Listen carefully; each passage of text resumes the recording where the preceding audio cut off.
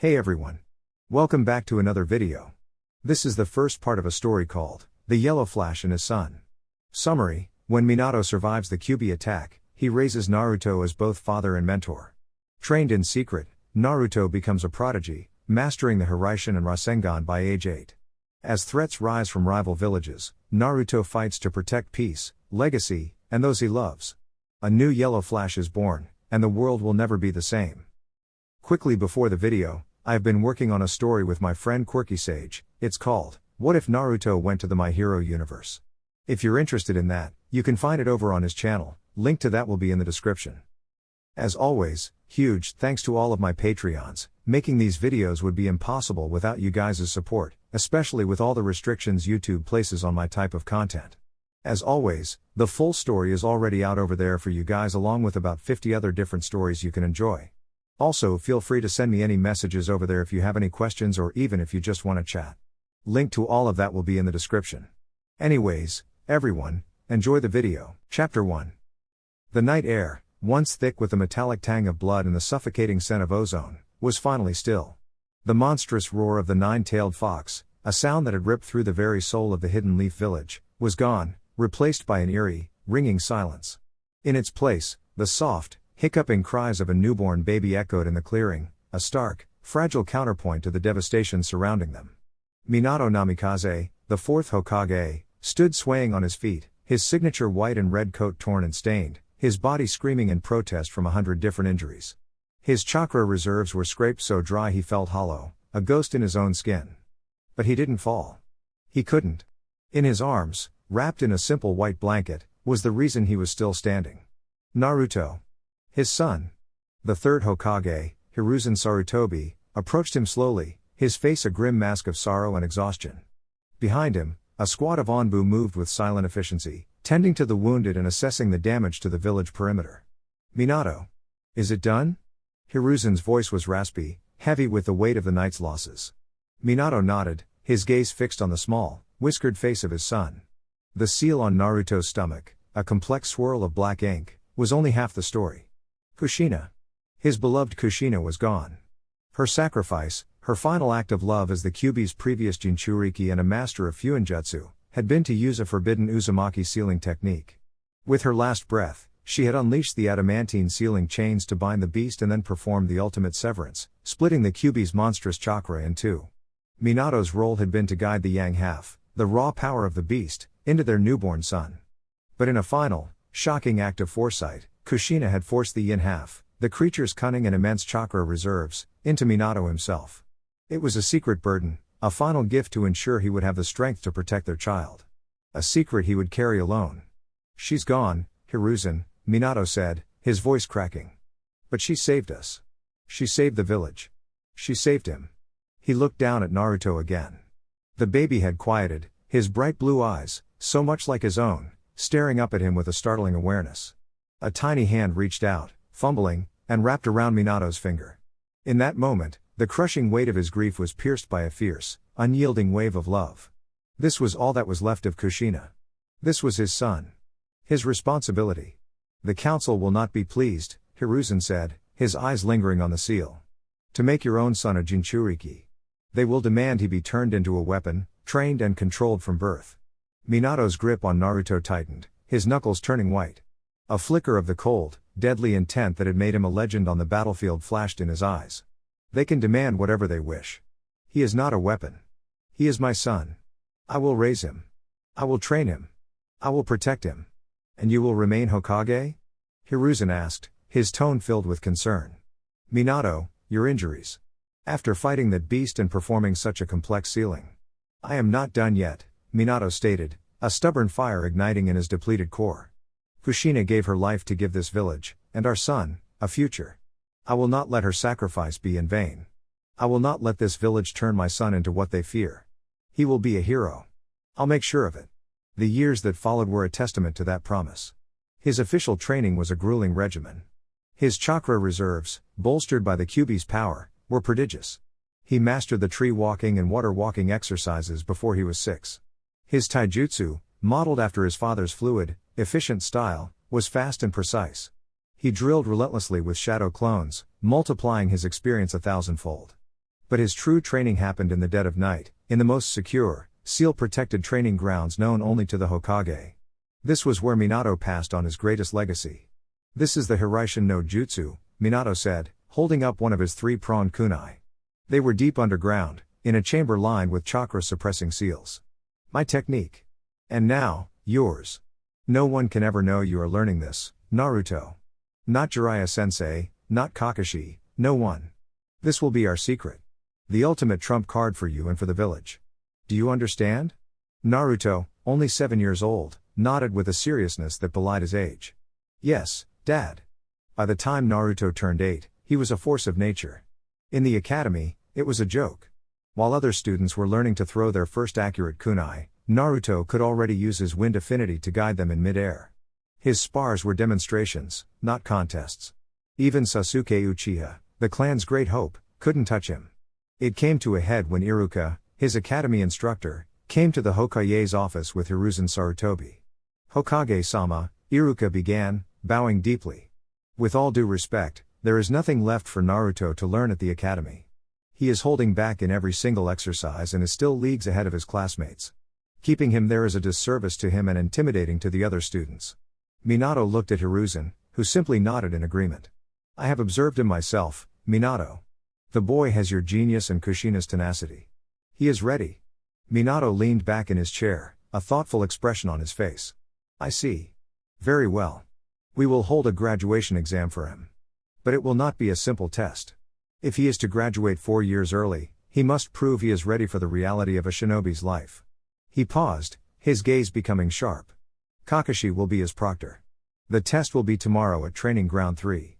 The objective, prove to a high-level jonin that you are no longer a student." The next day, Naruto stood opposite Kakashi Hatake. The silver-haired jonin was not his usual lazy self. There was no book in his hand. His posture was alert, his single visible eye sharp and analytical. "Don't expect me to go easy on you because you're the Hokage's son, Naruto," Kakashi said, his voice even. "Your father's orders were to test your limits. Show me what you've got." Naruto simply nodded, his blue eyes focused and serious. He didn't waste a moment. In a puff of smoke, a dozen shadow clones burst into existence, swarming Kakashi from all angles. It was a standard academy-level tactic, and Kakashi dealt with it easily, a whirlwind of precise strikes and dodges. But it was just a screen. The real Naruto burst through the chaos, his movements a blur. His taijutsu was a direct copy of Minato's, a style Kakashi knew intimately. He was forced onto the defensive, parrying a relentless barrage of kicks and punches. "He's faster than I was at his age," Kakashi thought, a flicker of surprise breaking his composure. "Much faster." The fight escalated. Naruto showcased his skills with Fuinjutsu, using pre-prepared paper bombs and sealing tags with tactical precision, forcing Kakashi to constantly be aware of his surroundings. He was thinking, adapting, fighting like a veteran, not an 8-year-old. Finally, Kakashi decided to end it. He vanished, using his own high-speed movement to appear behind Naruto, a kunai to his throat. "It's over." "Not yet," Naruto's voice said, not from in front of him, but from the side. The Naruto that Kakashi held dissolved into smoke. A clone. The real Naruto stood 20 feet away, his right hand held forward. 2 shadow clones appeared at his side, grabbing his arm, helping him. In his palm, a chaotic, swirling sphere of pure blue chakra was grinding into existence. It was unstable, raw, and terrifyingly powerful. "Rasengan," Naruto yelled, surging forward. Kakashi's eye widened in utter disbelief. Minato-sensei's jutsu? He completed it? There was no time to dodge. He brought his hands up, his chakra flaring to life. Lightning blade.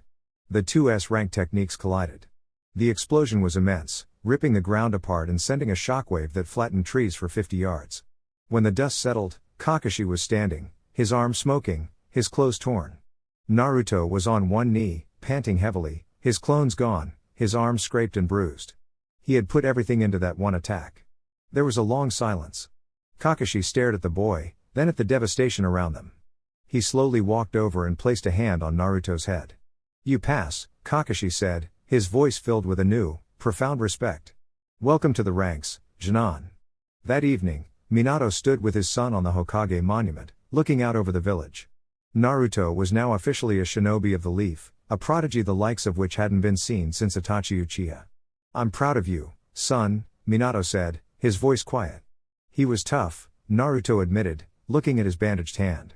He's one of the best, Minato agreed. He looked out at the horizon, at the lands of the other great nations.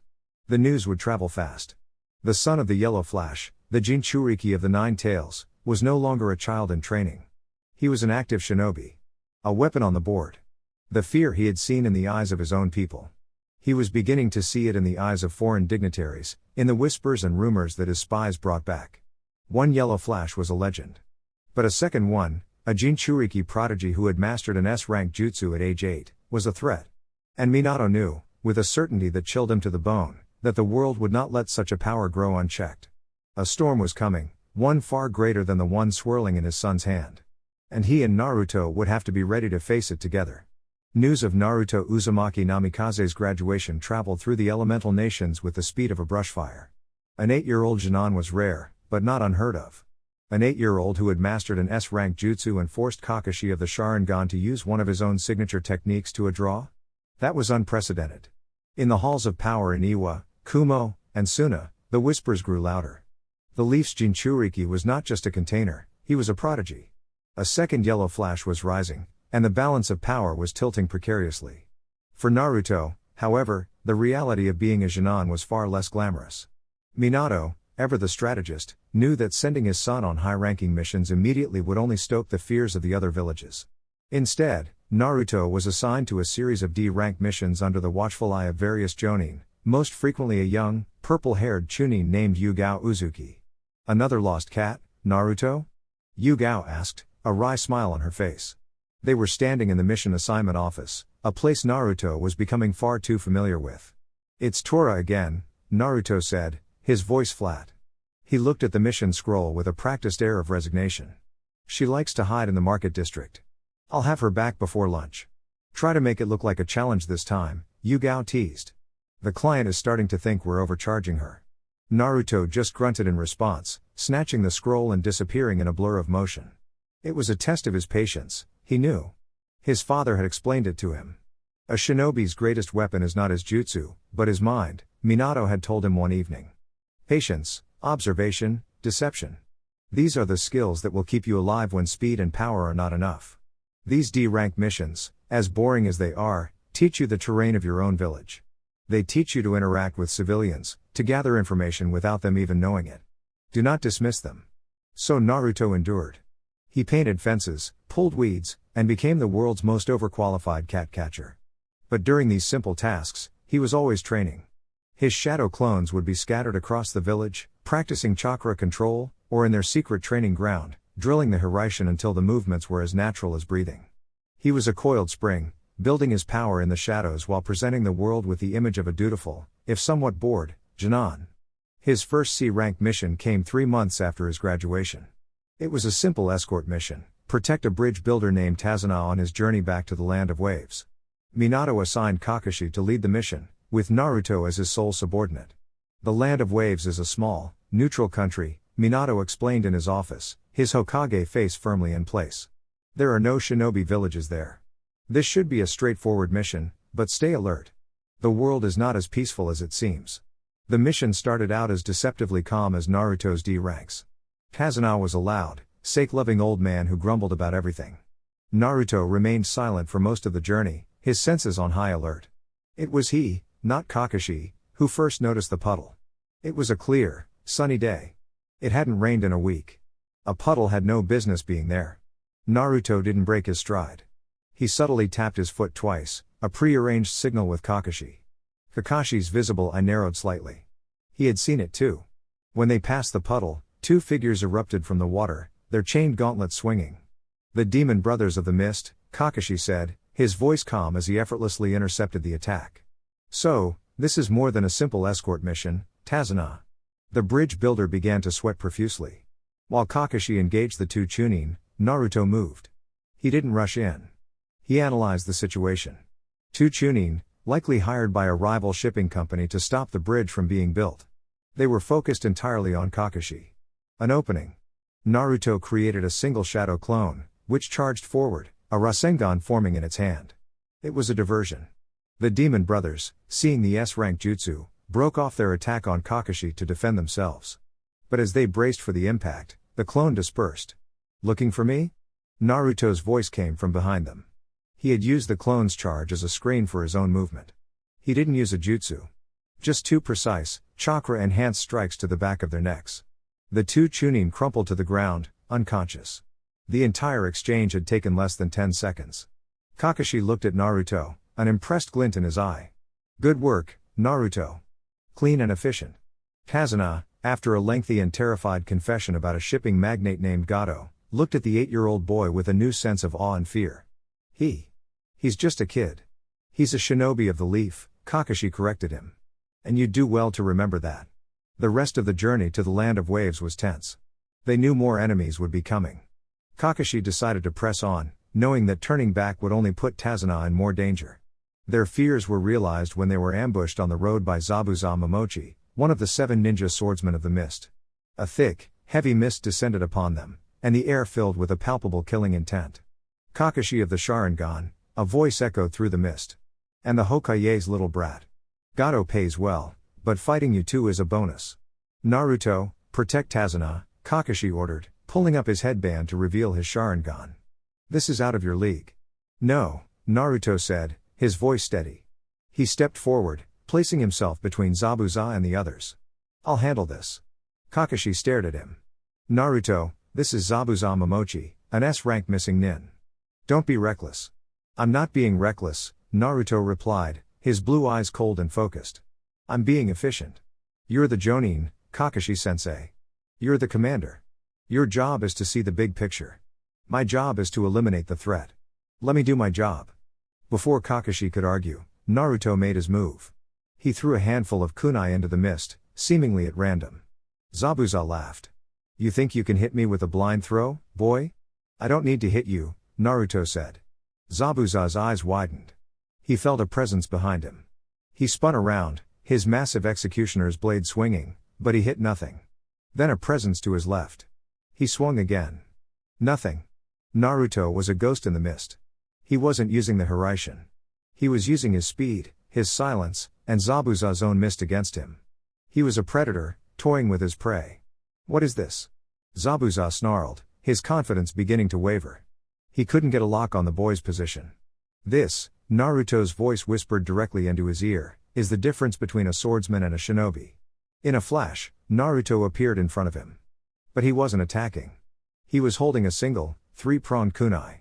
He tossed it lightly into the air, over Zabuza's head. Zabuza's instinct screamed at him. That kunai. It was the mark of the yellow flash. But the boy hadn't teleported yet. Was it a bluff? As Zabuza's attention was fixed on the kunai, Naruto moved. He dropped low, sweeping Zabuza's legs out from under him. As the large man fell, Naruto caught the kunai as it came down. He didn't use the Hiraishin. He didn't need to. He simply held the kunai to Zabuza's throat. Yield, Naruto said, his voice devoid of emotion. Zabuza was frozen. He had been completely and utterly outplayed. By a child. He hadn't just been defeated, he had been humiliated. The fight was over before it had even begun. Suddenly, 2 senbone needles flew from the trees, embedding themselves in Zabuza's neck. He slumped to the ground, seemingly dead. A figure in a mist hunter nin mask appeared in a nearby tree. Thank you for your assistance, the hunter nin said, his voice disguised. I have been tracking Zabuza for some time. I will dispose of the body. Kakashi's Sharingan was narrowed. A mist hunter nin. The hunter nin grabbed Zabuza's body and vanished in a swirl of leaves. Naruto stood up, wiping his kunai clean. He looked at Kakashi. He's not dead. Those needles targeted non-lethal pressure points. That was Zabuza's partner. Kakashi nodded, his expression grim. I know. His name is Haku. And they'll be back. He looked at Naruto, a new understanding dawning on him. Minato wasn't just training a son. He was training a successor. A shinobi who thought 3 steps ahead of everyone else. What you did back there, Naruto. Kakashi began. That wasn't just skill. That was something else. It was what was necessary, Naruto said simply. Let's get Kazuna to his home. We have a bridge to protect. The incident in the Land of Waves sent shockwaves far greater than the clash of jutsu. The report, written in Kakashi's precise script, made its way to the desks of the cage. The demon brothers, 2 Chunin, taken down without injury. Zabuza Momochi, one of the most feared shinobi in the world, neutralized by an 8-year-old Jinan without the use of a single major jutsu. In Kumagakure, the fourth raikage, crushed the report in his hand. A second yellow flash. And he's a Jinchuriki. Minato is building an army in a single man. This cannot be allowed. In Iwagakure, the aging Aniki stroked his beard. First the father, now the son. The arrogance of Konoha knows no bounds. They mock us with this power. In Sunagakure, the fourth Kazekage, Raza, looked at his own son, Gaara. He saw a failed weapon, an unstable Jinchuriki. And in Konoha, he saw a perfect one. The jealousy was a poison in his veins. The seeds of war, sown on the night of the Kyuubi's attack, were beginning to sprout. The fear of the Leaf's power was coalescing into a singular, dangerous idea, an alliance. An alliance to crush the threat before it could fully bloom. The world had barely survived one yellow flash. It would not tolerate two. They arrived at Tazuna's home as dusk painted the sky in shades of orange and purple. The house was modest, filled with the scent of wood shavings and sea salt. A woman with dark hair, Tsunami, greeted them with a mixture of hope and fear in her eyes. Her young son, Inari, stared at the shinobi, his expression sullen and resentful. "So you're the bodyguards," Inari said, his small voice sharp. "You're going to die. Gato will kill you all, just like he killed Keiza." He turned and ran to his room, slamming the door. Tsunami sighed, bowing her head. "I'm sorry. He hasn't been the same since Gato had his father figure, a man named Keiza, executed for defying him." "It's all right," Kakashi said, his voice gentle. "He's a child living in fear. We're here to change that." Later that evening, as Tazuna explained the full extent of Gato's tyrannical control over the island, Naruto remained silent, his gaze distant. He wasn't looking at Tazuna, but at the closed door to Inari's room. He heard the boy's muffled sobs. It was a sound he understood all too well, the sound of loneliness. The next morning, Kakashi pulled Naruto aside. "We have about a week before Zabuza and his partner are fully recovered. We're not going to sit idle. Your control is excellent, but your stamina could be better. The Rasengan takes too much out of you for a single shot." They went into the woods behind Tazuna's house. "We're going back to basics," Kakashi announced. "Tree climbing. But this time, no hands." Naruto raised an eyebrow. "I mastered that when I was 6, Kakashi-sensei." "Did you?" Kakashi asked, then walked straight up a towering cedar tree, his hands in his pockets, and stood upside down on a branch. "All the way to the top. Keep at it until you can fight a battle while running up a tree trunk. Your fight with Zabuza was impressive, but you relied on his mist. What happens on open ground?" Naruto accepted the challenge. For days, while Tazuna's crew worked on the bridge under Kakashi's watchful eye, Naruto trained. He ran up and down trees, his body aching, his chakra constantly being molded and refined. He used shadow clones to race himself, turning the grueling exercise into a competition. He was pushing his limits, refining the minute control needed to maintain a constant, powerful flow of chakra to his feet. During a break one afternoon, he wandered deeper into the woods to practice his Fuinjutsu, sketching ceiling arrays in the dirt. It was there he met Haku. The hunter nin was dressed in simple civilian clothes, gathering medicinal herbs. She had a gentle face and a soft smile that seemed out of place in the harsh world of shinobi. "Hello," Haku said, her voice as calm as a still lake. "Are you training?" Naruto was instantly on guard, but he detected no malice from the girl. "Something like that. It is good to be strong," Haku said, looking at the herbs in her basket. "But it is better to have someone precious to protect. That is when you can become truly strong." The word struck a chord with Naruto. He thought of his father, of the village, of the sad little boy in the house behind him. "Do you have someone precious to protect?" Naruto asked. Haku's smile became a little sad, a little wistful. "Yes. I do.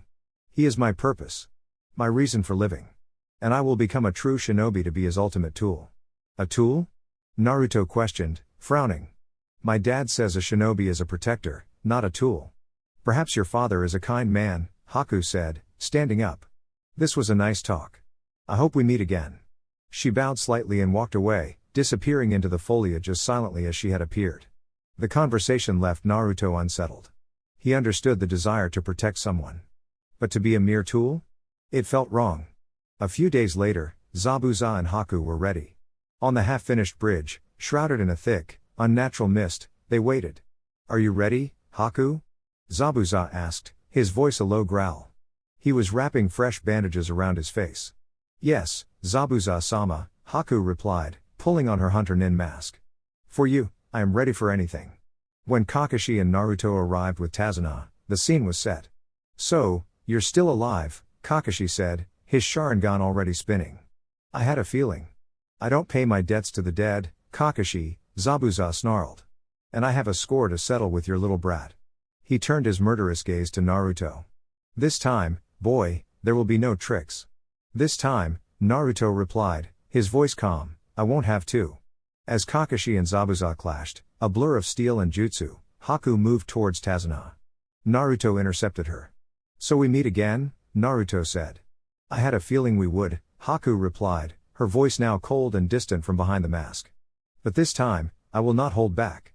For Zabuza-sama's dream, I will kill you. A dome of ice mirrors erupted around Naruto, trapping him. Secret jutsu, crystal ice mirrors. Haku's reflection appeared in every mirror. She was everywhere. Senbone needles rained down on Naruto from all directions. Naruto was fast, dodging and deflecting, but he was taking hits. Small, stinging cuts began to cover his body. He created a dozen shadow clones, but they were destroyed instantly by the coordinated assault from the mirrors. It's useless, Haku's voice echoed from the mirrors. You cannot escape. This is my world. Outside, Kakashi was being pressed by Zabuza. Your student is finished, Kakashi. Haku is a genius, a prodigy far beyond your boy. No one has ever escaped her mirrors. Don't underestimate my student, Kakashi grunted, parrying a blow from the executioner's blade. He's full of surprises. Inside the mirrors, Naruto was panting. He was bleeding from a dozen minor wounds. He remembered his training, running up the trees. The constant, refined flow of chakra. He remembered Haku's words. Someone precious to protect. He thought of Inari, crying alone in his room. I can't lose here. He closed his eyes, ignoring the rain of needles. He focused, molding his chakra, not into a Rasengan, but into a protective shell. He let the Kyuubi's chakra seep out, not in a rage, but in a controlled, steady flow. The cuts on his body began to steam, healing instantly. A faint red aura enveloped him. What is this power? Haku asked, a hint of shock in her voice. Naruto opened his eyes. They were no longer just blue. They were slitted, glowing with a crimson light. You said you become stronger when you have someone to protect. Naruto's voice was deeper, laced with a low growl. You're not the only one. He slammed his fist into the ground. The chakra that erupted from him wasn't a wild explosion, but a focused shockwave. The ice mirrors cracked. Haku gasped in pain as the feedback shot through her entire technique. Impossible. Naruto rushed forward, not at a reflection, but at the real Haku, who was momentarily stunned. He didn't form a Rasengan. He just punched her. It was a simple, straightforward punch, but it was backed by the raw power of the nine tails. Haku shot out of her mirrors like a cannonball, the entire ice dome shattering into a million pieces. Haku landed in a heap at Zabuza's feet, her mask cracked, her body broken. Zabuza stared, his eyes wide with disbelief. He looked at Naruto, who stood amidst the glittering shards of ice, the red aura slowly receding. You monster, Zabuza whispered. He raised his executioner's blade to strike Naruto down, but Kakashi's lightning blade intercepted him. As they were locked in a stalemate, a slow, mocking clap echoed from the end of the bridge. It was Gato, flanked by 100 hired thugs and rogue samurai. Well, Zabuza, Gato sneered. Looks like you're more trouble than you're worth. And more expensive. I'm terminating our contract. And your lives. Zabuza looked from Gato to the injured Haku, then to Kakashi and Naruto. He had been betrayed. So, Zabuza said, a dark, humorless chuckle in his throat. It seems we have a mutual enemy. What do you say, Kakashi? Zabuza asked, not taking his eyes off Gato's army. A temporary truce? Before Kakashi could answer, Naruto spoke. No. Everyone looked at him. We're not your allies, Zabuza, Naruto said, walking forward to stand beside the Mist Nin. He looked at Haku, who was struggling to rise. She's your tool, right? A broken tool is useless. Are you just going to throw her away? Zabuza flinched, the words hitting him harder than any jutsu. He looked at Haku's devoted, pained face. Fine, Zabuza growled. He pulled a scroll from his pouch and bit his thumb. Let's show them the true power of the demon of the hidden mist. With a roar, he and Naruto charged forward, Kakashi right behind them. The battle for the Land of Waves had reached its climax. The charge was less a coordinated attack and more the unleashing of three distinct, terrifying forces of nature. Zabuza was a whirlwind of steel, his executioner's blade cleaving through the ranks of thugs with brutal, demonic efficiency. Kakashi was a ghost, a flicker of silver and black, his Sharingan identifying the strongest of the hired samurai and dispatching them with a cold, precise lightning blade to the heart. And then there was Naruto. Shadow clone jutsu, he yelled, and the bridge was flooded with 100 orange-clad figures. The thugs, emboldened by their numbers, laughed. Clones were just illusions, easily dispelled. Their laughter died in their throats as the first wave of clones met them. These weren't fragile illusions, they were solid, and they hit like freight trains. The real Naruto moved through the chaos he had created, a blur of motion at the heart of the storm. He wasn't using the Rasengan, it was too draining and too much of a spectacle. Instead, he was a master of efficiency. A chakra-enhanced punch here, shattering a sword and the arm holding it. A precise kick there, sending a man flying off the bridge into the churning water below. He used his wind affinity to create small, sharp vacuums of air that would throw off an enemy's balance, leaving them open for a clone to incapacitate. He was a general commanding an army of himself, dismantling Gaara's forces with a terrifying, systematic approach. From the back of the bridge, Tazuna watched in awe. He's a one-man army. Haku, leaning heavily against a railing, her body racked with pain, could only stare. This was the boy she had met in the forest, the boy who had spoken of protectors, not tools. He was fighting with a ferocity she had only ever seen in Zabuza, but there was no bloodlust in his eyes. There was only a cold, hard focus. A job to be done. The tide of the battle turned decisively when Zabuza, a kunai now clenched between his teeth, carved a bloody path directly towards Gato. The short, arrogant man shrieked in terror, his hired army melting away before the demon of the mist's righteous fury. Zabuza-sama, Haku cried out, seeing a rogue samurai with a spear lunge for Zabuza's unprotected back. With the last of her strength, she threw herself in the path of the attack. The spearhead pierced her shoulder, and she cried out in pain, but she had saved him. Zabuza froze. He turned and saw Haku, bleeding, smiling weakly at him, the spear pinning her to the bridge's framework. I am a useful tool. Am I not, Zabuza-sama? Something inside Zabuza broke. The cold-hearted demon, the ruthless mercenary, vanished.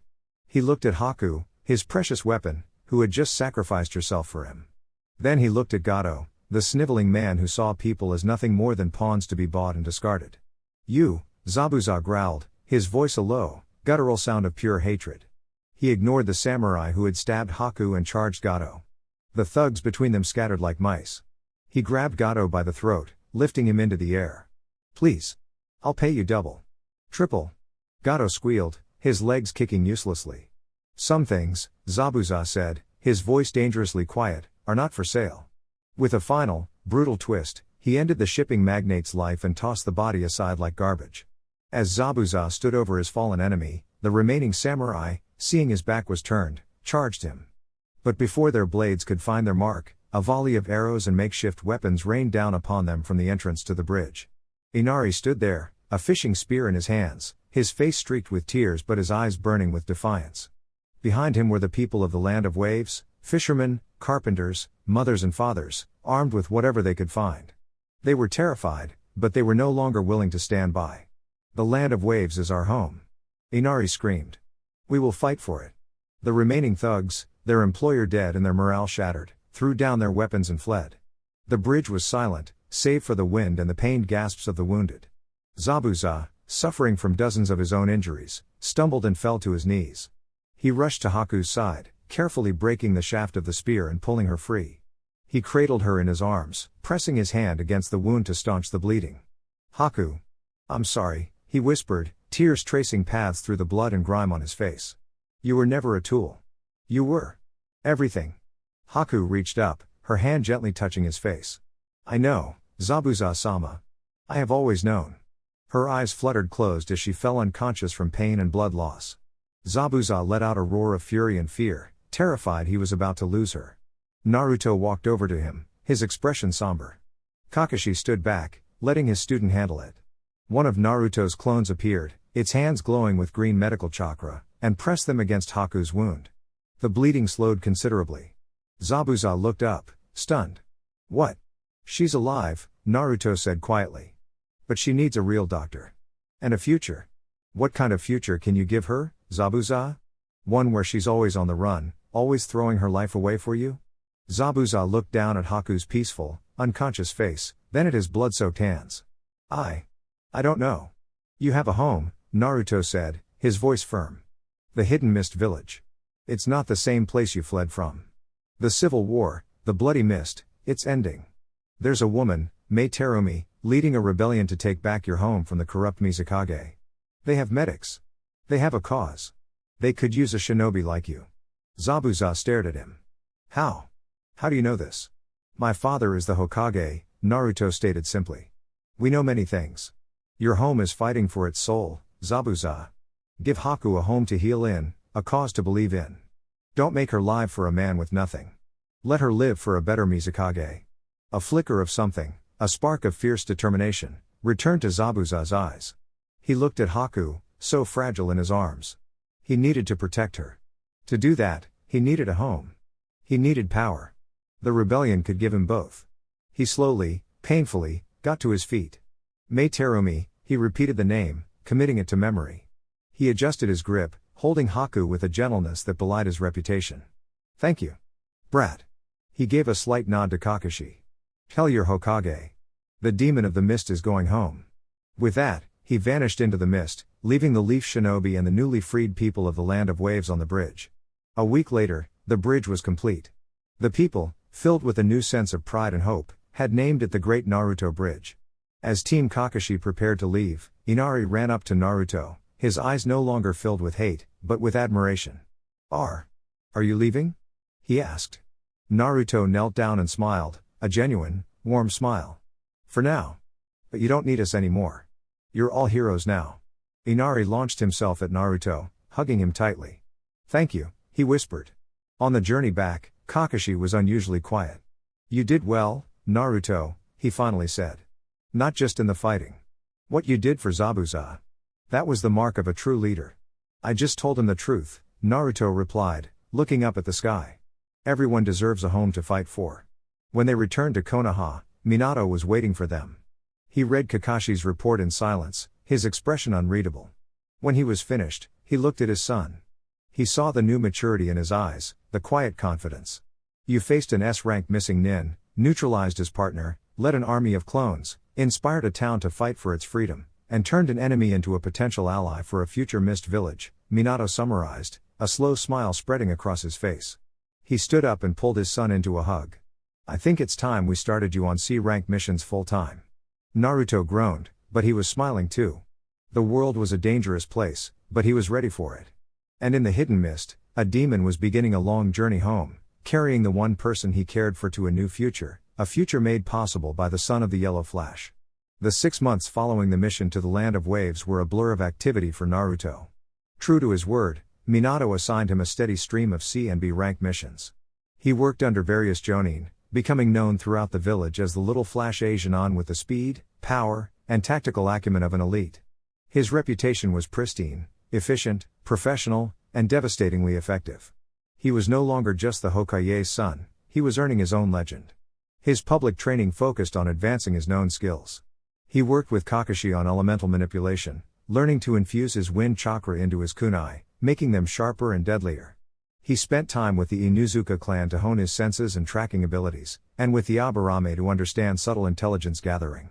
He was becoming a well-rounded shinobi, his skills a broad and solid foundation. But his true growth, as always, happened in the dead of night, deep beneath the Hokage residence. Faster, Minato said, his voice echoing in the sealed chamber. Naruto, drenched in sweat, stood between two target posts 50 feet apart. He held a Hiraishin kunai in his hand.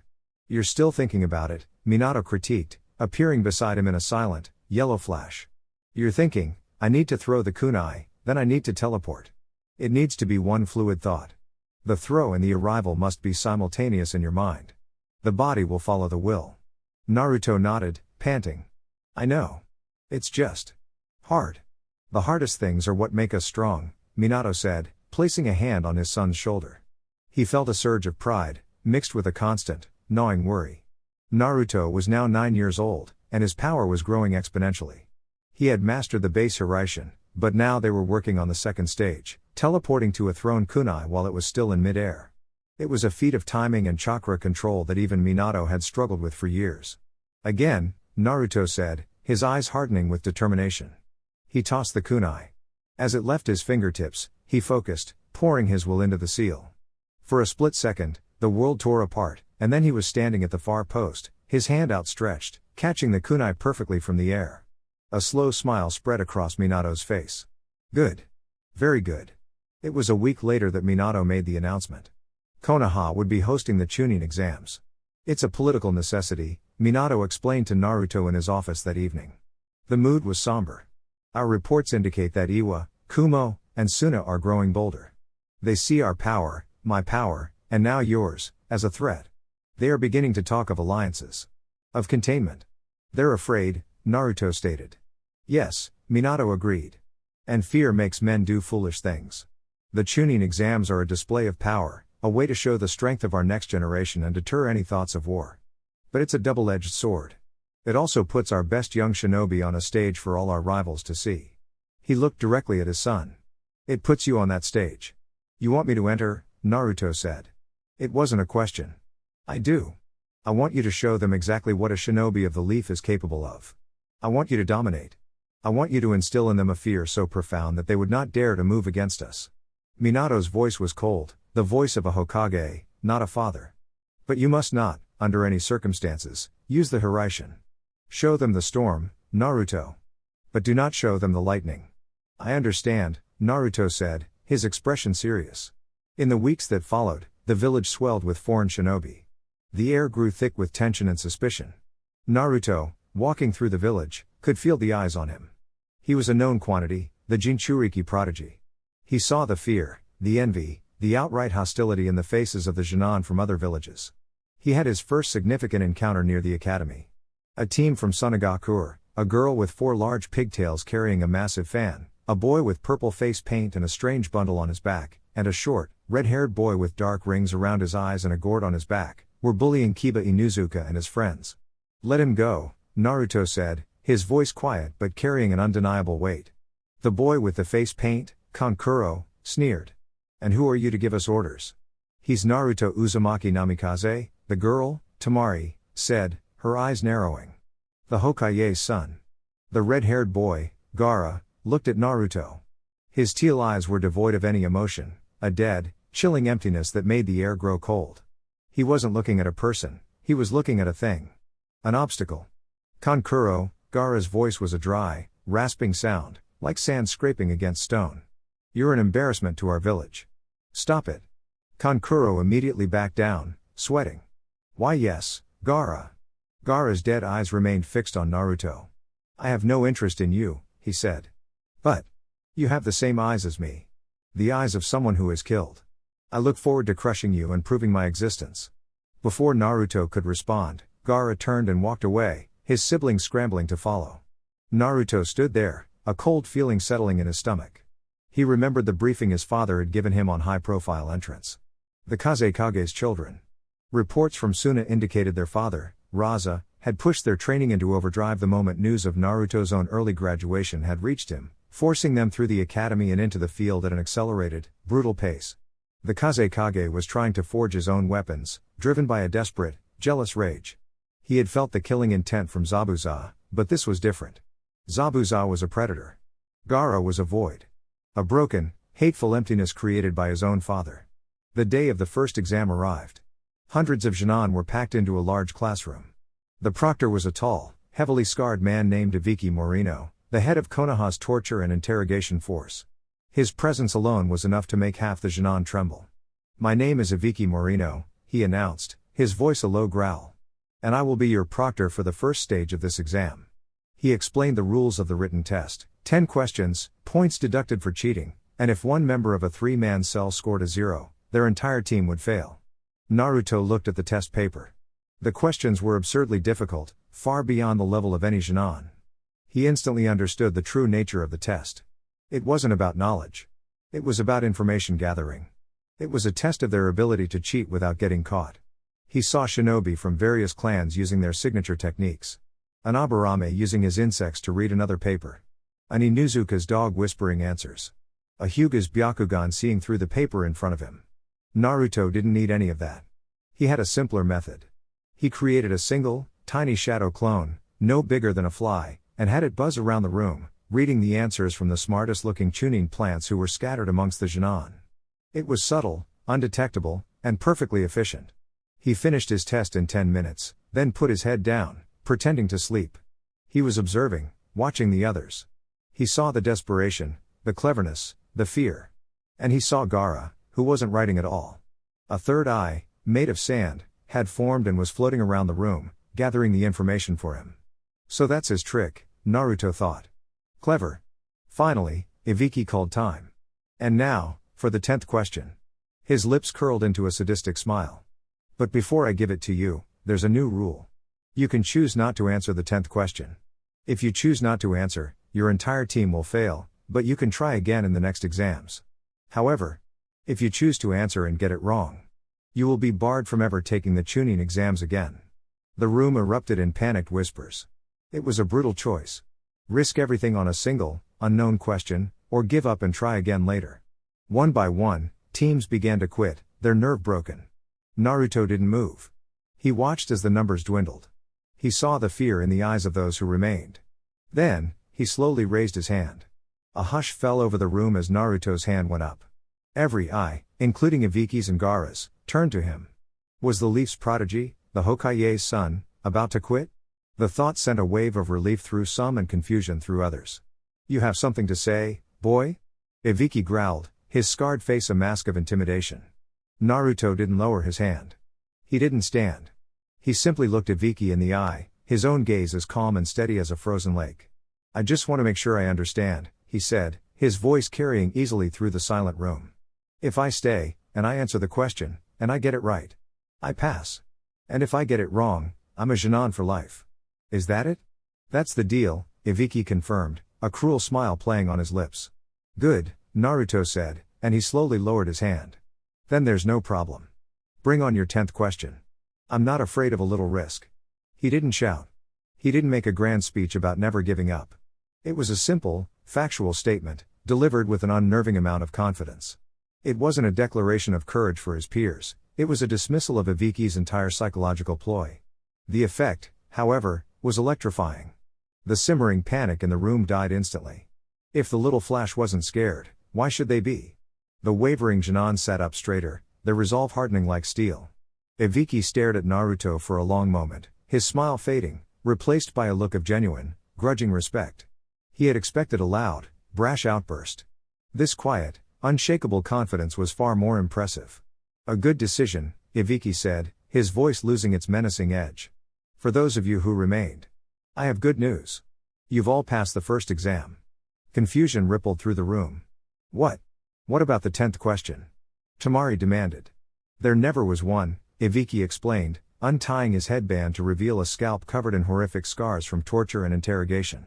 This entire test was designed to measure your information gathering skills and, more importantly, your nerve. A shinobi must sometimes face missions with unknown risks and incomplete information. The courage to take that leap of faith. That is the quality of a Chunin. Before the relief could fully set in, the classroom window shattered inwards. A woman with spiky purple hair, dressed in a trench coat over a mesh bodysuit, landed in a crouch at the front of the room, unfurling a large banner behind her. All right, you maggots, listen up, she yelled, a wild grin on her face. I'm Anko Mitarashi, your proctor for the second exam. And this is where the fun begins. She looked over the remaining Jinan, her grin widening. Ibiki, you left me with this many? You're getting soft. She led them to the ominous, fenced-off expanse of Training Ground 44, better known as the Forest of Death. The place radiated a palpable aura of danger. Welcome to my playground, Anko said cheerfully. The rules are simple. Your teams will be given either a Heaven Scroll or an Earth Scroll. You have 5 days to fight your way through this forest, acquire the other type of scroll, and make it to the tower in the center. Oh, and you have to sign this. She held up a stack of liability waivers. So if you get eaten by a giant tiger or poisoned by a man-sized leech, it's not my fault. We call it the Forest of Death for a reason. As the teams lined up to get their scrolls and sign their forms, Anko called out. Naruto Uzumaki Namikaze. A word. Naruto stepped forward. Your father has approved your solo participation, Anko said, her expression turning serious. Which means your objective is different. You will start with no scroll. To pass, you must acquire both a heaven and an earth scroll and bring them to the tower. Understand? We're not making this easy for you. I wouldn't want you to, Naruto replied coolly. Hey. Cocky. I like it, Anko smirked. Good luck, brat. You're going to need it. As the gates opened, Naruto vanished into the trees, a lone figure against the vast, dangerous wilderness. He knew he was the primary target for nearly every team in the forest. He was a solo Chunin, which made him seem like an easy mark, and defeating the Hokage's son was a prize in itself. He didn't have to wait long. Less than an hour after the exam started, he felt 3 chakra signatures converging on his position. He stopped, crouching on a thick branch, and waited. 3 Chunin from the hidden grass village dropped down, surrounding him. Their headbands were scratched, a sign they were loyal to a more militant faction within their village. Well, look what we found, their leader sneered. The famous little Flash, all by himself. This is our lucky day. Your scroll, Naruto said, his voice flat. Hand it over now and I'll let you walk out of this forest. The grass nin laughed. You hear that? The little boy is giving us orders. Get him. The 3 attacked at once. One launched a volley of poisoned senbon, another charged with a kunai, and the third began weaving hand signs for a ninjutsu. It was a standard, coordinated assault. For them, it was the last mistake they would ever make in the exam. Naruto moved. He didn't use the Hiraishin. He didn't need it. He dropped a single smoke bomb. In the instant the smoke obscured their vision, he acted. He created 2 shadow clones. The first clone intercepted the charging shinobi, disarming him and breaking his wrist with a single, fluid motion. The second clone threw a wind-infused kunai that sliced through the ninjutsu user's attack before embedding itself in his shoulder, paralyzing the arm. The real Naruto appeared behind the senbon user as if from thin air. Too slow, he whispered. A single, precise chop to the back of the neck, and the grass nin crumpled. The smoke cleared. 2 of the grass nin were on the ground, groaning in pain, their fighting ability completely neutralized. The third stood frozen in shock, held in place by a shadow clone. The entire fight had lasted less than 5 seconds. Naruto walked over to the conscious grass nin and plucked the heaven scroll from his pouch. I warned you, he said, his voice cold. He looked at the 3 broken shinobi. You're lucky I'm in a hurry. He turned and leapt into the trees, leaving the terrified and defeated team behind. The message would spread through the forest, the Hokage's son was not prey. He was the predator. 1 scroll down, 1 to go. Naruto paused on a high branch, his senses spreading out, feeling the thrum of chakra signatures throughout the forest. He felt the faint, chaotic energy of battles breaking out. And then he felt it, a cold, dense, hateful spike of chakra that made the leaves around him tremble. Gaara. Naruto's eyes narrowed. He looked in the direction of the tower, then in the direction of that chilling chakra. His mission was to get the scrolls and dominate. And he knew, with absolute certainty, that the path to true domination in this forest led directly to the Jinchuriki of the sand. The decision was made in an instant. The tower could wait. True strength wasn't just about completing a mission, it was about facing the greatest challenge and overcoming it. With the cold, hateful chakra as his beacon, Naruto moved through the forest of death not as a participant, but as a hunter. His movements were silent, economical, a ghost flitting through the canopy. He arrived at a small clearing to a scene of carnage. 3 Chunin from the hidden rain village lay on the ground, not merely defeated, but broken. Sand, stained dark with blood, was slowly receding from their bodies. Kankuro and Tamari stood at a distance, their faces pale, a mixture of fear and grim satisfaction on their features. In the center of the clearing stood Gaara. His gourd was open, sand swirling protectively around him. He wasn't even looking at the defeated rain nin. His dead, teal eyes were fixed on the sky, as if searching for something only he could see. Is that all? Gaara's voice was a dry whisper. Their lives were so fragile. They did not prove my existence. Maybe you're just picking on the weak, a calm voice said from the trees. Every head snapped up. Naruto dropped lightly into the clearing, landing 20 feet from Gaara.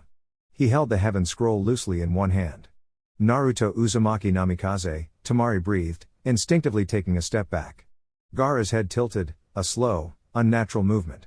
A flicker of something, interest, perhaps, danced in his dead eyes. You sought me out. I did, Naruto confirmed. I have a heaven scroll.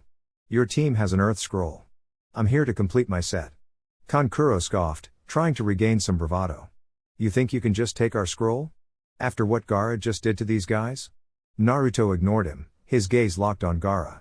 I'm not them. And you're not the only monster in this forest. A slow, terrifying smile stretched across Gaara's face, a grotesque crack in his emotionless mask. A monster. Yes. That is what I am. Mother loves the scent of blood. She is thirsty. The sand around him began to churn, rising like a striking cobra. Come. Let me see if your death will finally make me feel alive. Without another word, a wave of sand shot towards Naruto, fast as a bullet. Naruto didn't flinch. He blurred, his raw speed easily evading the attack, and appeared on Gaara's left flank. Too slow, Naruto said, the same words he had used on the grass nin. The sand reacted instantly, forming a solid wall that intercepted Naruto's kunai strike. My defense is absolute, Gaara stated, not moving a muscle. The sand protects me before I even will it to. Then I'll just have to be faster than your sand, Naruto replied. What followed was a battle of impossible speed against an unbreakable defense. Naruto was a golden blur, attacking from every conceivable angle. He used taijutsu, kunai, paper bombs, and his wind-infused blades, but every attack was met by a shield of sand. The sand was an extension of Gaara, moving with a life of its own, blocking, striking, and counterattacking. It's useless, Kankuro yelled. No one can touch Gaara. Naruto backed off, landing on a tree branch, observing. Gaara hadn't moved an inch. He was letting the sand do all the work. It was a perfect, flawless defense. But nothing is truly perfect. He's not controlling it consciously, Naruto deduced. It's a reflex. An absolute defense. But it's still drawing from the chakra in that gourd. It's not infinite. And it has to travel from the gourd to protect him. There's a delay. Infinitesimally small, but it's there. What's wrong? Gaara taunted, his voice laced with disappointment. Have you given up? Just thinking, Naruto said. Shadow clone jutsu. 50 Narutos flooded the clearing. They didn't all charge at once. They moved in coordinated waves, a complex, multi-pronged assault designed not to break the shield, but to tax it. Clones attacked from the front, forcing the sand to form a wall, while others attacked from above and below, forcing the sand to constantly shift, expand, and reform. It was a battle of attrition. Gaara's eyes widened slightly. The sheer volume of attacks was forcing his sand to work harder, faster. For the first time, he felt a slight drain on his chakra. More, Naruto commanded. The clones pressed the attack, a relentless orange tide. Amidst the chaos, the real Naruto was studying the sand's movements, timing the rhythm of its defense. He saw the pattern. The sand was fastest when protecting Gaara's front, slightly slower when protecting his back. There. He gave a silent command. 10 clones charged from the front in a massive feint. As the bulk of Gaara's sand shield moved to intercept them, the real Naruto, cloaked by the explosion of the dispersing clones, moved. He didn't aim for Gaara.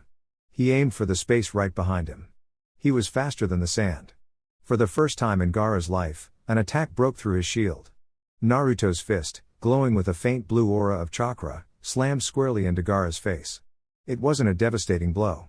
It wasn't a Rasengan. It was just a punch. But to Gaara, it was as if the entire world had shattered. He stumbled backward, his hand flying to his cheek, where a trickle of blood ran from his lip. He had been touched. He had been hurt. His absolute defense had failed. He looked at the blood on his fingers, his eyes wide with shock and disbelief. And then, that shock curdled into something else. A deep, guttural roar tore from his throat, a sound that was not entirely human. The sand exploded outwards, not as a defense, but as a mindless, furious wave of destruction. A grotesque arm, made of sand and marked with Shukaku's cursed seals, began to form. I'll kill you. I'll kill you all. He shrieked, his mind unraveling. Temari and Kankuro were frozen in terror. Gaara. Calm down. You'll lose control. Naruto, who had already leapt back to a safe distance, watched with cold, analytical eyes. He had proven his point. He had broken the unbreakable defense. He had no interest in fighting a rampaging tailed beast in the middle of an exam. While Gaara was lost in his rage, a single, unnoticed shadow clone zipped past the terrified Kankuro, its fingers deftly plucking the earth scroll from his pouch. The clone dispersed a second later, the scroll appearing in the real Naruto's hand. He now held both heaven and earth. My work here is done, Naruto said, loud enough for Temari and Kankuro to hear. He gave the raging Gaara one last look. He's just like I could have been, Naruto thought, a flicker of pity crossing his features. A monster made by fear. With that, he turned and vanished into the trees, heading for the tower. He left behind a scene of chaos. A screaming, unstable Jinchuriki, and 2 siblings desperately trying to calm him before he brought the entire forest down around them. The message was clear. The Leaf's prodigy had not only fought the Sand's ultimate weapon to a standstill, he had broken him, taken what he wanted, and left. It was not just a victory. It was a statement of utter and absolute dominance. Naruto's journey to the tower was a stark contrast to the tense, predatory hunt that had preceded it. With both scrolls secured, he moved with purpose, a golden streak against the dark green of the forest. He arrived at the imposing central tower on the evening of the first day. The sun was setting, casting long shadows across the silent clearing. He was, by a massive margin, the first to arrive. He walked through the large doors into a vast, empty hall. At the far end, a long table was set up. Iruka Umino, his old academy instructor, sat there, looking over a stack of papers with a bored expression. Anko was perched on the back of a chair, idly sharpening a kunai. They both looked up as he entered. Their jaws dropped in unison. "Naruto?" Iruka exclaimed, standing up so fast his chair scraped against the floor. "What are you doing here? Are you quitting? Are you hurt?" "No, Iruka-sensei," Naruto said, walking calmly towards them. He placed the heaven and earth scrolls on the table. "I'm finished." Anko leapt off her chair and snatched the scrolls, inspecting them with wide eyes. They were the genuine articles. She looked from the scrolls to the completely unscathed 9-year-old in front of her. He didn't have a scratch on him. His clothes weren't even dirty. "You're kidding me," she breathed, a slow, incredulous grin spreading across her face. "Day 1? You cleared the Forest of Death on day 1? Solo? That's a new record." "By about 2 days. The objective was to acquire both scrolls and come to the tower," Naruto stated simply. "I saw no reason to delay." "Who did you get these from?" Iruka asked, his voice filled with a mixture of pride and concern. "A grass team for the Heaven Scroll," Naruto answered. "And the sand team for the Earth Scroll." Anko's grin vanished, replaced by a sharp, serious expression. "You took on the Kazekage's kids? And won?" "I accomplished the mission's objective," Naruto said, neatly sidestepping the question. "They were uncooperative." Anko stared at him for a long moment, then burst out laughing. "Uncooperative? I'll bet they were. You're something else, brat. Absolutely something else." She turned to Iruka. "Well, he passed. Go on, kid. Find a room, get some rest. You've got a long wait ahead of you." For the next 4 days, Naruto was the tower's sole occupant. He spent his time in quiet meditation, practicing his fuinjutsu, and methodically cleaning his equipment. He was a portrait of calm professionalism, a stark contrast to the battered, exhausted teams that began to trickle in on the final day. He watched from a balcony as the other teams stumbled in. They were all older than him, Junon from previous graduating years or from other villages. He saw a team from the Waterfall village, their leader a large, boisterous boy who seemed unshaken by the ordeal. He saw a Leaf team led by a Jonin he vaguely recognized from the mission desk, their clothes torn and their expressions grim. The forest had taken its toll on them all. Then, he felt their chakra. The Sand siblings entered the hall. Kankuro and Tamari looked ragged and on edge. Gaara, however, looked exactly the same, but the cold emptiness in his eyes had been replaced by a burning, focused hatred. His gaze swept the hall and locked onto Naruto, who was leaning against a pillar, watching him. The temperature in the room seemed to drop by 10 degrees. Gaara said nothing. He simply stared, his killing intent a palpable force that made the other Junon shrink away. Naruto met his gaze without flinching, his own expression unreadable. When the deadline passed, Minato arrived with Hiruzen and the other Jonin senseis. He stood before the assembled Junon, his presence commanding immediate silence. "Congratulations to all of you who have passed the second exam," Minato began, his voice echoing in the hall. "However, due to the unexpectedly high number of candidates remaining, we must hold a preliminary round to thin the herd before the main tournament." A large electronic screen on the wall flickered to life. "The rules are simple," Minato continued. "One-on-one matches. The winners will advance to the third and final stage. The matches will be chosen at random. Now," he gestured to the screen, "let the preliminary rounds begin." Names began to flash across the screen in a chaotic blur before finally settling on the first match. Kankuro of the Sand vs Misumi Tsurugi. The match was a disturbing display of Kankuro's puppetry. His opponent, a Leaf Shinon with a body modification that allowed him to dislocate his joints, was caught and systematically broken by the hidden blades and mechanisms of the Karasu puppet. It was a cruel and decisive victory for the Sand. The tension in the room grew with every match. Finally, the screen flashed again. Gaara of the Sand vs Shigure of the Rain. The Rain Nin was confident, a veteran of several past exams. He specialized in using senbon and umbrellas in a deadly, graceful fighting style. The famous Jinchuriki of the Sand, Shigure said with a smirk. Let's see if you're as tough as they say. He launched a massive volley of poisoned needles. None of them reached Gaara. The sand shield rose, blocking them effortlessly. Is that all? Gaara asked, his voice a dry rasp. The sand lashed out, not just defending, but attacking. It enveloped Shigure, lifting him into the air. Sand coffin, Gaara whispered. The sand constricted. Shigure screamed, a horrifying, piercing sound that was abruptly cut off. Sand burial. The sand crushed him completely. When it fell away, there was nothing left. Gaara had not just defeated his opponent, he had obliterated him. A terrified silence fell over the room. Naruto watched the entire exchange, his fists clenched. This was the power of a Jinchuriki who had no control, no love, only hatred. Finally, after several more matches, the screen flashed with two names that made the entire room fall silent.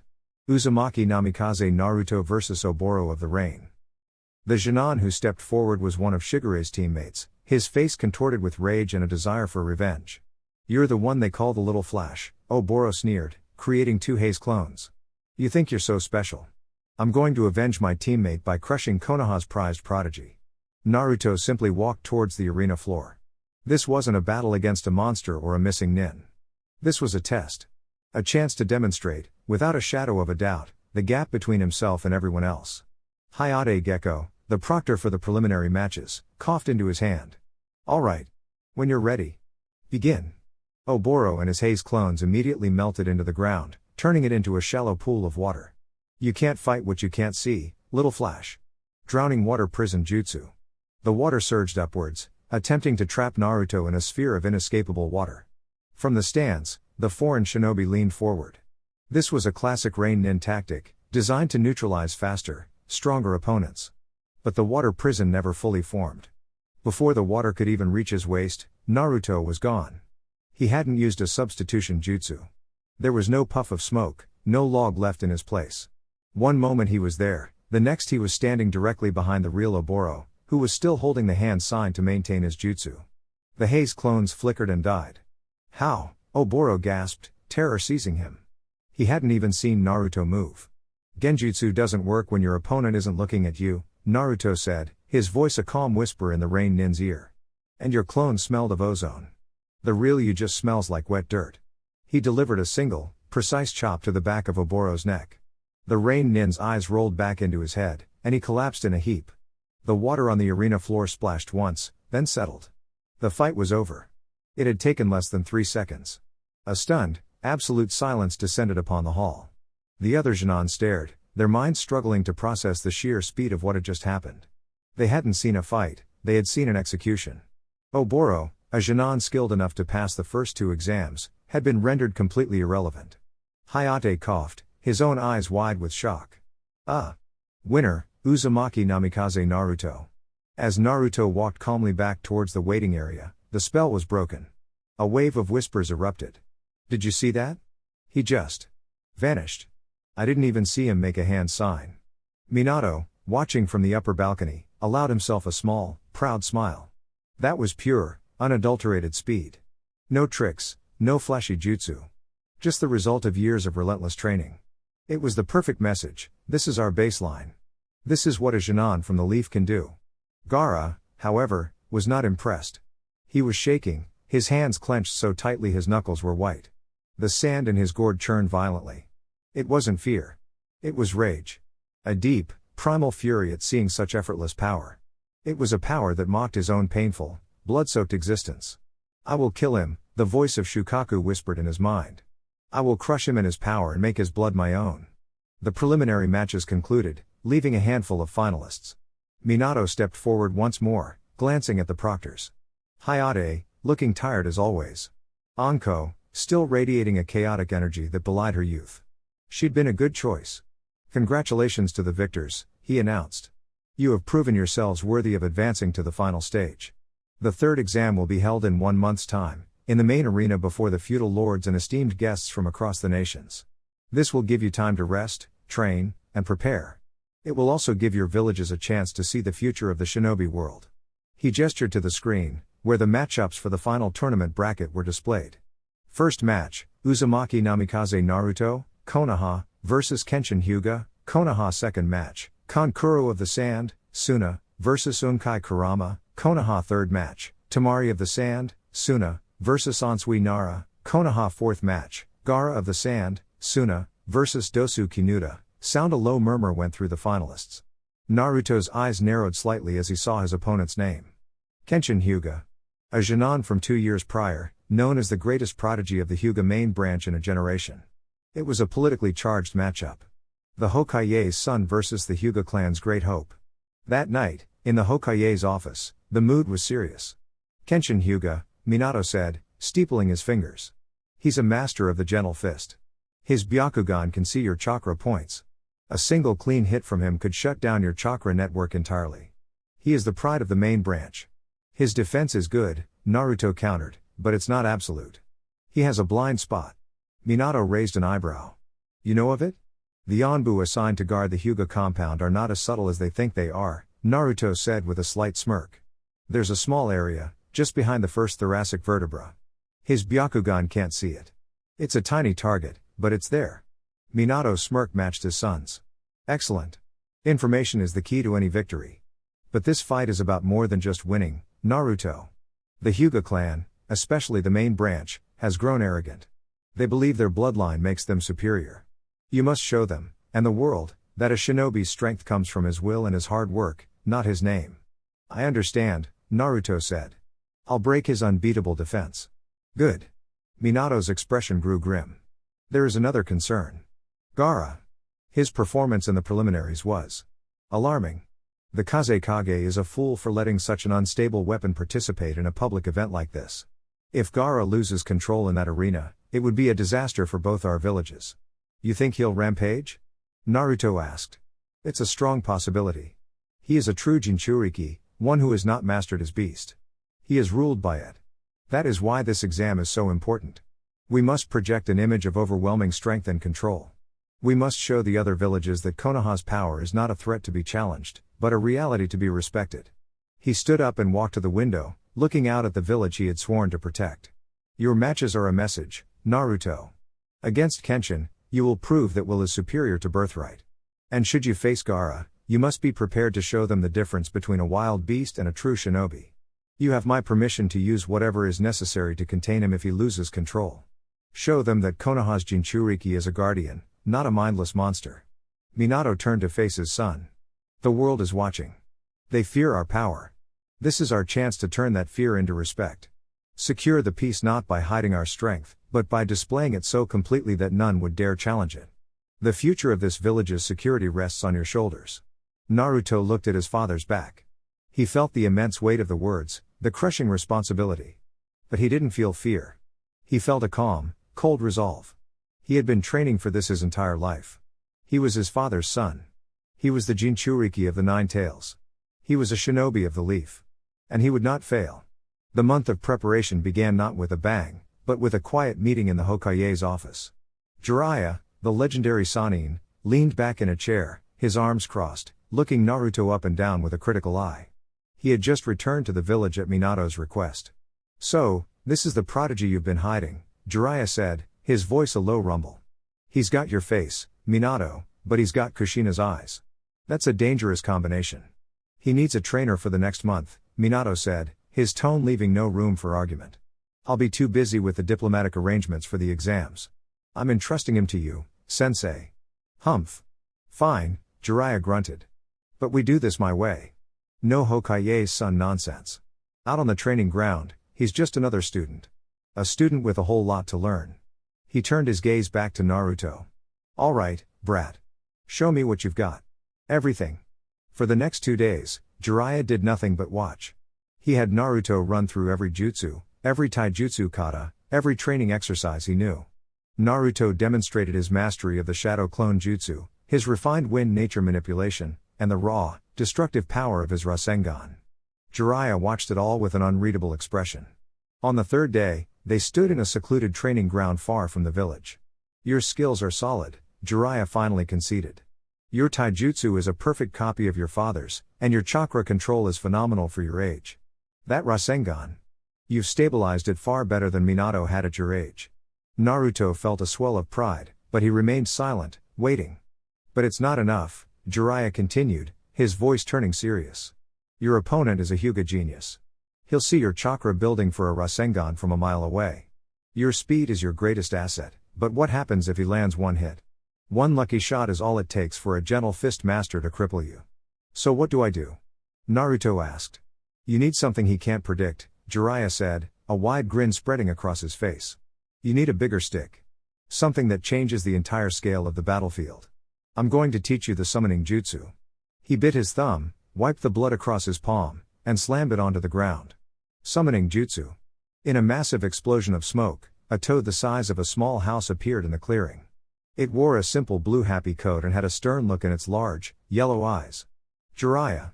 It has been some time, the toad said, its voice a deep baritone. To what do I owe this summons? Naruto's eyes were wide with awe. He had seen his father use the jutsu before, but never this close. Just a demonstration for my new student, Goro, Jiraiya said with a grin. Thanks for your help. He dismissed the toad in another puff of smoke. The summoning jutsu is a contract. A pact between a shinobi and a species of animal warriors. Your father and I have a contract with the toads of Mount Myaboku. A powerful summon can fight alongside you, provide support, or even be a ride out of a bad situation. It's the ultimate trump card. He produced a large scroll. It was ancient, the paper yellowed with age. This is the contract scroll. Sign your name in blood, and you will be bound to the toads. Naruto did as he was told, writing his name next to his father's. The ink glowed for a moment, then faded.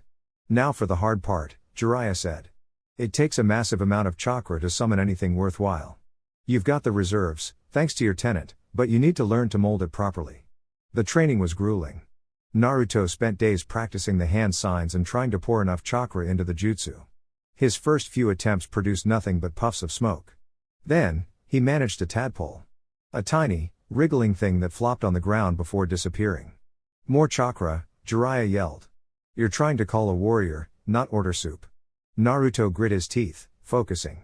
He dug deep, pulling on the vast reserves within him. He could feel the Kyuubi's power, a warm, intoxicating well of energy.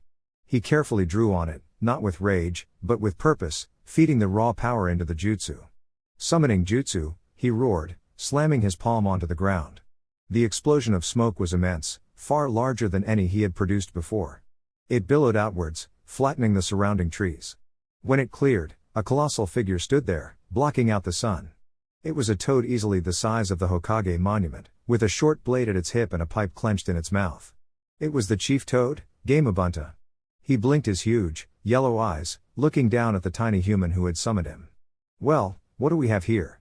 Gamabunta's voice was a deep, rumbling earthquake. You're not Jiraiya. And you're certainly not Minato. Who the hell are you, Squirt? I'm Naruto Uzumaki Namikaze, Naruto shouted back, refusing to be intimidated. And I'm your new master. Gamabunta let out a short, sharp laugh that shook the very ground. Master? You? A little snot-nosed brat thinks he can be my master?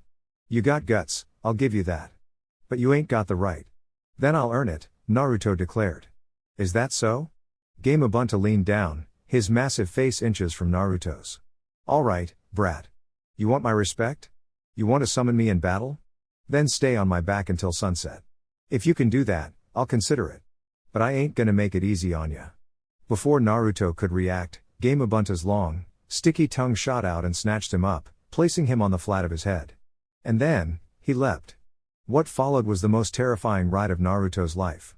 Gamabunta crashed through the forest, leapt over canyons, and dove into rivers. He twisted, he turned, he did everything in his power to throw Naruto off. But Naruto held on. He channeled chakra to his feet, sticking to the toad's rough skin. He used his agility and low center of gravity to anticipate the movements, swaying with the momentum like a leaf in the wind. Hours passed. Naruto was bruised, battered, and exhausted. But he did not fall. As the sun began to dip below the horizon, painting the sky in fiery colors, Gamabunta finally came to a stop in a massive clearing. All right, brat. He grumbled, sounding genuinely surprised. You're still here. You're tougher than you look. Naruto, lying flat on his stomach, gave a weak thumbs up. Told you. He panted. Humph. You got the guts of your mother and the grit of your father, Gamabunta admitted. Fine. A deal's a deal. I, Gamabunta, chief of the Toads, accept you. But don't be calling me for every little thing, you hear? Only when it's a matter of life or death. Or if you've got some good sake. With a final puff of smoke, he was gone, leaving Naruto alone and exhausted in the clearing. Jiraiya appeared beside him, a proud grin on his face. Not bad, brat. Not bad at all. You've got your trump card. Naruto slowly got to his feet, a triumphant smile on his face. He had a month of training left. He would spend it perfecting his teamwork with the Toads, refining his taijutsu, and preparing for his match. Kenshin Hyuga was waiting. The world was waiting. And Naruto was ready to give them a show they would never forget. Chapter 2. The day of the Chunin exam finals arrived like a festival. The village of Konoha was buzzing with an energy it hadn't felt in years. Banners bearing the crests of the great nations hung from every building, and the streets were thronged with visitors. The main arena, a massive coliseum built to showcase the village's strength, was packed to the rafters. In the highest box, the feudal lord of the Land of Fire sat with his entourage, flanked by Minato and, to his left, the fourth Kazekage, Raza, his face hidden behind a traditional veil. Down in the waiting area, the finalists stood in tense silence. Kenshin Hyuga was a picture of calm arrogance, his arms crossed, his pale Byakugan eyes closed as if the proceedings were beneath him. The Sand siblings stood apart, Temari and Kankuro looking nervous, while Gaara radiated a palpable aura of bloodlust, his gaze fixed on the arena floor. Naruto stood alone, away from the others. He wasn't nervous. He was focused. He could feel the eyes of the world on him, could feel the weight of his father's expectations. This wasn't just a fight, it was a performance. A message to be delivered. Welcome, everyone, to the final stage of the Chunin exams. The proctor, Genma Shiranui, announced from the center of the arena, a senbone held casually in his mouth. Our first match is between two of Konoha's own finest. From the legendary Hyuga clan, Kenshin Hyuga. And the son of our own Hokage, Naruto Uzumaki Namikaze. A roar went up from the crowd. It was the match everyone had been waiting for. The clash of two of the Leaf's most powerful legacies. Kenshin and Naruto walked onto the field, facing each other under the bright sun. Uzumaki, Kenshin said, his voice dripping with condescension. Do yourself a favor and forfeit. You cannot win. Fate has decreed that I, a scion of the main branch, am superior. A container like you cannot hope to overcome destiny. The only thing fate has decreed, Naruto replied, his voice calm and even, is that one of us is going to lose. And it won't be me. Impudent, Kenshin scoffed.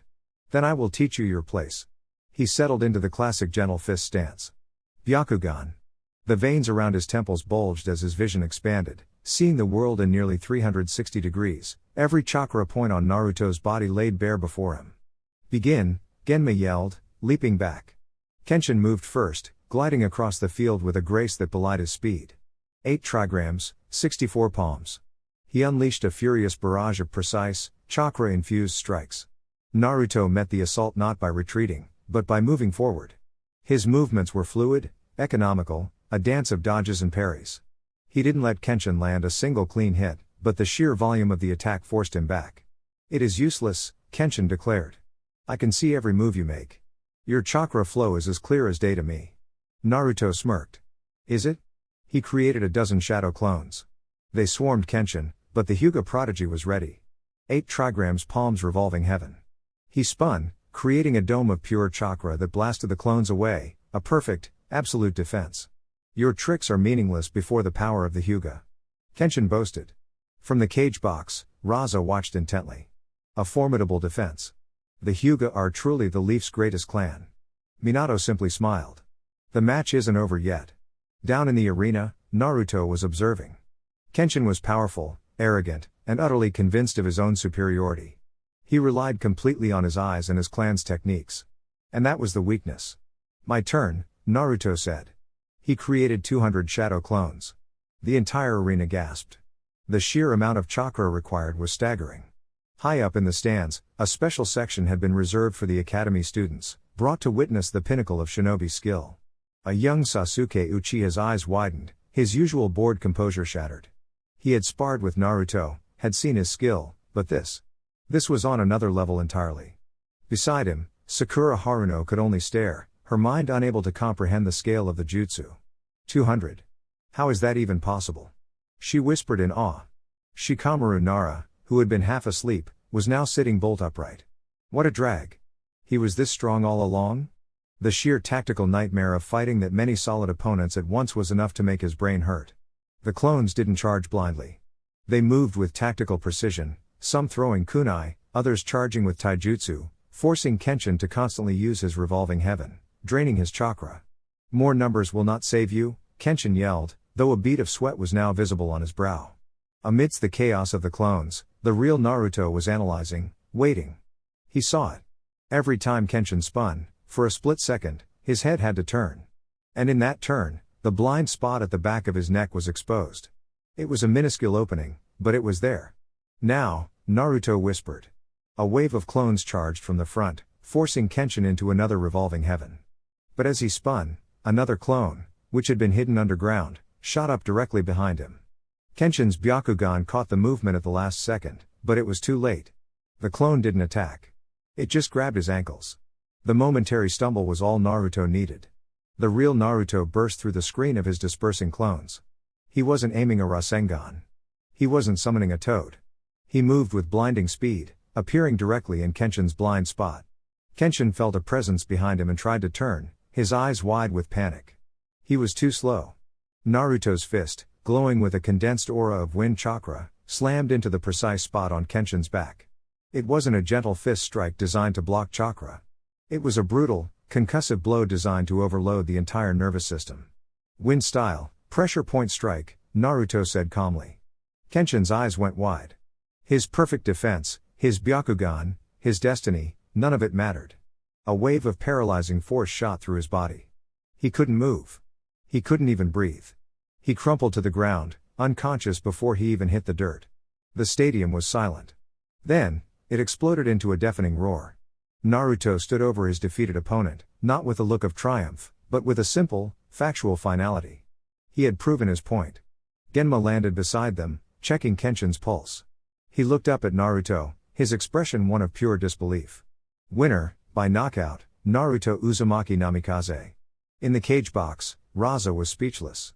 He had just watched the pride of the Hyuga clan, a wielder of a powerful Kekkei Genkai, be dismantled by pure speed, strategy, and a single, perfectly placed punch. Minato leaned over. As I was saying, Kazekage Dono, he said, his voice pleasant but with an unmistakable edge of steel. A shinobi's strength comes from his will. Not his blood. As Naruto walked calmly off the arena floor, the roar of the crowd was like a physical force. He had not just won, he had made a statement that resonated from the cheapest seats to the cage box.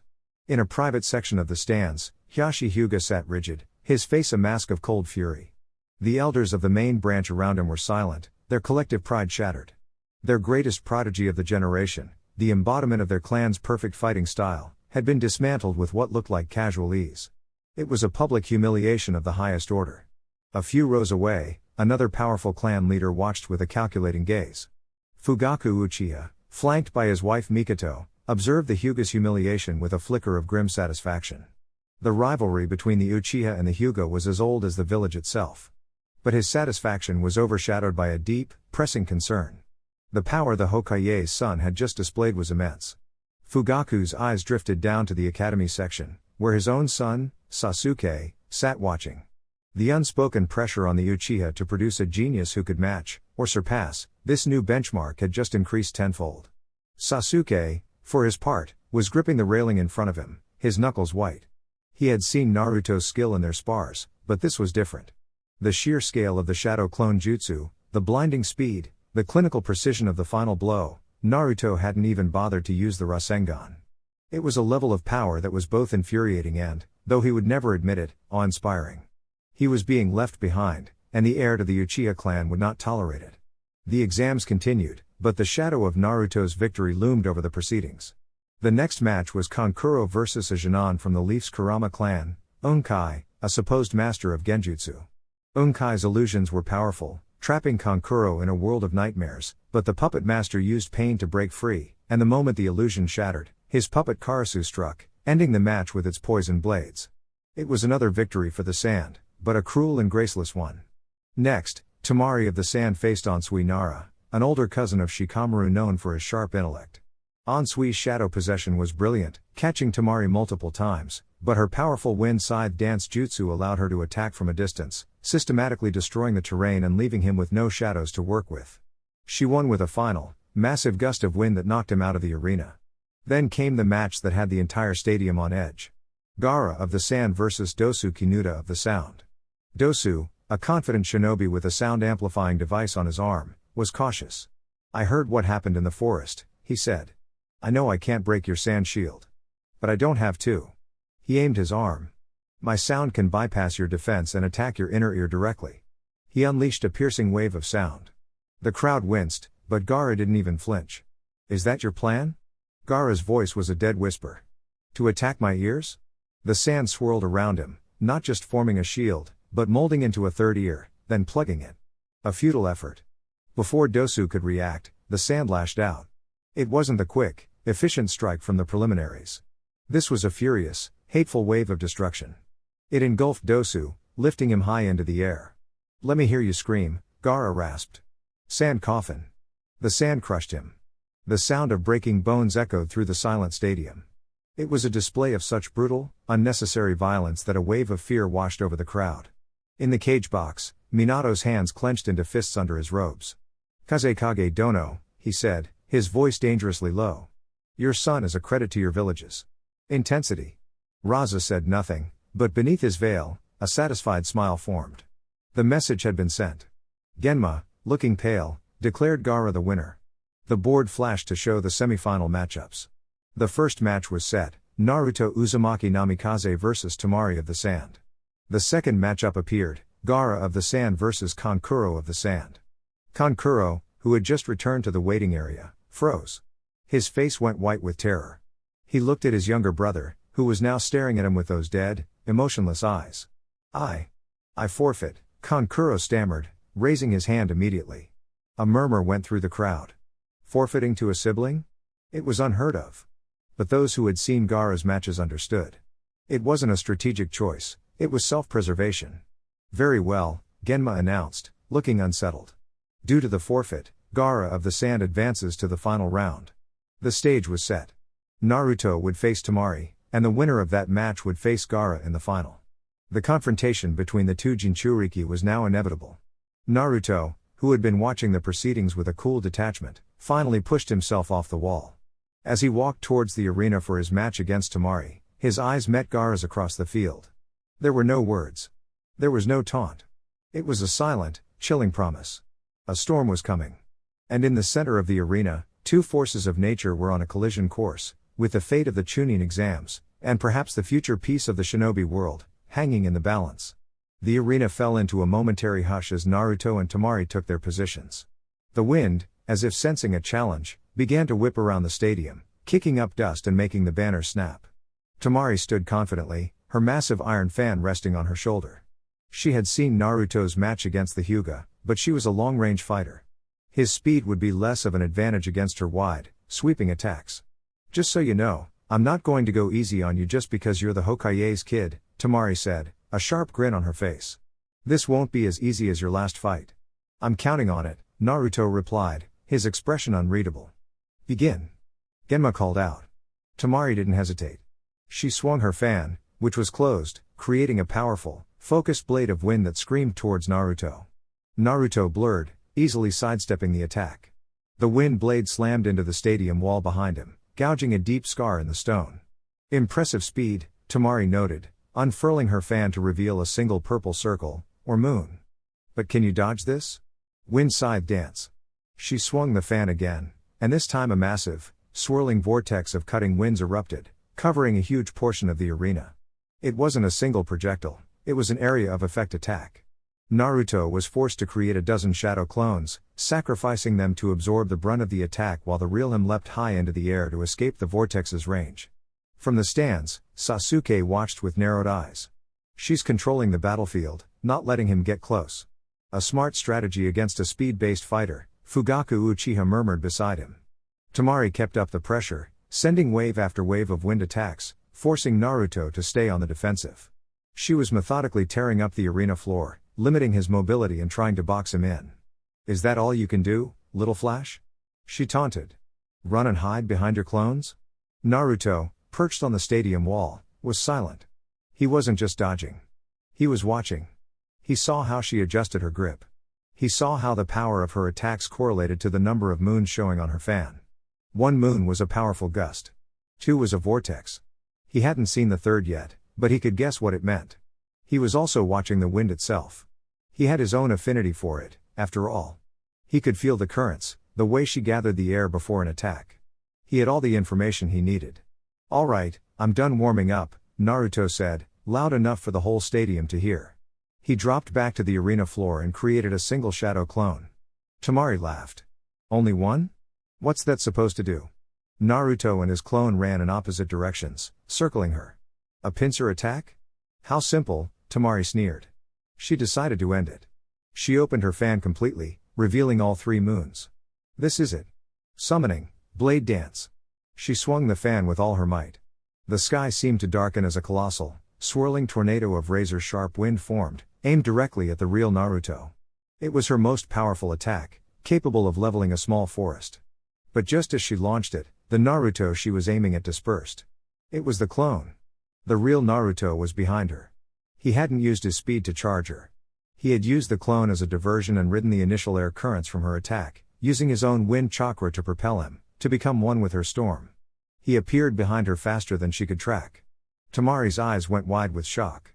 She tried to turn, to use her fan as a shield, but it was too late. Naruto didn't strike her.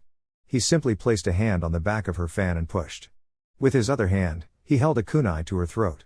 "Your wind is powerful," Naruto said, his voice calm in the sudden silence as the tornado dissipated harmlessly. "But you put too much power into your attacks. You leave yourself completely defenseless the moment you launch them. It's over." Tamari was frozen. She had been so focused on his speed, on his clones, that she never considered he would use her own jutsu against her. She had been utterly and completely out-strategized. She slowly closed her fan, her shoulders slumping in defeat. I give up," she said, her voice barely a whisper. Genma appeared beside them. "Winner, Naruto Uzumaki Namikaze." The crowd erupted. It was another stunning, decisive victory. Naruto hadn't just overpowered his opponent, he had dismantled her entire strategy with intellect and a deep understanding of his own elemental affinity. In the cage box, Raza gripped the railing, his knuckles white. His daughter, a master of long-range wind jutsu, defeated without being touched. This boy. He wasn't just powerful. He was intelligent. A far more dangerous combination. Minato leaned back, a satisfied look on his face. He had watched his son perfectly analyze and counter a difficult opponent. That was the mark of a future leader. Naruto walked off the field and his eyes immediately found Gaara, who was now standing at the entrance to the arena. The final match was set. The air crackled with anticipation. The prodigy of the leaf versus the monster of the sand. A controlled storm versus a mindless hurricane. The final message of the Chunin exams was about to be delivered. There was no break. No time for the crowd to settle. As Tamari was helped from the arena, Genma raised his hand. "The final match will begin now. Gaara of the Sand. Naruto Uzumaki Namikaze. Come to the center." The air in the stadium grew heavy, charged with a mixture of fear and anticipation. This was the match everyone was truly here to see. The 2 Jinchuriki. The 2 monsters. Naruto walked onto the field, his expression a mask of calm focus. Gaara drifted onto the sand-covered floor, his gourd crumbling away as all the sand within it swirled around him, forming a roiling, protective sphere. His eyes were wide, bloodshot, and burning with a singular, hateful purpose. "I will kill you," Gaara whispered, the words carrying on the wind. "Mother demands your blood. Your death will prove my existence." "You keep talking about proving your existence," Naruto called back, his voice steady and clear. "A real shinobi proves his existence by protecting others. All you've done is destroy. Today, that ends." "Begin," Genma yelled, leaping away faster and farther than he had for any other match. The battle started with a deafening roar as Gaara unleashed his power. Not a single wave, but a tsunami of sand erupted from him, aiming to swallow the entire arena floor. It was a show of overwhelming, raw power. Naruto responded with his own display. Shadow Clone Jutsu. 200 clones burst into existence, not to attack, but to act as a living shield, throwing themselves into the path of the sand tsunami, sacrificing themselves to slow its advance. The real Naruto used the chaos to run straight up the stadium wall, observing the battlefield from above. You cannot run. Gaara shrieked, sending massive spears of sand shooting after him. Naruto leapt from the wall, twisting in midair to dodge the spears. I'm not running. I'm just getting a better view. He landed and immediately began his assault. It was a repeat of their battle in the forest, but amplified. Naruto was a blur of gold, his clones a relentless orange tide, all crashing against Gaara's ever-shifting shield of sand. But this time, Naruto was pushing harder. He was faster. His attacks were more precise. He was forcing Gaara's sand to work at a frantic pace, and for the first time, cracks began to appear in the perfect defense. A punch would get through, landing a glancing blow. A wind-infused kunai would graze Gaara's arm. Each successful hit was like a hammer blow to Gaara's fragile psyche. The blood, his own blood, was proof of his failure. Proof that he wasn't absolute. Why? Why won't you die? Gaara screamed, clutching his head. The cursed seals on his body began to glow, and the sand around him took on a more monstrous form. A giant, clawed arm of sand erupted and swiped at Naruto. Naruto dodged it easily. Because I have something to protect. What do you have, Gaara? Besides that voice in your head? The taunt hit its mark. Gaara let out a final, agonized scream. Shukaku. The transformation was horrific. Sand exploded outwards, engulfing him completely. The mass of sand grew, twisted, and solidified, forming the giant, tan-colored body of a monstrous beast with purple cursed markings all over its body. The one-tailed Shukaku stood in the middle of the Chunin exam arena, roaring its fury to the heavens. Panic erupted in the stadium. The crowd screamed, scrambling to flee. The Jonin and Anbu moved to form a defensive perimeter, ready to protect the civilians. In the cage box, Raza stood up, a triumphant, insane grin on his face. Behold, Hokage. Behold the true power of a Jinchuriki. The power of my son. Minato didn't even look at him. His gaze was fixed on his own son, who stood alone on the field before the rampaging tailed beast, completely unafraid. So, you finally let the real you out, Naruto said, his voice calm amidst the chaos. Good. I was getting tired of holding back, too. He bit his thumb, flew through a series of hand signs, and slammed his palm on the ground. This is for you, Jiraiya-sensei. Summoning jutsu. The explosion of smoke was colossal, dwarfing even Shukaku's appearance. When it cleared, the entire arena was cast in shadow. Gamabunta, the chief toad, stood there in all his glory, his pipe clenched in his teeth, his massive blade strapped to his side. Well, Gamabunta's voice boomed, shaking the stadium. Looks like a real party. You sure know how to show a guy a good time, brat. The sight of two titanic monsters facing off in the arena stunned everyone into silence. The fleeing crowd stopped, their fear momentarily replaced by sheer, dumbfounded awe. A toad? You think a toad can stop me? Shukaku roared, his voice a grating shriek of sand and wind. He launched a volley of massive air bullets. Wind-style, air bullets. Watch it, kid, Gamabunta yelled. He drew his blade with surprising speed, deflecting the air bullets, which exploded against the arena walls. Bunta, Naruto called out from his perch on the toad's head, I need to get close to him. I have to wake up the user. Ha! Easier said than done, Gamabunta roared, but he charged forward nonetheless.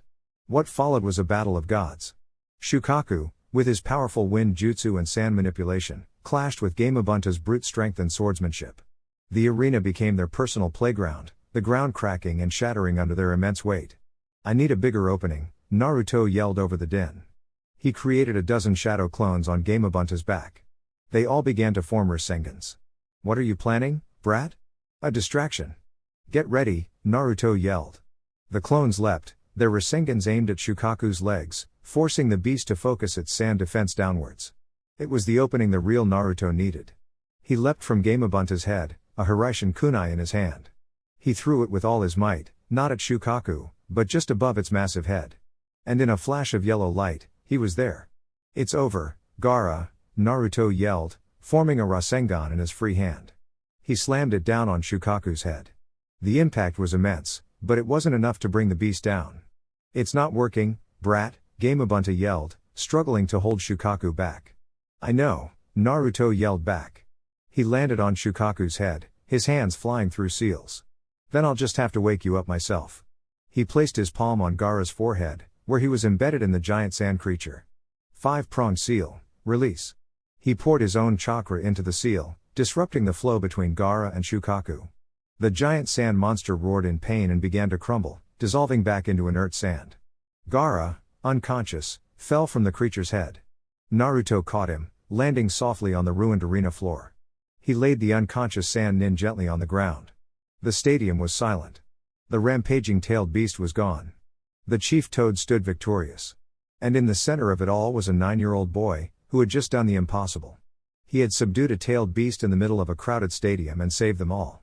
Naruto stood up and looked towards the cage box, his gaze finding the stunned, horrified face of the Kazekage.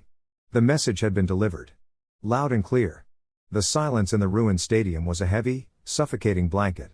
It was broken by a deep, rumbling chuckle. "Hey! Not bad, brat," Gamabunta grunted, resting his massive blade on his shoulder. "You fight almost as good as you talk." With a final, satisfied puff of his pipe, the chief toad vanished in a colossal cloud of smoke, leaving Naruto alone on the field with the unconscious Gaara.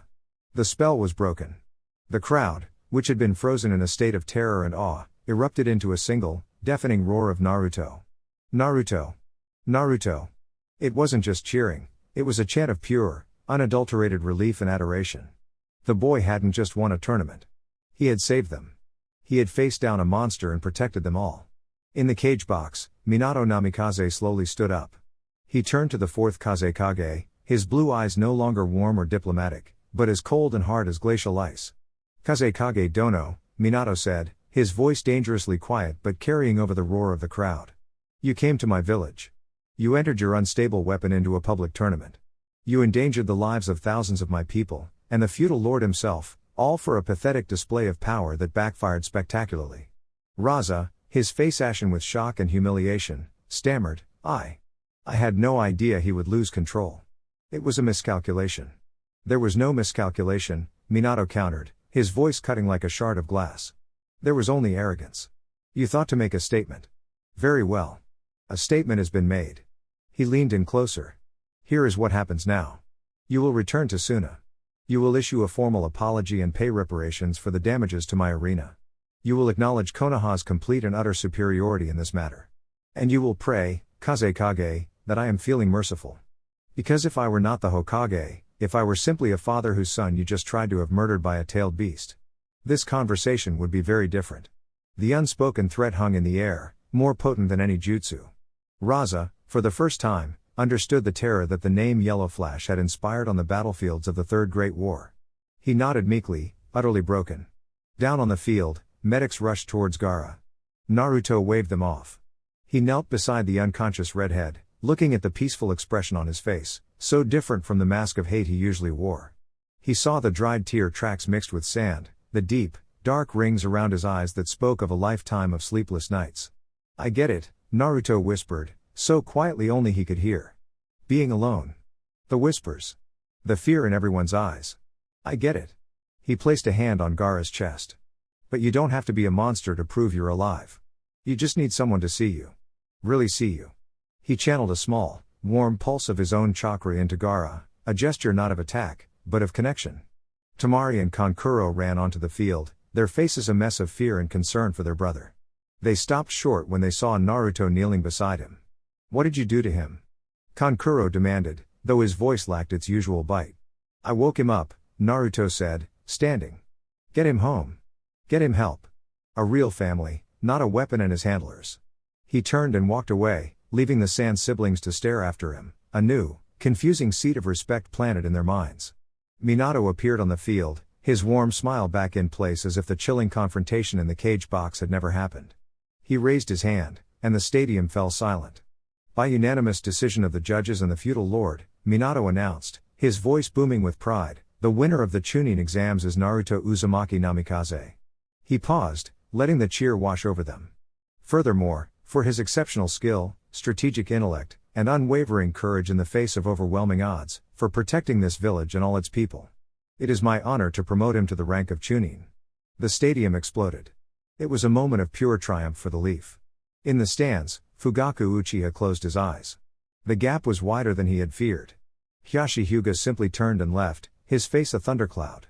And in the academy section, Sasuke Uchiha watched his rival, his goal, being celebrated as a hero and a leader, and a fire of determination was lit within him, hotter than any fireball jutsu.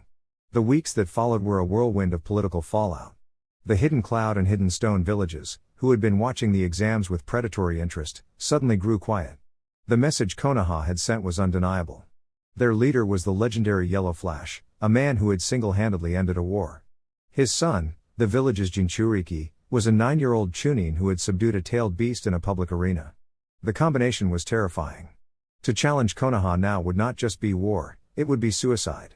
The tentative talks of an anti-Leaf alliance dissolved overnight. Fear had been replaced by a much more stable deterrent, respect, born of overwhelming power. One quiet evening, Naruto stood with his father atop the Hokage monument, looking out at the peaceful village lights. Naruto was now wearing the green flak jacket of a Chunin over his signature orange jumpsuit. "You did well, Naruto," Minato said, placing a hand on his son's shoulder. "You did more than just win a tournament. You secured the peace." "For how long?" Naruto asked, his gaze distant. "Long enough," Minato replied. "But they'll be back. Fear turns to jealousy, jealousy turns to ambition. They'll try again, one day. But we'll be ready." Naruto nodded. He knew his father was right. This was just the beginning. He had proven his strength to the world. Now, he had to spend the rest of his life living up to it, protecting the home that was finally starting to see him not as a container, not as a monster, but as a hero. Their hero. Life as a Chunin was, for Naruto, deceptively quiet. He was a hero, celebrated in the streets and respected by his peers, but he was also a 9-year-old boy who had subdued a tailed beast. No Jonin was comfortable taking him on standard C-rank missions, and B ranks were often too simple for his skill set. He was in a strange limbo, too powerful for the mundane, yet too young for the complexities of A-rank assignments. He spent his days in intense, private training sessions with his father and Jiraiya, pushing the limits of his abilities. The decision came 2 months after the exams. Minato summoned Naruto to the Anbu headquarters, a stark, windowless building deep within the village, hidden from public view. "Your progress is remarkable, Naruto," Minato said, his voice echoing slightly in the sterile corridor. They stood before a heavy steel door. "But your power is growing at a rate that the standard shinobi ranking system cannot accommodate. You need a different kind of training. A different kind of experience." "Anbu," Naruto stated, looking at the door. "Yes," Minato confirmed. "The Anbu Black Ops operate directly under my command. They handle the missions that cannot appear in any official record: assassination, espionage, covert operations in foreign lands. It is the most dangerous work in the village." "Why?" Naruto asked. "I'm a Chunin. I should be leading a team, going on standard missions." "You are not a standard Chunin," Minato said, his voice firm but gentle. "You are the Jinchuriki of the Nine Tails and the son of the Hokage. Your presence on a simple escort mission is a political statement. Every move you make is watched by the other nations. In the Anbu, you are anonymous. You are a ghost. Here, you will learn the skills that will truly protect this village, not with overwhelming power, but with silence and precision. And you will be trained by the very best." He pushed the door open. Inside was a locker room. Waiting there were 2 figures. One was tall and lean, with a kind smile and wild, dark hair. The other was younger, with long black hair tied in a low ponytail and a calm, almost unnervingly serene presence. They were Shisui Uchiha and Itachi Uchiha, the 2 greatest prodigies of their clan. Shisui, at 17, was already a legend, known as Shisui of the Body Flicker. Itachi, at 15, was a captain, his intellect and skill spoken of in hushed, reverent tones throughout the Anbu ranks. "Naruto," Minato said, "this is your new team." Shisui grinned. "So this is the little storm maker. It's an honor. The stories don't do you justice." Itachi simply nodded, his dark eyes assessing Naruto with a startling intensity. There was no surprise, no condescension. It was the look of a professional evaluating a new tool. Hokage-sama explained the situation. "Welcome to Team Rho." On a table lay a white porcelain mask, styled to look like a fox with sharp, swirling red markings. Beside it was the standard Anbu uniform: black pants, a gray flak jacket, and a simple black shirt. "Your codename will be Kitsune," Minato said. "From this moment on, when you wear this mask, Naruto Uzumaki Namikaze ceases to exist. You are an instrument of the Hokage's will. Nothing more, nothing less. Your teammates' orders are to be followed without question. Itachi is your captain. Do you understand?" "Yes, Hokage-sama," Naruto replied, his voice devoid of emotion. He picked up the mask. It felt cold, heavy. A symbol of a new, darker path. Their first training session was a spar. All three of them. It was a dizzying, chaotic blur of speed and skill. Shisui's body flicker was a true teleportation-like technique, making him almost impossible to track. Itachi's movements were so efficient they seemed to border on precognition, his Sharingan seeing through every feint and clone. Naruto was pushed to his absolute limit. He couldn't rely on his overwhelming power or his massive clone army. This was a battle of pure skill.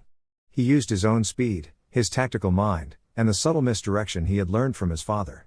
The spar ended in a stalemate, with all three of them panting, a new, profound respect in their eyes. "He's fast," Shisui said to Itachi, wiping sweat from his brow. "Almost as fast as me. And his instincts are incredible." "He does not think like a child," Itachi agreed, his Sharingan deactivating. "He thinks like a shinobi." Their first mission came a week later. They gathered on a rooftop at midnight, their masks hiding their identities. "Our target is a group of rogue shinobi from the Hidden Stone," Itachi said, his voice distorted by his crow mask. "They've been raiding supply caravans near the border. Intelligence suggests they possess a powerful Earth-style Kekkei Genkai.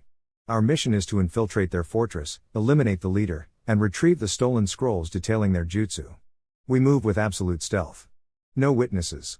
No survivors." He looked at Naruto. "Kitsune. You will be our point man. Your sensory abilities, combined with your speed, make you ideal for infiltration and silent takedowns. We will provide support. Do not engage the leader directly. That is my role. Understood?" "Understood, Captain," Naruto's voice replied, muffled by his fox mask.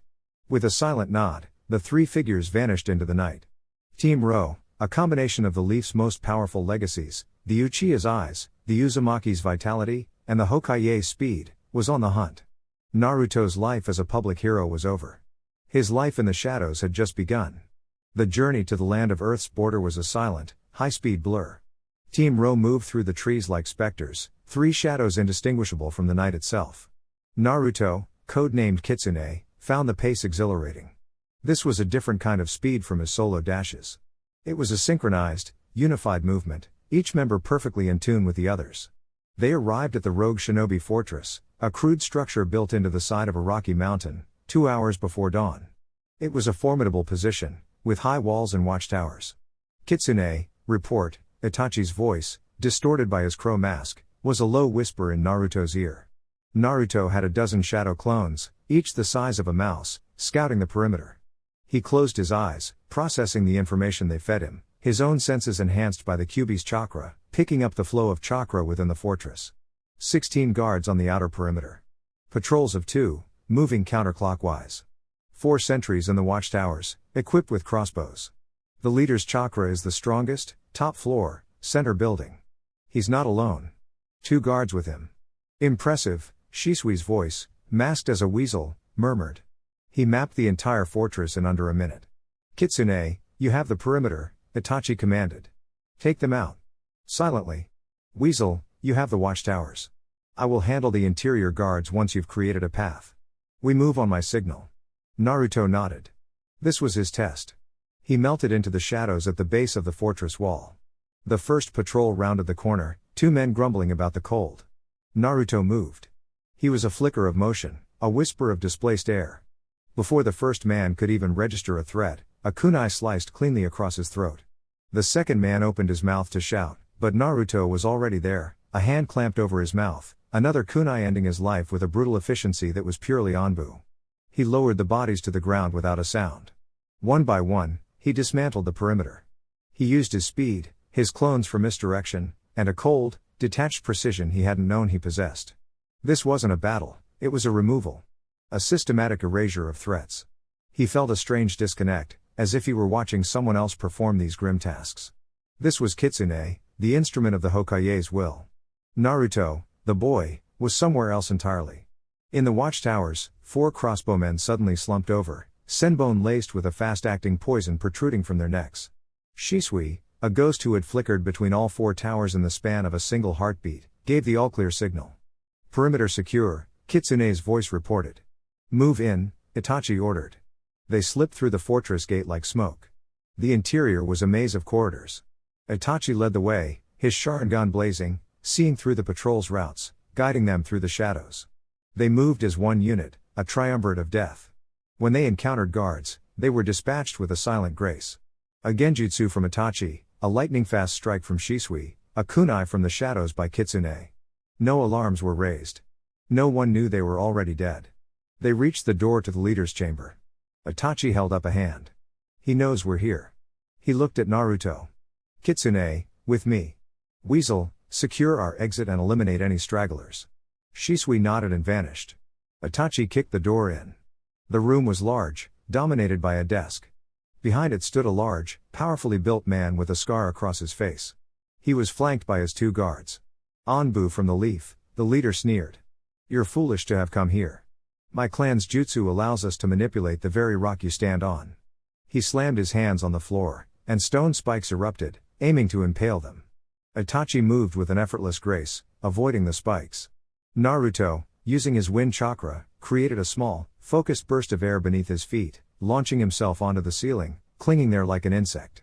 Your jutsu is impressive, Itachi said calmly, his Sharingan spinning. But it has a flaw. You have to be touching the ground to use it. The leader's eyes widened. In that moment of distraction, Naruto dropped from the ceiling. He ignored the leader, his targets the two guards. He was a whirlwind of motion between them, and two more bodies hit the floor before they could even draw their weapons. The leader, enraged, sent another wave of stone spikes at Itachi. But Itachi was no longer there. He was standing behind the leader, a kunai to his throat.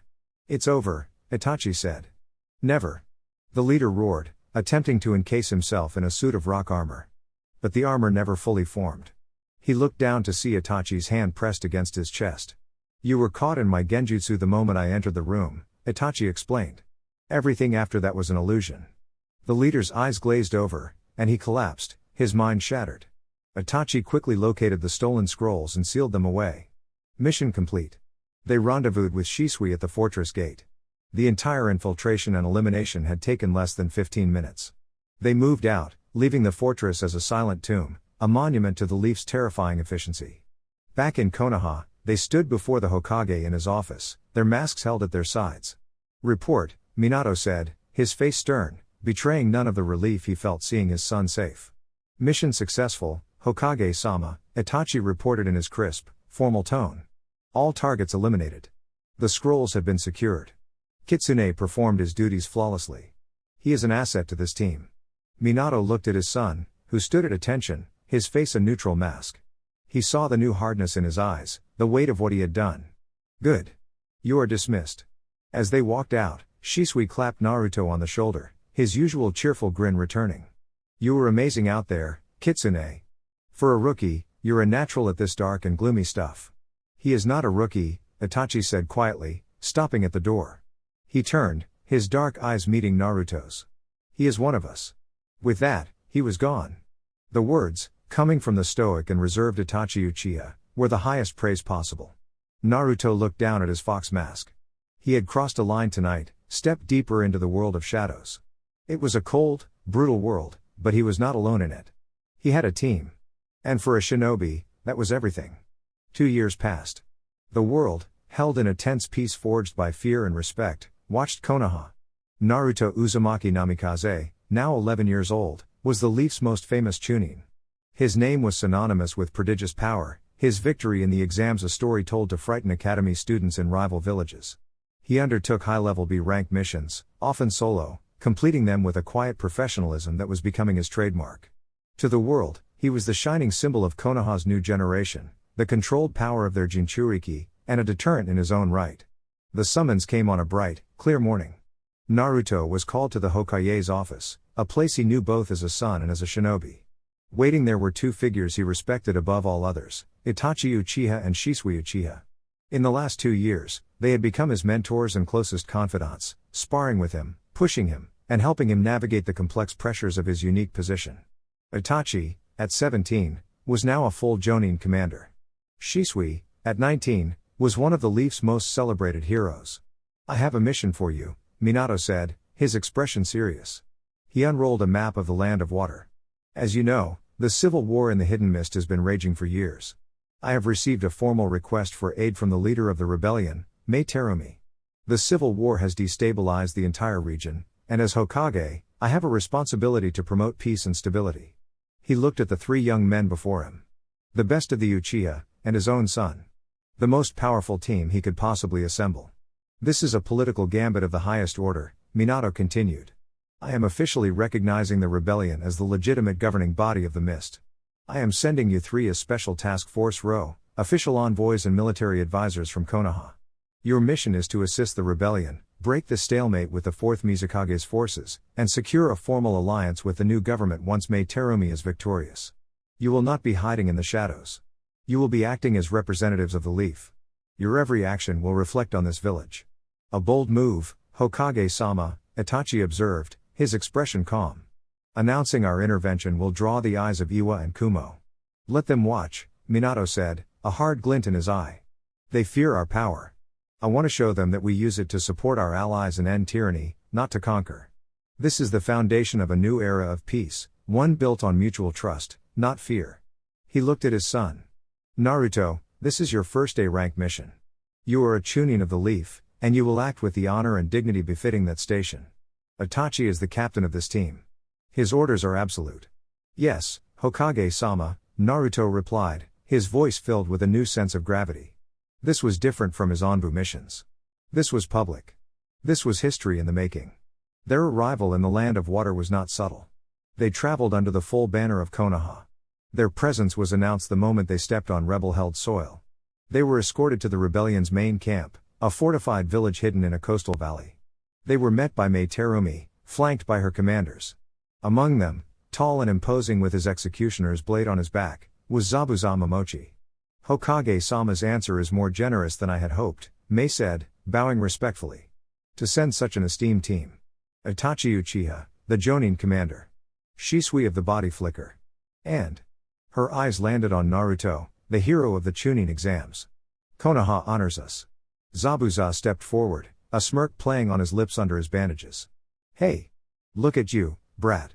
All dressed up in a Chunin vest. Heard you caused quite a scene a couple years back. I had a good teacher, Naruto replied, nodding to the demon of the mist. At Zabuza's side, Haku offered a warm, genuine smile. She was no longer a timid tool, but a confident and respected shinobi in her own right. The war council was grim.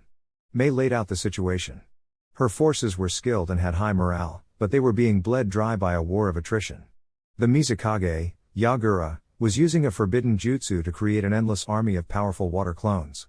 He's holed up in his main fortress, the Blood Prison, Zabuza explained, pointing to a location on the map. It's where he gets the chakra for the jutsu. We believe he's using the life force of his prisoners as a power source. The place is impregnable. We've thrown our best shinobi at its walls, and they've all been repelled. A fortress is just a wall, Naruto said, studying the map. And every wall has a gate. The gate is a death trap, Mei countered. It's a long causeway, heavily defended.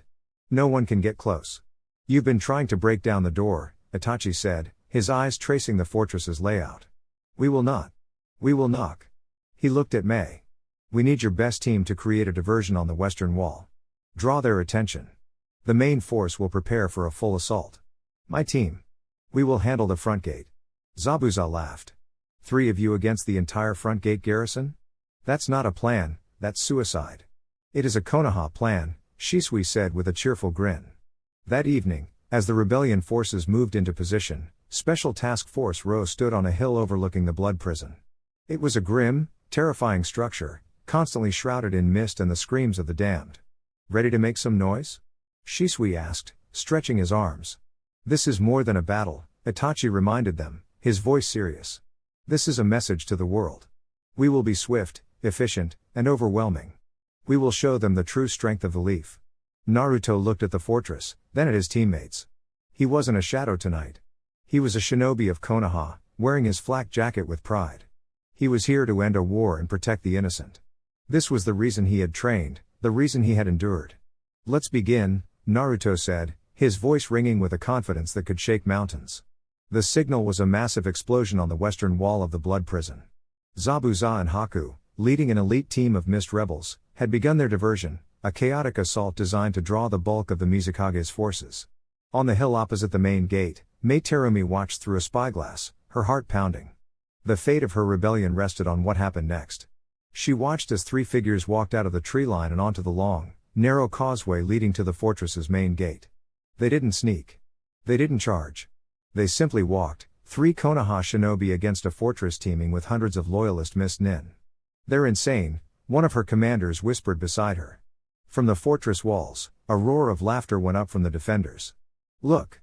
The Leaf sends 3 children to do an army's job." Their captain yelled. "Drown them!" Water style, raging waves. Dozens of shinobi on the walls unleashed a torrent of water, a massive wave that surged down the causeway, powerful enough to smash a battleship. Itachi stepped forward. He raised a single hand. Fire style, great fireball annihilation. It wasn't a normal fireball. It was a sea of flames that erupted from his mouth, so vast and so hot that it met the wave head on. The two S-rank jutsu collided, and the world dissolved into a deafening hiss of steam. The causeway was instantly shrouded in a thick, hot fog. "Now," Itachi's voice cut through the fog. Shisui vanished. On the fortress walls, the mist shinobi who had launched the water attack suddenly choked, their eyes wide with disbelief as they collapsed one by one, victims of a speed they couldn't even perceive. In the span of 5 seconds, every long-range defender on the front wall was neutralized. The main gate burst open, and a legion of mist shinobi charged out onto the causeway, their blades gleaming in the mist. For the Mizukage, they roared. "Naruto, Shisui, cover me," Itachi commanded. He drew his ninjato and walked calmly into the charging army. What followed was not a battle, but a dance. His Sharingan saw every attack before it was launched. He moved with an impossible grace, his blade a blur, a genjutsu here, a precise strike there. He was a single, unstoppable force, dismantling an entire company of shinobi without taking a single scratch. From her vantage point, May could only stare in disbelief. He's holding them all off by himself. "That's not the plan," Zabuza's voice grunted. He had appeared beside her, his diversion complete. "The Uchiha is just the opening act. Watch the brat." As Itachi held the line, Naruto stepped forward. "Okay. My turn." He created 200 shadow clones. They didn't scatter. They swarmed together, a dense mass of yellow. "What is he doing?" a rebel shinobi asked. "He's building something," Haku answered, her eyes wide with awe. At the heart of the clone swarm, a Rasengan was forming.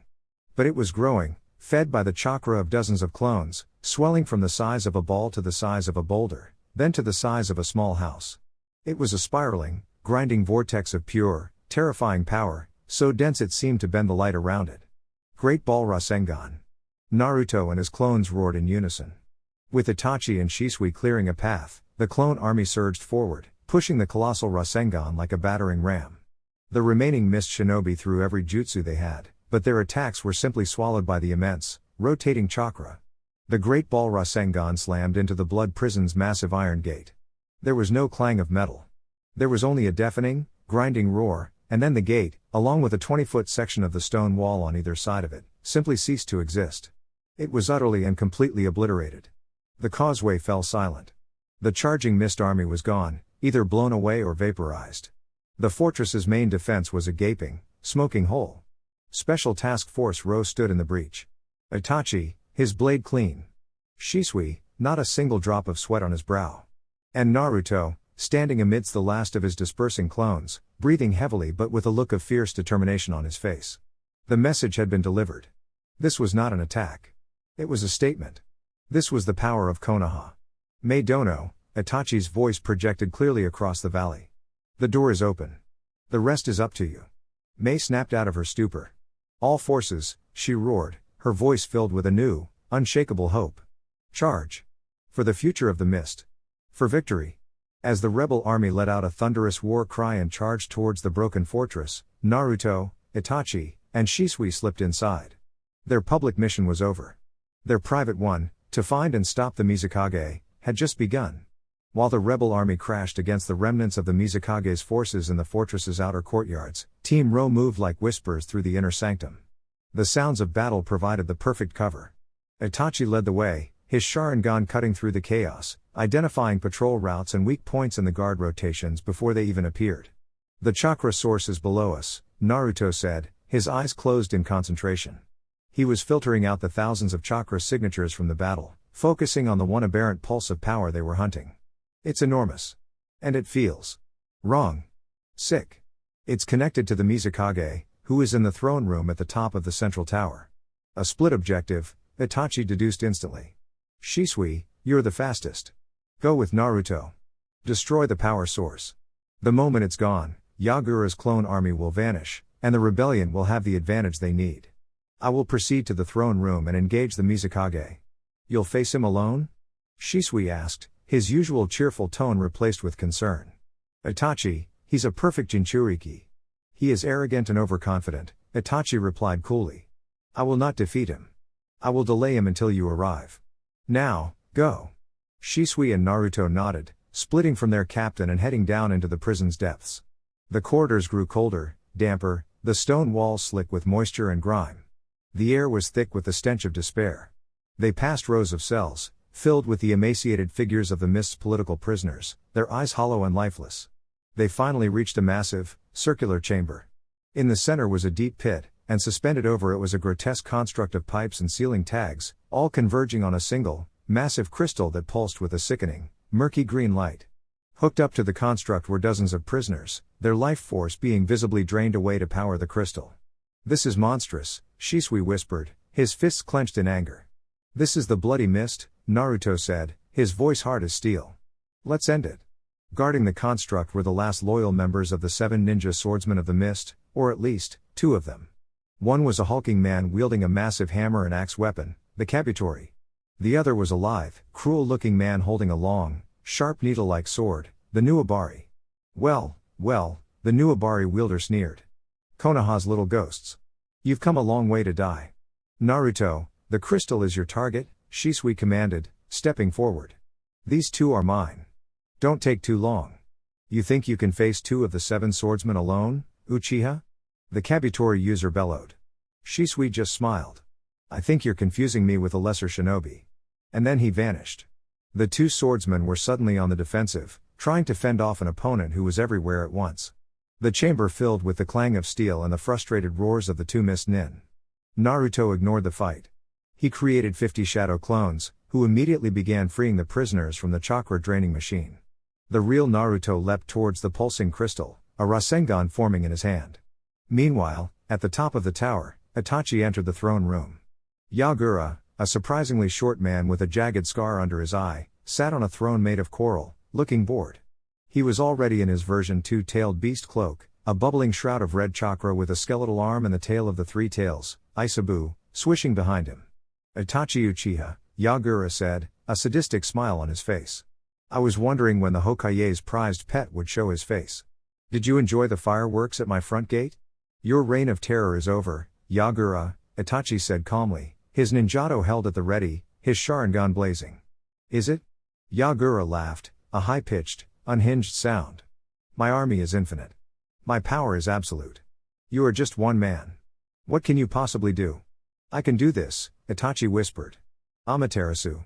A black fire, a flame that was said to burn for 7 days and 7 nights, erupted on Yagura's shoulder. The Mizukage screamed, not in pain, but in fury, swatting at the flames with his chakra cloak. The black fire was extinguished by the raw power of the tailed beast, but it had served its purpose. It had surprised him.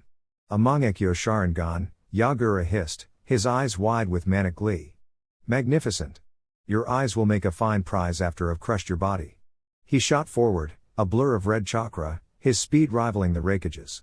Down below, Naruto's Rasengan slammed into the chakra crystal. It cracked, spider webbing under the pressure, but it didn't shatter. It was reinforced with powerful Fuinjutsu. It's not enough, Naruto yelled. He needed more power. He poured more of his chakra, and a hint of the Kyuubi's, into the attack, making the Rasengan grind deeper. Shisui, meanwhile, was effortlessly dismantling the 2 swordsmen. He wasn't just fighting them, he was humiliating them. He disarmed the Nuabari wielder and used his own needle sword to stitch the man's arms to his sides. He dodged a massive swing from the Kabutori and used the body flicker to appear on the hammer's head, delivering a sharp kick to the user's face. You are a disgrace to the name of the 7 swordsmen, Shisui said, his voice cold. Back in the throne room, Itachi was being pushed back. Yagura was a whirlwind of raw, destructive power, his tailed beast chakra giving him immense strength and speed. Itachi was a master of grace and technique, but it was like a fencer trying to fight a hurricane. He was dodging, parrying, using his genjutsu to create momentary openings, but he was taking hits. His perfect defense was failing. Down below, Naruto felt the shift in the battle through the floor. He could feel Itachi's chakra signature flickering. He was in trouble. No more holding back, Naruto roared. He created 100 clones. They swarmed the crystal, each one forming a Rasengan. Rasengan barrage. 100 swirling spheres of chakra slammed into the cracked crystal at once. The resulting explosion was immense. The crystal shattered into 1,000,000 glittering shards, and the entire fortress shook as the power source was severed. Across the land of water, thousands of water clones suddenly dissolved into puddles, their chakra source gone. In the throne room, Gaara staggered as he felt his connection to the power source sever. What? Impossible. That was the opening Itachi needed. Tsukiyomi. Gaara's world dissolved into a crimson hell. He was crucified against a red sky as Itachi stood before him. For what felt like 3 days, Itachi tortured him, stabbing him with swords over and over. In reality, only a second had passed. Gaara collapsed, his mind completely shattered, his tailed beast cloak vanishing. He was left a drooling, catatonic wreck. Just as Itachi caught his breath, his vision blurring from the strain of using his Mangekyo, Naruto and Shisui burst into the room. Itachi, are you alright? Shisui asked, rushing to his side. I'm fine, Itachi panted. It's done. Naruto looked at the broken form of the fourth Mizukage, then at the exhausted Itachi. They had won. They had toppled a tyrant and freed a nation. He walked to the throne room's main balcony and looked out. The battle was still raging, but now the tide had turned. The rebel army, their numbers no longer being whittled down by an endless foe, was surging forward with a triumphant roar. Naruto raised his hand and launched a brilliant yellow signal flare into the stormy sky. It was the sign of victory. The sign that the reign of the bloody mist was finally over. The yellow flare cut through the storm-gray sky, a brilliant, defiant star of hope. For the rebel army, it was like a jolt of pure lightning. Their morale, already bolstered by the sudden disappearance of the clone army, surged into an unstoppable tide. The Mizukage has fallen. Mei Terumi's voice roared across the battlefield, amplified by her own chakra. The blood prison is broken. For a new hidden mist. For freedom. The remaining loyalist forces, their leader gone and their greatest weapon neutralized, broke completely. Some threw down their weapons and surrendered, others fled into the labyrinthine corridors of the fortress, only to be hunted down by Zabuza and his hunter-nin squads. The battle turned into a swift, decisive mop-up operation. By the time Mei, Zabuza, and Haku reached the throne room, the fighting was all but over. They found Team Ro waiting for them, standing over the catatonic form of Gaara. The room was a mess, scarred by Itachi's black flames and the raw power of the three tails. Mei looked at the broken man who had terrorized her nation for years, then at the 3 Konoha shinobi who had accomplished in hours what she had failed to do in years. Her expression was a complex mixture of gratitude, awe, and a healthy dose of fear. Konoha's strength is greater than the rumors suggested, she said, her voice filled with respect. We were merely the key, Itachi replied formally, his Mangekyo having faded back to a normal Sharingan. You were the force that opened the door. He gestured to the broken Gaara. He is your prisoner. What you do with him, and the tailed beast within him, is a matter for the new government of the mist to decide. Zabuza walked over to the 2 defeated swordsmen, who were now bound in chakra-suppressing seals, courtesy of Shisui. He picked up the Kabutori and the new Abari. 2 more for our collection, he grunted, a grim satisfaction in his voice. He looked at Shisui. You fight pretty good for an Uchiha. Shisui just grinned. You're not so bad yourself, for a demon. Later, as the sun began to rise, casting its first rays on a liberated Kirigakure, Naruto stood on the fortress wall, looking out at the sea. The storm had passed, and the air felt cleaner, lighter. Thank you, a soft voice said from behind him. It was Haku. You not only saved Zabuza-sama's life on that bridge, but you gave him something to fight for. You gave us a home to return to. Everyone deserves a home, Naruto said, turning to her. What will you do now? We will help Mei-sama rebuild, Haku said, a hopeful light in her eyes. We will create a village where people with special abilities are not feared as monsters, but treasured as comrades. Her words mirrored Naruto's own deepest desires for Konoha. A week later, the official treaty was signed. In the newly cleaned Mizukage's office, Mei Terumi, now officially the 5th Mizukage, signed a historic alliance with the Land of Fire, represented by Special Task Force Ro. It was the first major alliance Konoha had forged since the time of the first Hokage. The hidden mist will forever be in your debt, Mei said, stamping the scroll. Tell your Hokage that he has a true and loyal friend in the Land of Water. The news of their success sent ripples across the elemental nations. Konoha had not just observed a civil war, they had decisively ended it.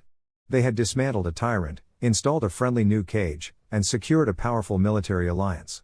It was a political masterstroke, a demonstration of soft power backed by terrifying hard power. In Iwagakure, that Tsuchikage, Aniki, crushed the report in his hand. First, they display their power at home, now they project it abroad. Minato is not just building an army, he's building an empire. In Kumagakure, the Raikage, slammed his fist through a stone table. An alliance between the leaf and the mist? Unacceptable. They seek to isolate us. The fear of Konoha was rapidly being replaced by a burning, hostile resentment. The seeds of the Fourth Great Ninja War were being watered by the Leaf's own success. As Team Ro journeyed home, they were no longer just a team of prodigies. They were kingmakers, heroes whose actions had reshaped the map of the world. "You did well, Naruto," Itachi said as they leapt through the trees of the Land of Fire. "We all did," Naruto replied. He felt different. Older. The mission had changed him. He had seen the true depths of human cruelty in the blood prison, and the heights of courage in the rebel army. "So," Shisui said, breaking the serious mood. "Now that we've toppled the government and installed a new cage, what do you think the Hokage will have us do for an encore? Rescue a cat?" Naruto and Itachi both cracked a small smile. The bond between them was now unbreakable. They had faced the darkness together and brought the dawn. But as they neared the gates of Konoha, Naruto knew, with a certainty that settled deep in his bones, that other, darker storms were gathering on the horizon, and they would be called upon to face them again. Team Ro's return to Konoha was met not with a public parade, but with the quiet, profound respect of the village's inner circle. They stood in the Hokage's office for their final debriefing. The treaty with the hidden mist was unrolled on Minato's desk, a tangible symbol of their monumental success. "Your performance on this mission has exceeded all expectations," Minato said, his official Hokage tone firmly in place, though his eyes betrayed a deep fatherly pride when he looked at Naruto. "You have fundamentally altered the political landscape of the shinobi world for the better. Itachi, your leadership was exemplary. Shisui, your speed and support were flawless." He then turned his full attention to his son. "Naruto. As a Chunin of the Leaf, you faced down a tailed beast, led the charge that broke a fortress, and were instrumental in the liberation of an entire nation. Your tactical acumen, power, and unwavering will have been noted not just by me, but by the council and the Jonin commanders." Minato paused, letting the weight of his next words fill the room. "Effective immediately, by the authority vested in me as the fourth Hokage, I am promoting you to the rank of Jonin." Naruto's eyes widened in genuine shock. Jonin? At 11 years old? It was unprecedented. Even Itachi, a prodigy of the highest order, had only made Jonin a year prior. "Father. Hokage-sama," Naruto stammered, Am I ready?" "Readiness is not a matter of age, but of ability and character," Minato said firmly. "You have proven you possess both in abundance. This is not a gift, Naruto. It is a rank you have earned 10 times over. The world sees you as a symbol of Konoha's strength. It is time your rank reflected that reality." He handed Naruto a new flak jacket, this one identical to Itachi's and Shisui's, the standard vest of a full-fledged Jonin. "Congratulations, Jonin Uzumaki Namikaze." Later that evening, the newly promoted Jonin and his teammates sat on a rooftop overlooking the village, their usual spot for unwinding. The formal tension of the Hokage's office was gone, replaced by the easy camaraderie of brothers in arms. Well, Jonin Naruto," Shisui said with a huge grin, nudging Naruto with his elbow. "Look at you, all grown up. Pretty soon you'll be taking my spot as the village heartthrob." "I doubt that," Naruto mumbled, still trying to process the day's events. "Don't be so sure," Shisui continued, slinging an arm around Itachi's shoulder. "You've got the hero status. All you need now is a pretty girl to fawn over you. Right, Itachi? You know a thing or two about that." He wiggled his eyebrows suggestively. "How is Izumi-chan, by the way? I hear she was asking about you at the Dengo shop again." Itachi didn't even flinch, but Naruto saw the faintest hint of color rise on his captain's cheeks. "Izumi is a fellow shinobi of the Leaf. Her well-being is a matter of village security." Naruto couldn't help but chuckle. "That's the most romantic thing I've ever heard you say, Captain." Itachi shot him a look, a silent threat that held no real heat. He took a slow sip of his tea before calmly turning the tables. "Speaking of village security," he said, his voice perfectly even, "I recall a mission to a town near the capital last spring. We were gathering intelligence. Shisui, you seemed particularly interested in the security of the local clinic. Specifically, the well-being of a certain black-haired medic nin with a pig. Shisui froze mid-laugh, his grin wiped clean off his face. Shizune-san? I was just ensuring our medical assets were secure. It's important to build relationships with our allies. Itachi hummed, a ghost of a smirk playing on his lips. Your relationship building involved you tripping over your own feet 3 times and offering to carry her groceries. A master of stealth, indeed. Now it was Naruto's turn to howl with laughter, clutching his sides. You tripped? Shisui of the body flicker tripped over his own feet? He was distracted. It was a momentary lapse in coordination. Shisui sputtered, his face bright red. He desperately looked for a way to shift the attention and his eyes landed on Naruto. Oh yeah? Well, what about you, Mr. Jonin? You're a big hero now. Surely there's some girl you've got your eye on at the academy? Itachi leaned forward slightly, joining the attack. An excellent question. Your focus on training is admirable, Naruto, but a shinobi must also understand the complexities of human connection. Naruto's laughter died instantly. He blinked, completely blindsided. A girl? He thought about the faces he knew. Sakura Haruno from his academy class, who was always chasing after Sasuke. Ino Yamanaka, who was always arguing with Sakura. Hinata Hyuga, who always seemed to faint whenever he was near. He'd never really thought about any of them like that. He was always training, always on missions, always focused on the next threat. A deep blush spread across his whiskered cheeks, and he looked away, unable to meet their teasing gazes. I don't. I haven't really thought about it, he mumbled, suddenly fascinated by a loose thread on his new vest. Seeing his genuine fluster, Shisui and Itachi shared a rare, open smile. For all his power, for all his accomplishments, he was still their little brother. A Jonin of the Leaf, a kingmaker, a hero. And an 11-year-old boy who still had so much to learn about life. The moment was a precious, perfect calm before the inevitable storm they all knew was still gathering on the horizon. The promotion to Jonin settled into a new routine. While Naruto was now officially on the same level as his teammates, Itachi remained the captain of their small, unofficial unit. They took on fewer missions, but the ones they did take were of the highest importance, quietly reinforcing the new alliance with the Mist, gathering intelligence on the growing unrest in Iwa and Kumo, and dismantling threats to the Leaf before they could fully form. The rooftop conversations continued, a cherished ritual of peace in their violent lives. The teasing about Naruto's lack of a love life became a running joke, a way for Shisui to needle him and for Itachi to show a rare, subtle flicker of humor. Naruto, for his part, took it in stride, though the questions did make him more aware of the world outside of training and missions.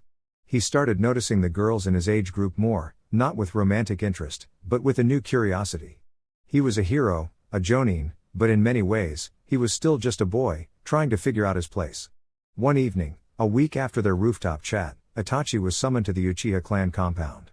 Not to the main house, but to the private study of his father, the clan head, Fugaku Uchiha. The room was formal, immaculate, and heavy with the scent of old paper and unspoken expectations.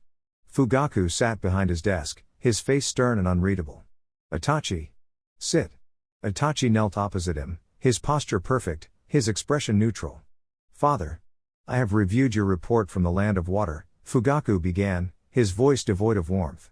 And I observed the Chunin exams. I require your personal assessment of the Hokage's son. Naruto is a shinobi of unparalleled potential, Itachi stated, his voice even. His power is immense, but it is his strategic mind and unwavering loyalty to the Leaf that make him truly formidable. He is an asset to the village and a reliable teammate. His loyalty, Fugaku repeated, his dark eyes narrowing. He is the Jinchuriki. A power that, if mishandled, could destroy this village. He is the son of the Hokage, a concentration of political and military power not seen since the first Hokage. Is he an ally to the Uchiha, or a future threat? It was the question Itachi had been expecting. The core of the Uchiha clan's anxiety. They were the most powerful clan, the founders of the village police force, yet they were always on the outside of true power, looking in. Naruto represented a new dynasty, one that could potentially sideline them for generations. He sees the person, not the clan, Itachi answered without hesitation. He values his comrades above all else. Shisui and I are his brothers. He has proven his loyalty to us, and by extension, to our clan, 100 times over. I can only see him as an ally. Fugaku was silent for a long moment, studying his son's face. He seemed to find the answer he was looking for. He let out a long, weary sigh, and for the first time, the mask of the stern clan leader slipped, revealing the tired father beneath. Good, Fugaku said, his voice softer. That is what I had hoped you would say. He leaned back in his chair. The truth is, Itachi, this inquiry is not entirely my own. Itachi raised an eyebrow, surprised. Your Aunt Hiromi came to me yesterday, Fugaku explained, a hint of exasperation in his tone. She was concerned. Aunt Hiromi? Itachi was now truly confused. His aunt was a kind, gentle woman who stayed far away from clan politics. It's about your cousin, Satsuki, Fugaku continued, rubbing his temples. It seems she has developed a rather intense crush on young Naruto. Itachi blinked. Satsuki was a promising Jonin, 2 years older than Naruto. He vaguely remembered her from the recent graduating class, a quiet but skilled kunoichi. He hadn't realized she paid any attention to his team's youngest member. She watched him during the Chunin exams, Fugaku elaborated. The heroics, the power. You know how young girls are. She confided in her mother. And Hiromi, being Hiromi, began to worry. What does it mean for her daughter to be infatuated with the most powerful and politically important child in the entire country? She wanted me, as the clan head, to ensure that this crush, wherever it might lead, would not bring harm to Satsuki, or to our family. Suddenly, the entire conversation clicked into place. This wasn't about a political threat. This was a concerned father, acting on behalf of his worried sister, vetting a potential suitor for his niece. It was a profoundly domestic and startlingly normal problem, dropped in the lap of one of the most powerful and feared men in the village. A rare, almost imperceptible smile touched Itachi's lips. The irony was exquisite. The entire Uchiha leadership was worried about a little girl's crush. I see, Itachi said, his voice still even, but with a new lightness to it. You can assure Aunt Hiromi that Naruto is harmless. In that regard, he is more likely to be defeated by a girl's attention than by an enemy shinobi. Fugaku grunted, a sound that was almost a chuckle. So I gathered. Very well. You are dismissed. As Itachi walked out into the moonlit compound, he thought of the conversation on the rooftop. He and Shisui had teased Naruto for being oblivious, and now he had learned that the object of that teasing was, in fact, his own cousin. The complexities of human connection, indeed. The world of shadows and political gambits was simple compared to this. Itachi couldn't resist. The information was too perfect, the opportunity too ripe. The next evening, as the three of them sat on their customary rooftop, Shisui launched into his usual routine. Man, another quiet week, Shisui sighed dramatically, stretching out. I'm starting to think we're too good at our jobs. We've scared everyone into behaving. Maybe we should take up a hobby. Itachi, you could try smiling. Naruto, you could try talking to a girl. It's called peace, Shisui, Naruto retorted, taking a bite of his dengo. You should try it sometime. Peace is good, Itachi said, his voice deceptively calm as he set his trap. It allows for the cultivation of other pursuits. It gives one time to notice the people around them. He glanced at Naruto. For instance, I've noticed my cousin Satsuki has been training quite diligently at Training Ground 7 lately. She has a very powerful fire style for her age. Shisui's eyes lit up with mischief. He had no idea of Itachi's true motive, but he saw an opening. Satsuki-chan? She's a real talent. A top kunoichi. Hey, Naruto, you're a jonin now. You should go offer her some pointers. It's your duty to help nurture the next generation, right? I'm not a sensei, Naruto said, completely missing the point. Besides, she's an Uchiha. I'm sure she has plenty of trainers. Nonsense, Shisui insisted, slinging an arm around Naruto. A little inter-clan cooperation is good for village unity. Come on, let's go. A little fresh air, a little sparring. It'll be fun. Before Naruto could protest, he was being dragged off the roof by a relentlessly cheerful Shisui, with Itachi following at a dignified pace, his expression serene but his eyes dancing with amusement. They found Satsuki at Training Ground 7, just as Itachi had said. She was practicing her shuriken jutsu, her movements precise and focused. At 13, she had the grace and confidence of a seasoned Uchiha, with long black hair tied back in a practical ponytail and the clan's crest proudly displayed on the back of her shirt. Then she saw them. Or rather, she saw Naruto. Her focus shattered instantly. The shuriken in her hand went wide, missing the target completely. Her cheeks, which had been flushed from exertion, turned a brilliant shade of crimson. Itachi Niazan. Shisui-san, she stammered, bowing quickly. Her eyes darted towards Naruto before quickly looking at the ground. Naruto-sama. The sama hit Naruto like a physical blow. He wasn't used to that. Just Naruto is fine, he said, feeling suddenly awkward. We were just talking about what a promising kunoichi you've become, Satsuki-chan, Shisui said smoothly, giving Naruto a sharp nudge. And Jonin Naruto here was just saying he'd be happy to give you a few pointers. A friendly spar, maybe? Satsuki's head shot up, her eyes wide with a mixture of terror and excitement. Spar? With Naruto-sama? Naruto began, trying to find a way out of this. He was a jonin. He fought tailed beasts and rogue S-rank ninja. Sparring with a Junon, even a talented one, felt wrong. It would be an honor, Satsuki blurted out, her Uchiha pride winning out over her shyness. She wanted to impress him, to show him she was more than just another face in the crowd. She settled into her clan's fighting stance. Naruto sighed internally. There was no getting out of this. All right, he said, adopting a loose, relaxed stance. Just a light spar. Show me what you've got. Satsuki attacked with a ferocity that surprised him. She was fast, her taijutsu clean and efficient. She threw a volley of shuriken, which he easily deflected, and then charged in, her fists flying. Naruto parried her blows effortlessly, moving just enough to stay out of reach. He was treating it like a dance, a simple training exercise. Frustrated by his casual defense, Satsuki leapt back. Fire style, Phoenix Flower Jutsu. She unleashed a series of small, guided fireballs. Naruto didn't even move. He just raised a hand and molded his wind chakra, creating a small, invisible shield of air that snuffed the fireballs out a foot in front of him. From the sidelines, Shisui whistled. Show off. Satsuki stared, her confidence wavering. He had neutralized her clan's signature jutsu without even trying. This was the gap between them.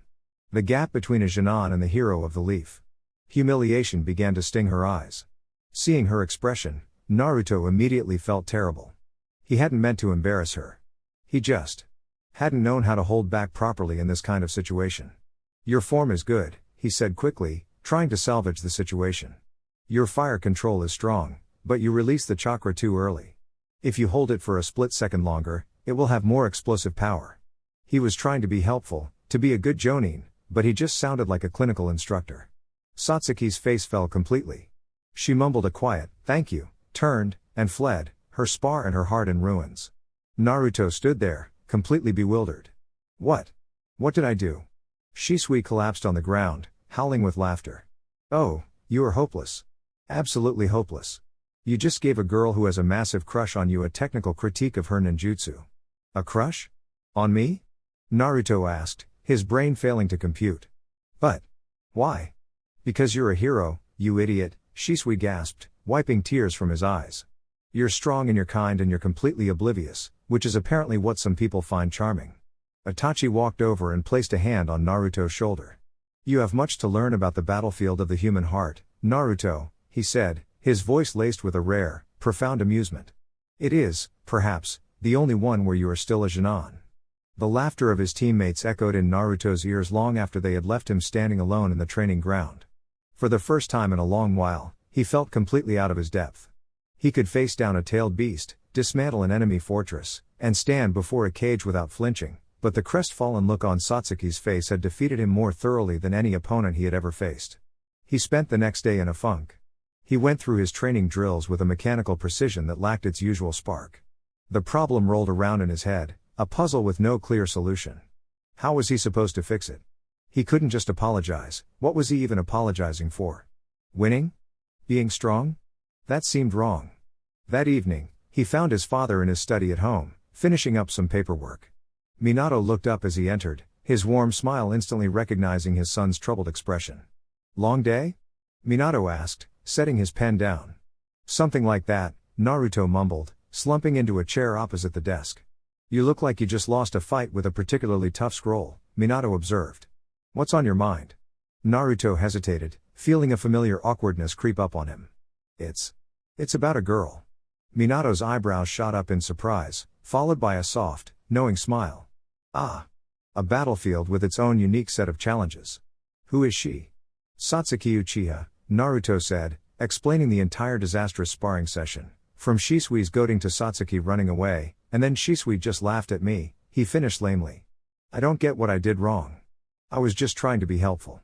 Minato listened patiently, his expression thoughtful. When Naruto was done, he leaned back in his chair. You didn't do anything wrong, Naruto. Not intentionally. You acted like a jonin. You assessed a situation, identified a weakness, and offered a technical solution. But Satsuki wasn't looking for a jonin instructor. She was looking at a boy she admires. He stood up and walked to the window, looking out at the village. Your mother. Kushina. She was the most powerful kunoichi I ever knew. Fierce, brilliant, and absolutely terrifying when she was angry. When we first sparred, I made the same mistake you did. I treated her like an opponent to be analyzed and defeated. And she responded by wiping the floor with me and not speaking to me for a week. A fond smile touched Minato's lips at the memory. I finally managed to get her to talk to me again, not by showing her how strong I was, but by admitting I was an idiot. By telling her I was impressed by her strength, not as a shinobi, but as a person. I didn't offer her advice. I just offered her a smile and some dengo. He turned back to Naruto. You showed Satsuki the gap in your power. Now, you need to show her the person behind that power. Don't apologize for being strong. Apologize for making her feel small. Don't be a jonin. Just be Naruto. The advice was simple, but it clicked in Naruto's mind. He had been so focused on his rank, on his duty, that he had forgotten how to just be a person. The next afternoon, Naruto found Satsuki at the same training ground. She was practicing again, but her movements were hesitant, her confidence gone. She tensed when she saw him approach, expecting more critiques or perhaps pity. Satsuki-san, Naruto said, stopping a respectful distance away. He gave a short, formal bow. I came to apologize. Satsuki looked up, surprised. Apologize? For what? You did nothing wrong. I was a jerk, Naruto said bluntly, scratching the back of his head. Yesterday, I wasn't sparring with you. I was just showing off. I made you feel bad, and that wasn't right. I'm sorry. He looked her directly in the eye, his gaze sincere. Your Phoenix Flower Jutsu is amazing. Honestly, it's already as powerful as Sasuke's. The truth is, I was so worried about not hurting you that I acted like a cold-hearted instructor instead of a sparring partner. That was my mistake. Satsuki stared at him, her cheeks turning pink again, but this time for a different reason. This was not the untouchable hero from the exams. This was an earnest, slightly clumsy boy who was genuinely sorry. So, Naruto continued, a little awkwardly. I was wondering if you'd be willing to try again. Not a spar, but training. Together. You can help me with my fire style, it's terrible, and I can show you some of the wind chakra exercises my dad taught me. We could help each other get stronger. As comrades. A slow, brilliant smile spread across Satsuki's face, erasing all traces of her previous humiliation. I would like that very much, Naruto. From a high branch in a nearby tree, hidden by leaves, Shisui and Itachi watched the scene unfold. No way, Shisui whispered, his jaw slack with disbelief. He actually fixed it. He's a natural. Itachi said nothing, but a rare, genuine smile graced his features. He watched as Naruto and Satsuki began to practice, not as a jonin and a genin, but as two young shinobi, laughing and learning together under the afternoon sun. The battlefield of the human heart was indeed treacherous, but it seemed his little brother was learning to navigate it after all. Chapter 3. The training sessions between Naruto and Satsuki became a regular occurrence. The initial awkwardness melted away, replaced by a comfortable and surprisingly effective partnership. Naruto, remembering his father's advice, was no longer just a jonin instructor, he was a friend. He discovered that Satsuki had a fierce competitive streak and a dry wit that only surfaced when she was comfortable. No, Satsuki said, trying to stifle a laugh as Naruto produced a pathetic puff of smoke instead of a fireball. You're pushing the chakra out. You have to mold it, feel the heat in your lungs, then release it. Like this. She took a deep breath and flawlessly executed a Phoenix Flower Jutsu, the small fireballs dancing around the targets with perfect control. Show off, Naruto grumbled, but he was smiling. For the first time, he was learning a jutsu from a peer, and he found the experience humbling and enjoyable. In return, he taught her the principles of wind manipulation. He showed her how to use wind to sharpen her kunai, to create small vacuums to misdirect opponents, and to enhance her own speed. Their skills grew in tandem, a testament to their budding friendship and mutual respect. Their sessions did not go unnoticed. Shisui and Itachi would often watch from the trees, their amusement a constant presence. Look at him, Shisui whispered to Itachi one afternoon. Our little brother, the Jonin sensei. He's actually good at this. He is learning to connect with people outside of a mission-oriented context, Itachi observed. It is a vital part of his development. Both as a shinobi and as a leader. Yeah, you old soul, Shisui grinned. He just likes her. This period of relative peace, a time of personal growth and quiet friendships, lasted for another year. Naruto turned 12. The world remained tense, but the Leaf's overwhelming display of power had forced a stalemate. The other villages were watching, waiting, their resentment simmering beneath a veneer of diplomacy. The call to action, when it came, was abrupt and serious. Naruto, Itachi, and Shisui were summoned to the Anbu command center, a place they hadn't been together since Naruto's brief stint in the shadows. Minato stood before a large map, his expression grim. Jiraiya's intelligence network has confirmed a high-level meeting, Minato said, his voice low and serious. Gari, one of Iwagakure's top commanders and a member of their explosion corps, is meeting with a delegation from Kumagakure.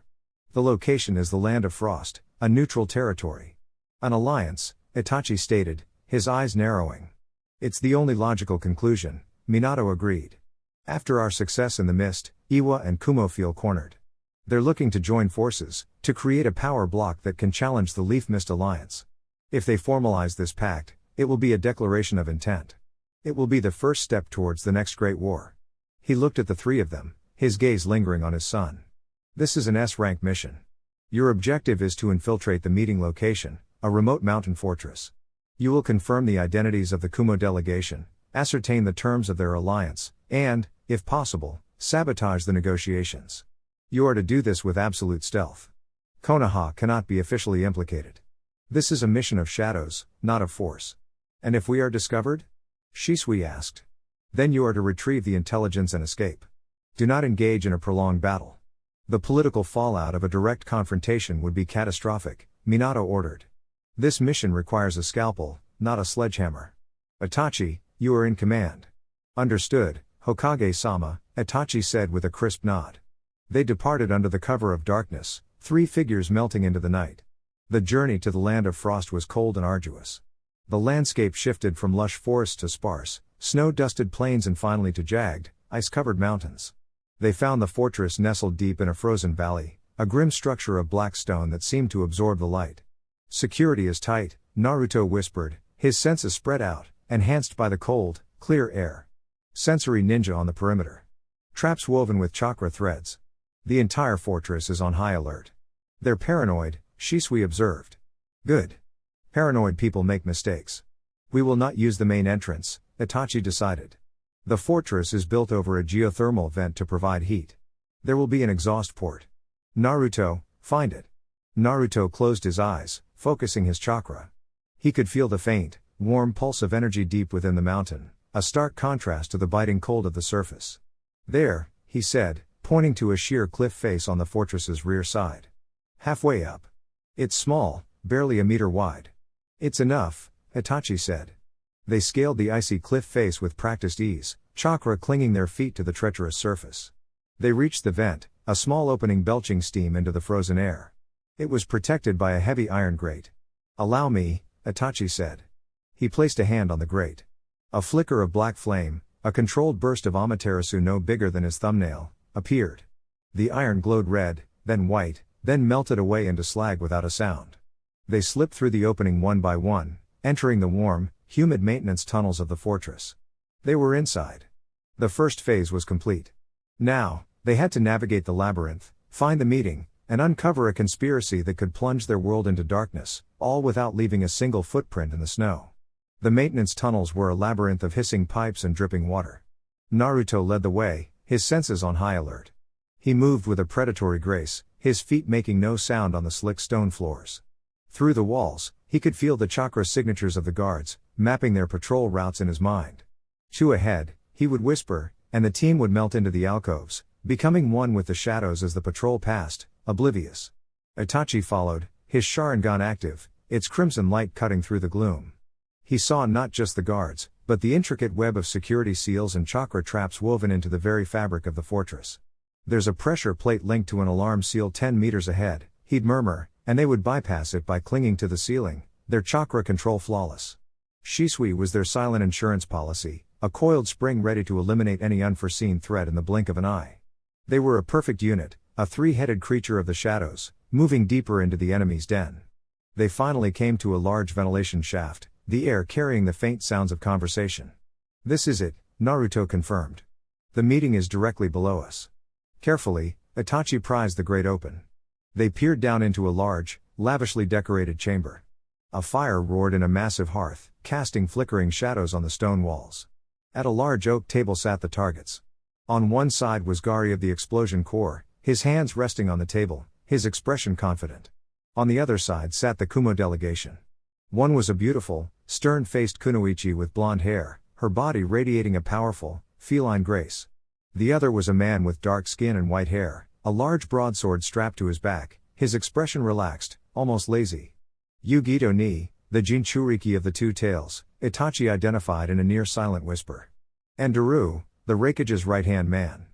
Kumo is not playing games. They listened intently as the two sides finalized their pact.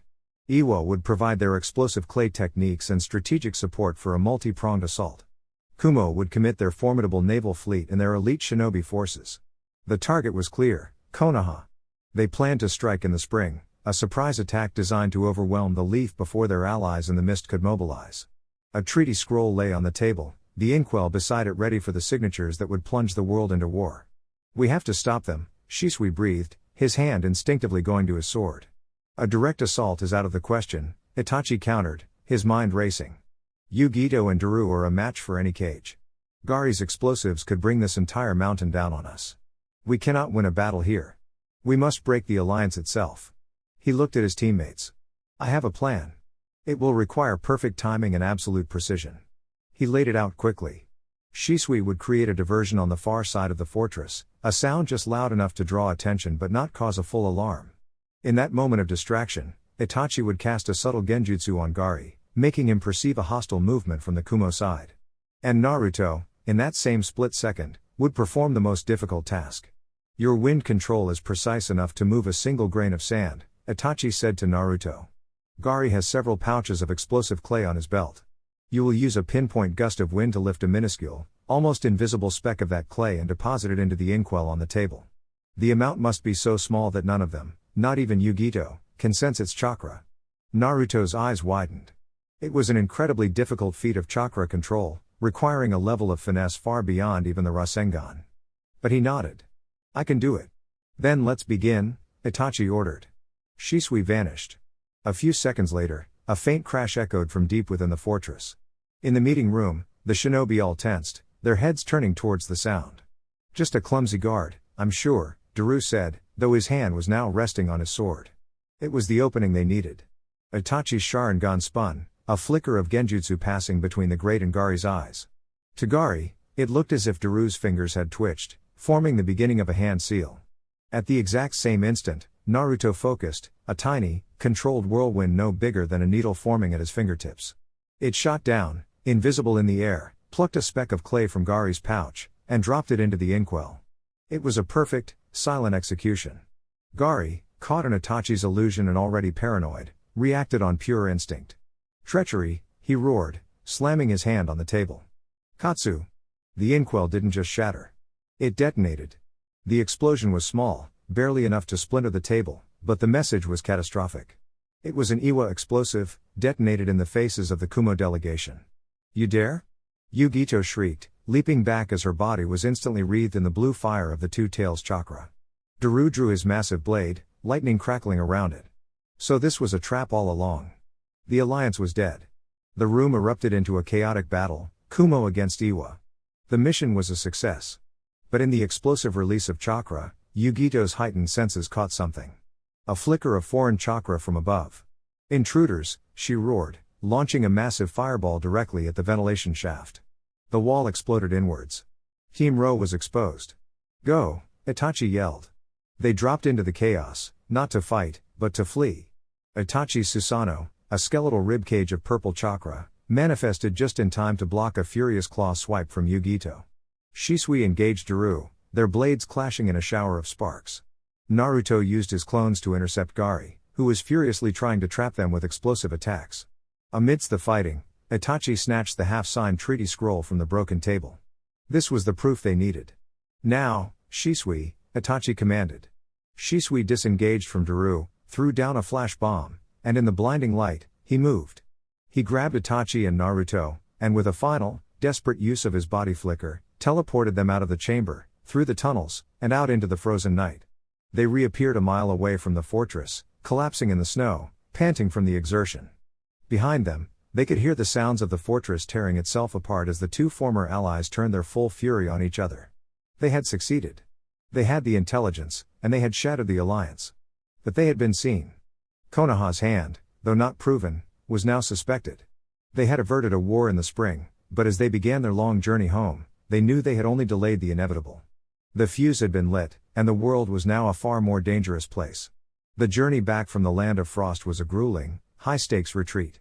Every rustle of wind in the snow-laden trees, every shadow that danced at the edge of their vision, was a potential threat.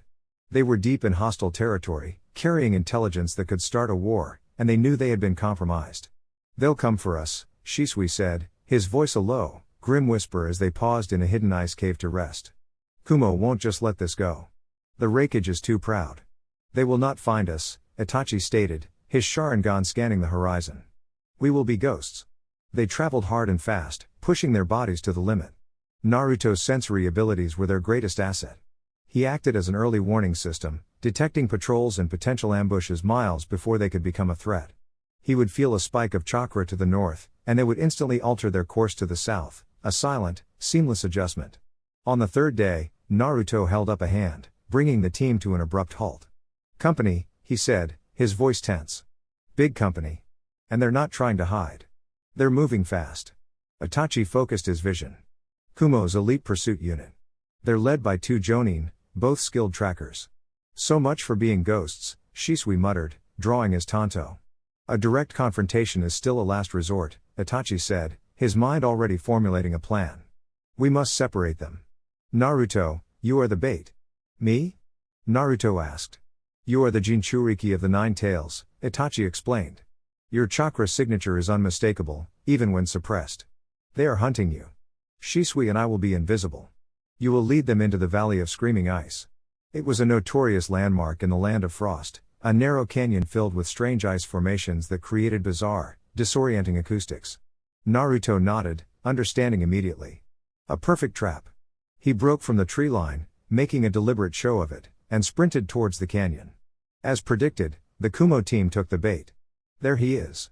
The Jinchuriki." Their leader yelled. "After him." They chased him into the winding canyon. The moment they were inside, Naruto created 100 shadow clones, which scattered in every direction, their yells and whoops echoing unnaturally off the ice walls, creating a cacophony of confusion. "It's a trick. Find the real one." The Kumo leader ordered, but it was impossible. The sounds were coming from everywhere and nowhere at once. And then the ghost struck. Itachi and Shisui descended upon the separated and disoriented Kumo nin like avenging spirits. It was not a battle, it was a harvest. The elite trackers were caught in flawless genjutsu, left to wander the ice caves, their minds lost. The others were dispatched with a silent, brutal efficiency that was Team Ro's trademark.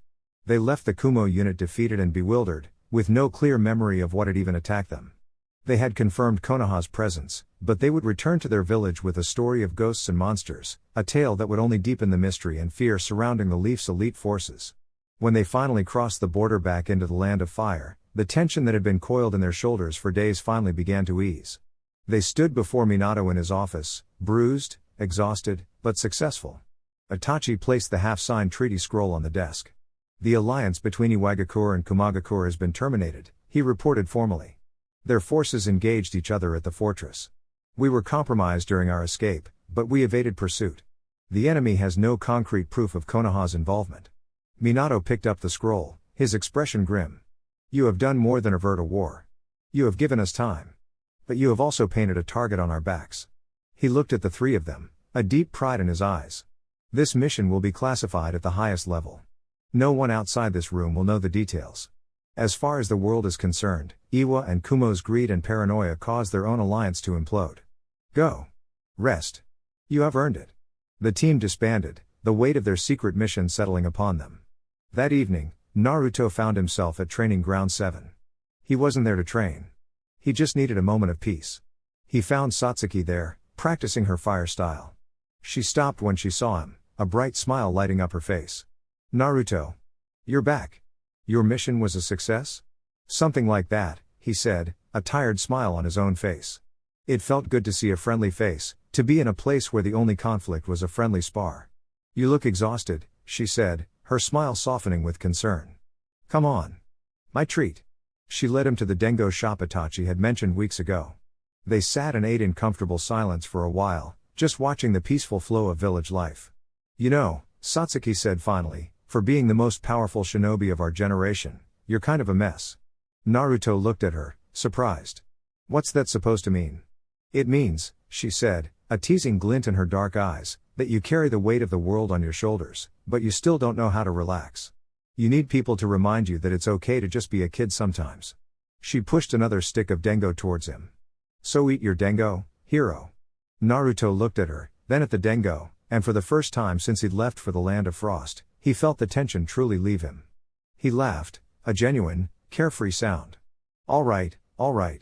You win." From a rooftop across the street, two figures watched. "See?" Shisui said, nudging Itachi. "He's a natural." Itachi nodded, a small, almost invisible smile on his face. The world was growing more dangerous, and the path ahead was fraught with peril. But here, in this small moment of peace, with good comrades and sweet dengo, there was still hope. The year that followed the mission to the Land of Frost was defined by a tense, suffocating peace. The world was a chessboard, and Konoha had just put Iwa and Kumo into check.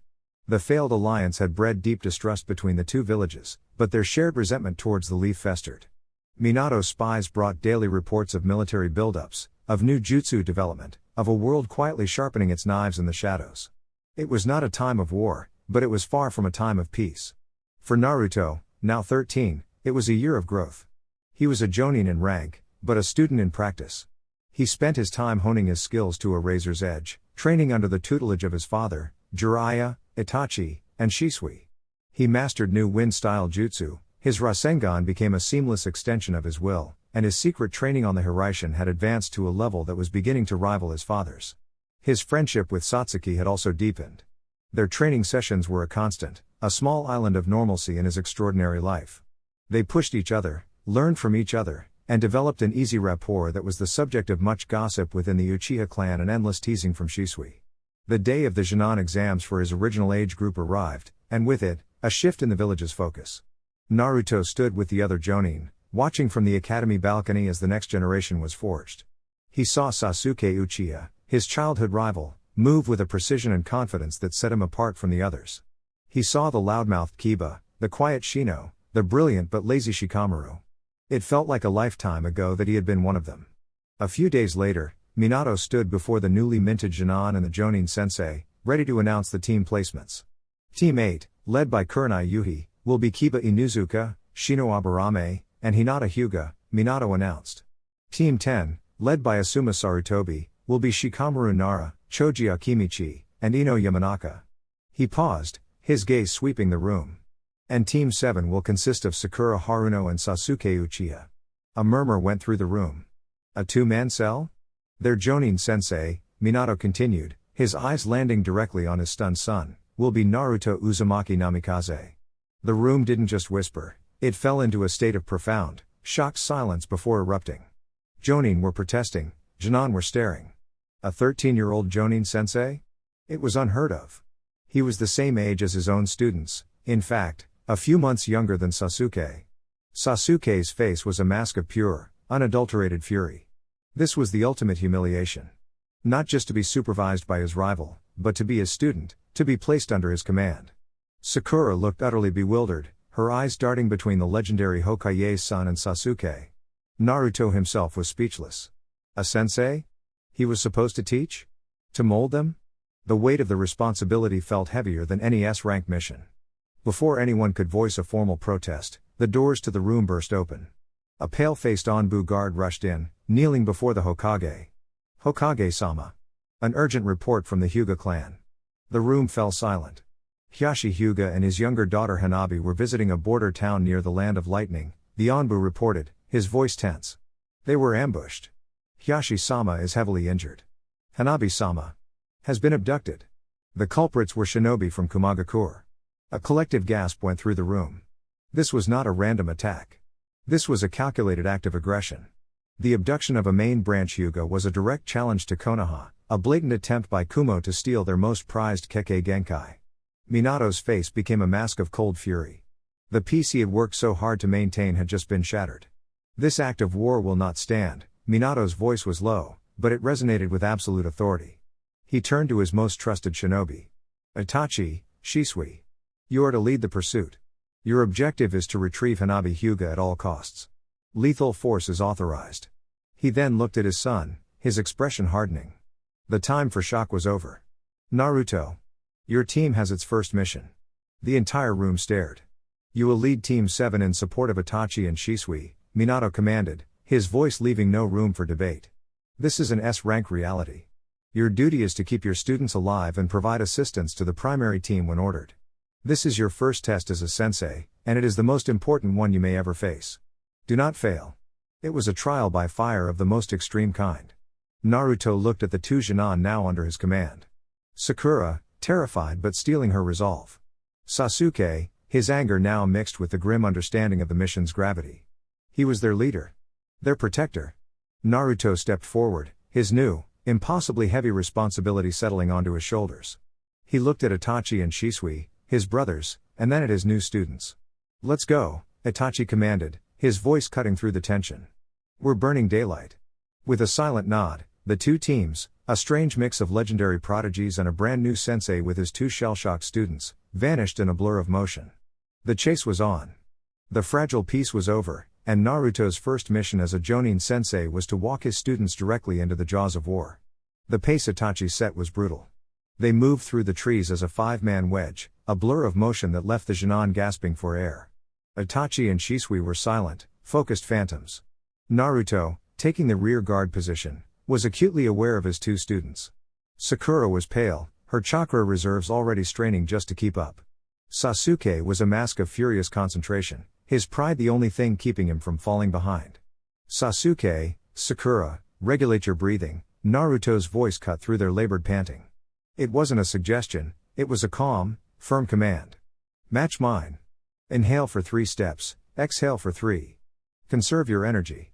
We have a long way to go. Sakura immediately tried to obey, her chest heaving. Sasuke shot a venomous glare over his shoulder but complied, the logic of the order undeniable. The burning in his lungs eased slightly. The fact that Naruto could give commands so calmly while moving at this speed was infuriating. Where are they? Shisui asked, appearing beside Naruto for a split second before moving back to the point position. Heading northeast, moving fast, Naruto replied, his eyes closed. 4 signatures. One is small, erratic, and terrified, Hanabi. The other 3 are strong. Jonin level. They're not trying to hide their trail. They're confident. Arrogant, Itachi corrected from the front. They believe their speed is enough. They're wrong. They traveled for another hour before Itachi called for a brief halt in a dense, hidden grove. Sakura collapsed against a tree, trying not to be sick. Sasuke leaned against a trunk, his body trembling with exhaustion, his face a mixture of anger and shame. This is your first lesson, Naruto said, addressing his two students. His voice was no longer that of their peer, but that of their commander. An S-ranked mission isn't a race. It's a marathon. You burn yourselves out in the first leg, you're not an asset, you're a liability. You're dead weight. Sasuke's head snapped up, his eyes blazing. Are you calling me weak? I'm calling you a genin, Naruto countered, his gaze unflinching. You have talent, Sasuke. But you have no experience. You're running on pride. Pride doesn't win battles. Strategy does. He tossed Sasuke a soldier pill. Eat it. We move in 5. He then walked over to Sakura and placed a hand on her back, channeling a small, steady stream of his own chakra into her. It was a warm, revitalizing energy that soothed her aching muscles and calmed her frayed nerves. You're doing well, Sakura. Just focus on keeping pace. Your job right now is to endure. Sakura looked up at him, surprised by the gentle encouragement. She nodded, her resolve hardening. Sasuke watched the exchange, his anger churning with a new, confusing emotion. Naruto wasn't just showing off his power. He was leading. He was managing his team. He was acting like a sensei. Sasuke crushed the soldier pill between his teeth and swallowed it, the bitter taste matching his mood. They caught up to the Kumo Nin near a series of waterfalls that cascaded into a wide, fast-moving river. The 4 kidnappers were preparing to cross. They were led by a tall, muscular man with the kanji for iron tattooed on his arm, Kintai. He was flanked by two others, and the fourth was carrying a large, sealed bundle on his back.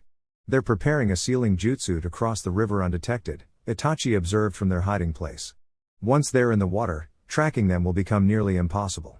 We strike now, Shisui said, his hand on his tanto. This is the plan, Itachi said, turning to all of them. Shisui and I will engage the three primary targets. We will retrieve Hanabi. Naruto, your team's objective is the river. The moment we engage, you will ensure no one crosses. Use any means necessary. What about us? Sasuke demanded. We're just supposed to watch the river? You're to provide support for your sensei. Itachi's voice was cold as steel, leaving no room for argument. This is not a training exercise, Jinan. This is a rescue operation. Do your job. Listen to him, Sasuke, Naruto said, his voice low. This is how we win. He looked at his team. Sakura, I need you to watch for genjutsu. Their leader is known for illusionary traps. Your sharp mind is our defense against that. Sasuke, you and I are on offense. We will use your fire style to control the battlefield, to turn the water into steam, to create a wall they cannot pass. Understood? Sasuke wanted to argue, but the logic was sound. It was a real role, a real strategy. He gave a sharp, reluctant nod. Go, Itachi commanded. Like lightning, Itachi and Shisui descended on the Kumo nin. The battle was immediate and explosive. Shisui was a blur, his speed completely overwhelming one of the Jonin. Itachi engaged Kintai directly, their taijutsu a clash of titans. Now, Team 7, Naruto yelled. He and Sasuke ran towards the riverbank. Sasuke, now. Fire style, great fireball jutsu. Sasuke unleashed a massive fireball.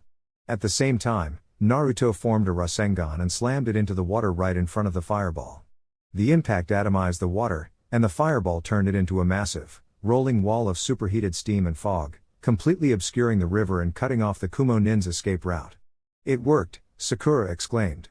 But the third Kumo nin, the one carrying Hanabi, had anticipated them. He leapt through the steam, landing near the Jinan. Fools! You left yourselves open. He dropped the bundle and flew through hand signs. Lightning style, thunder trap. The ground around Sakura and Sasuke erupted with crackling electricity.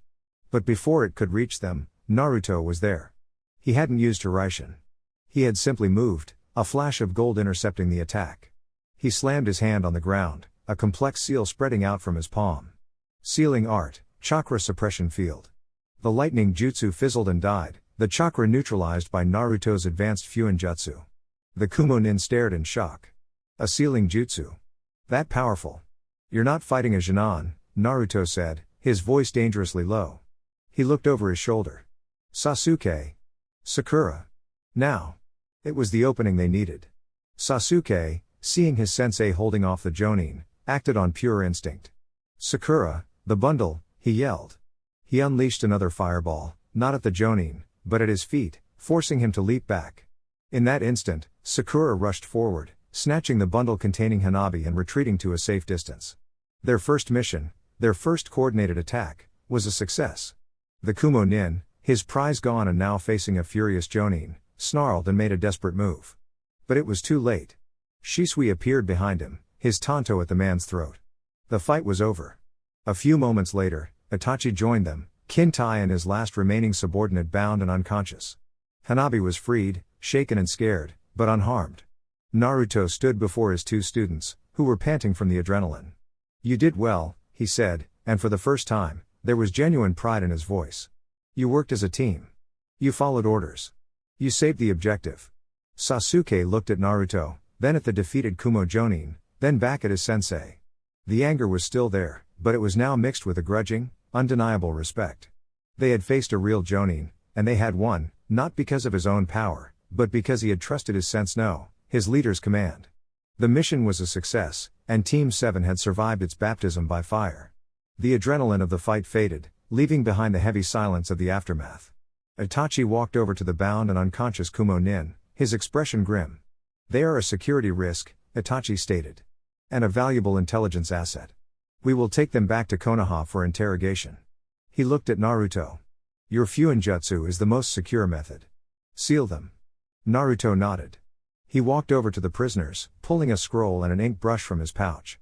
His students watched in silence as their sensei's entire demeanor shifted.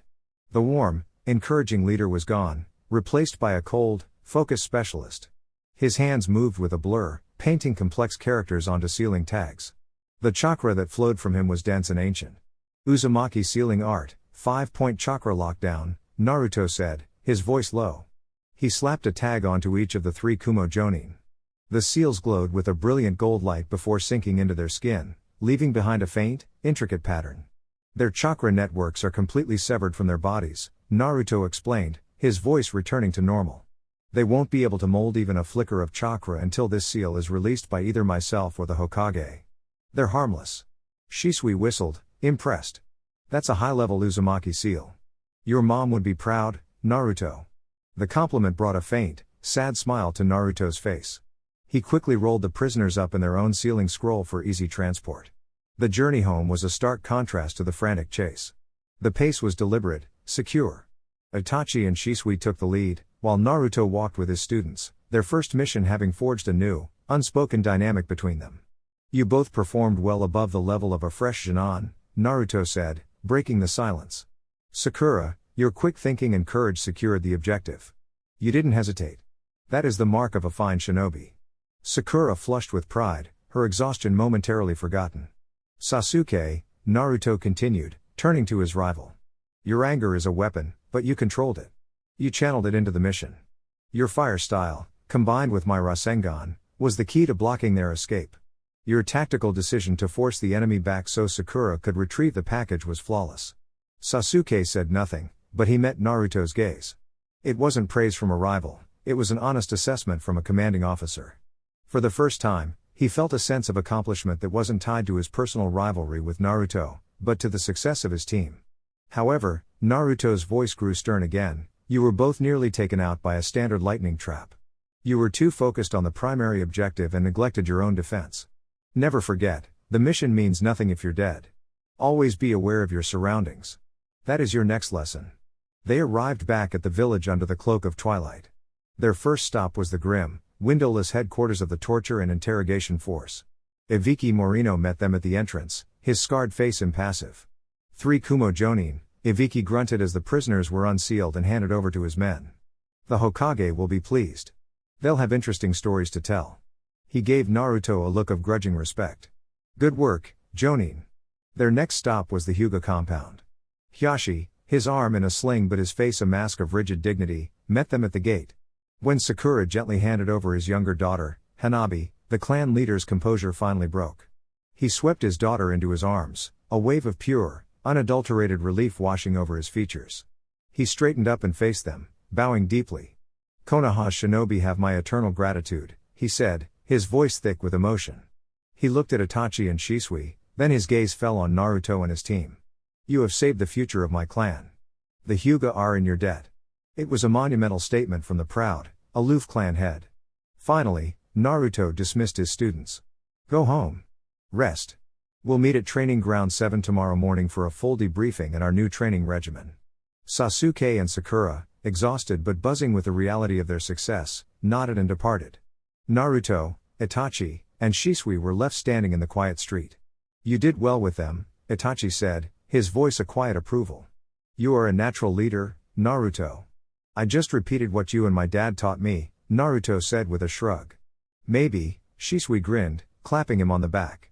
But they listened. That's the important part. Come on, I'm buying ramen. First S rank as a sensei deserves a celebration. As they walked towards the lights of the village center, Naruto felt the weight of the mission finally lift.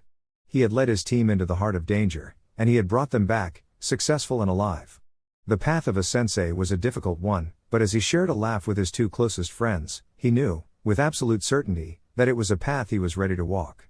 The morning sun was already high in the sky when Team 7 gathered at their designated training ground.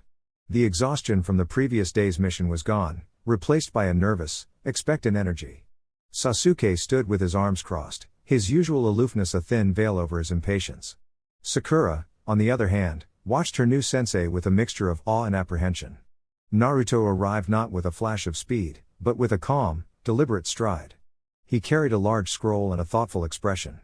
Let's begin the debriefing, he said, his tone all business.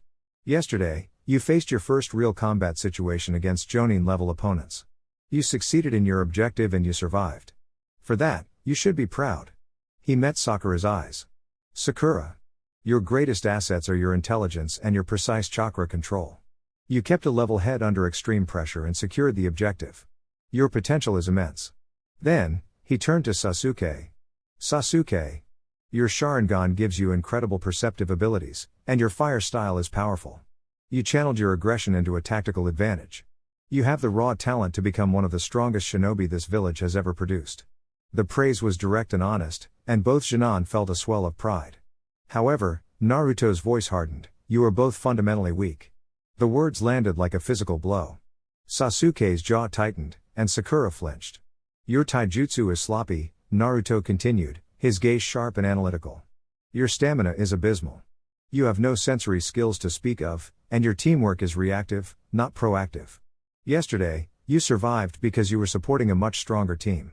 If you had faced those Kumo nin alone, you would be dead. That is the reality. He let the harsh truth sink in. My job as your sensei is not to carry you through missions. It is to make you strong enough that you no longer need me. My goal is to forge you into shinobi who can stand on their own against any threat. Our training starts now. He unrolled the large scroll on the ground. It was filled with complex diagrams and notes. This is your new training regimen. It will be brutal. You will be pushed to your absolute limits, and then beyond them. If you want to quit, now is the time. Neither of them moved. Good, Naruto said. He looked at Sakura. Sakura, your chakra control is your key. I have arranged for you to apprentice at the Konoha hospital twice a week. You have the potential to be a world-class medic nin. Your intelligence is also perfect for genjutsu. But a medic who can't keep up on the battlefield or survive a stray hit is useless. So, alongside your medical and genjutsu studies, you will undergo intense physical conditioning. Stamina drills, speed exercises, and a taijutsu style focused on evasion and precise counterstrikes. You will be as durable as you are intelligent. He then faced Sasuke. Sasuke.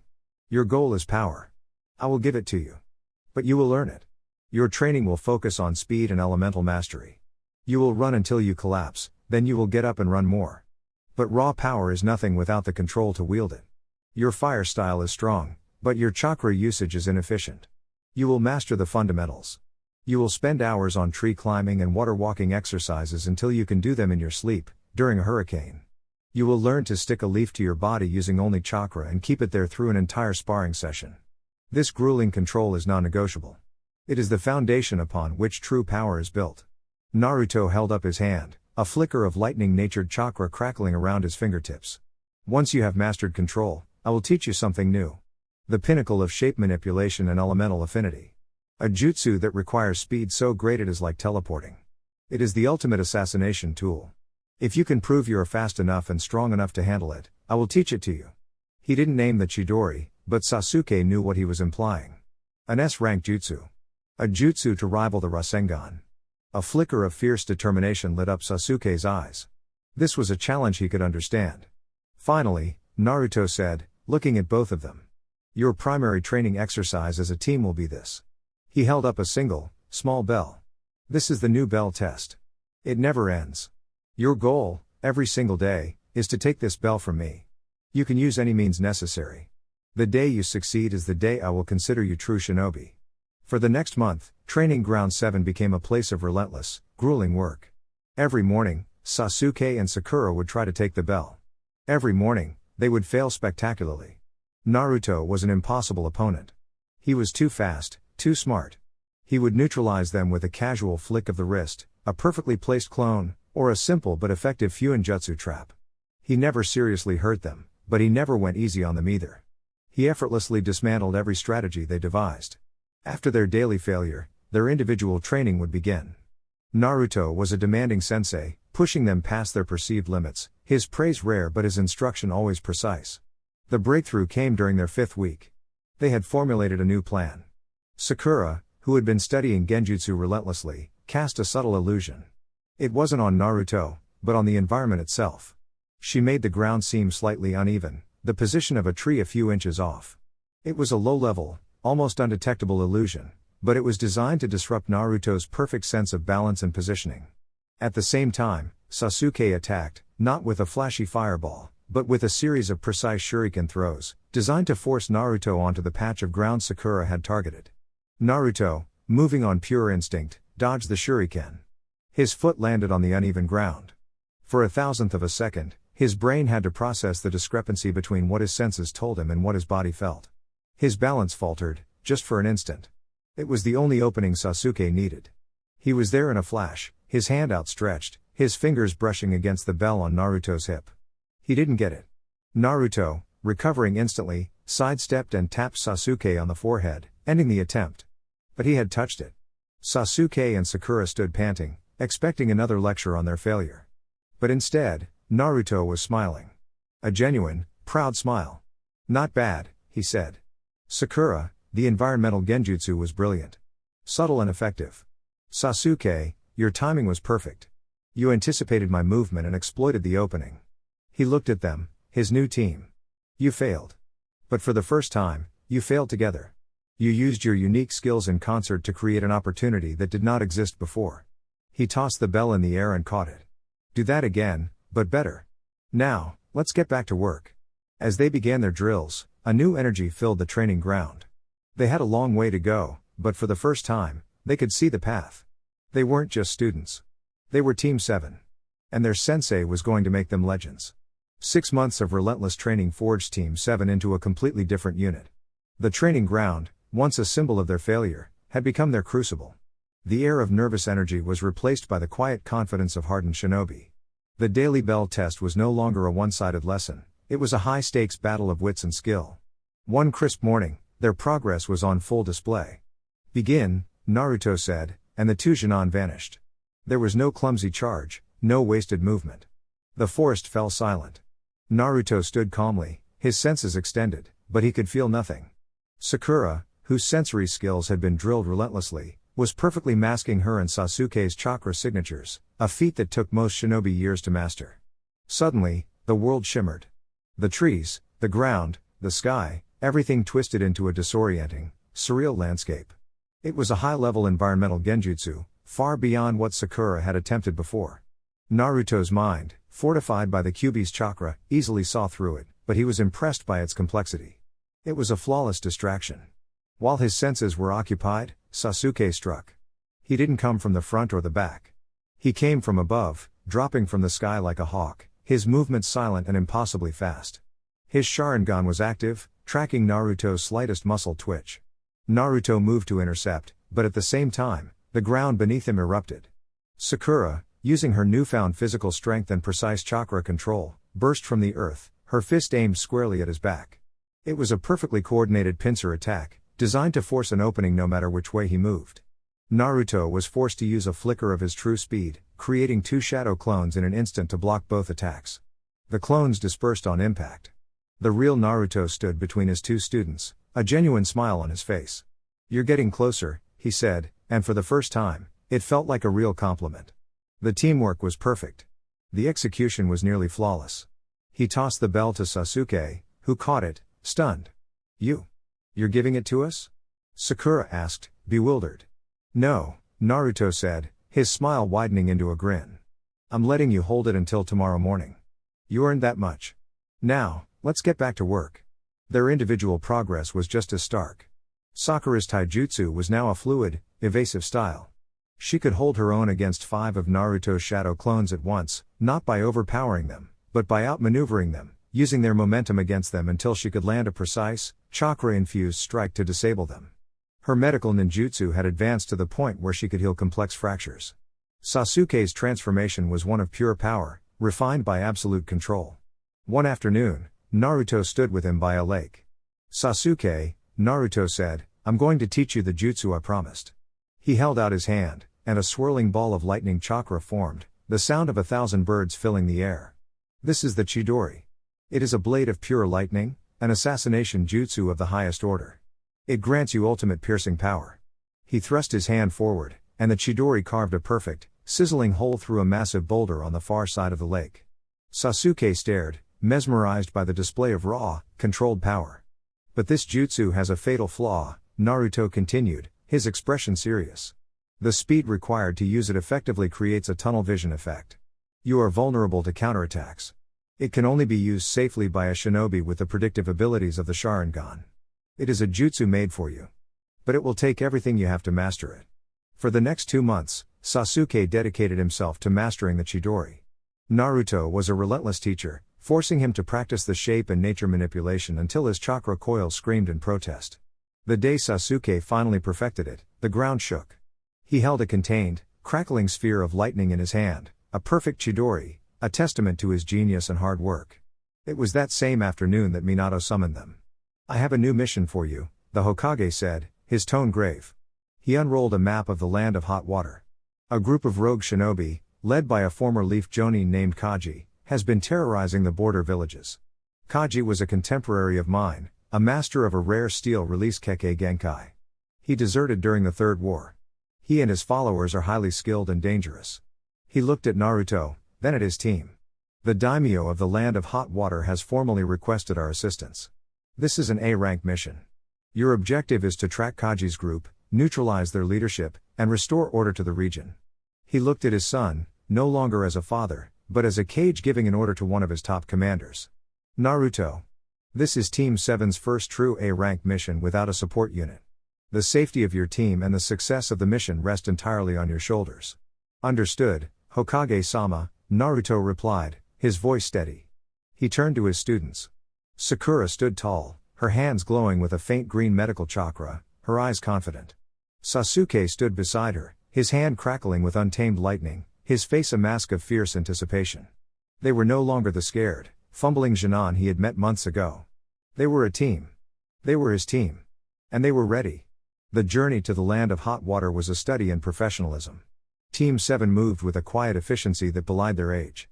Naruto led the way, his sensory skills mapping the terrain for miles in every direction, while Sasuke and Sakura flanked him, their own senses on high alert.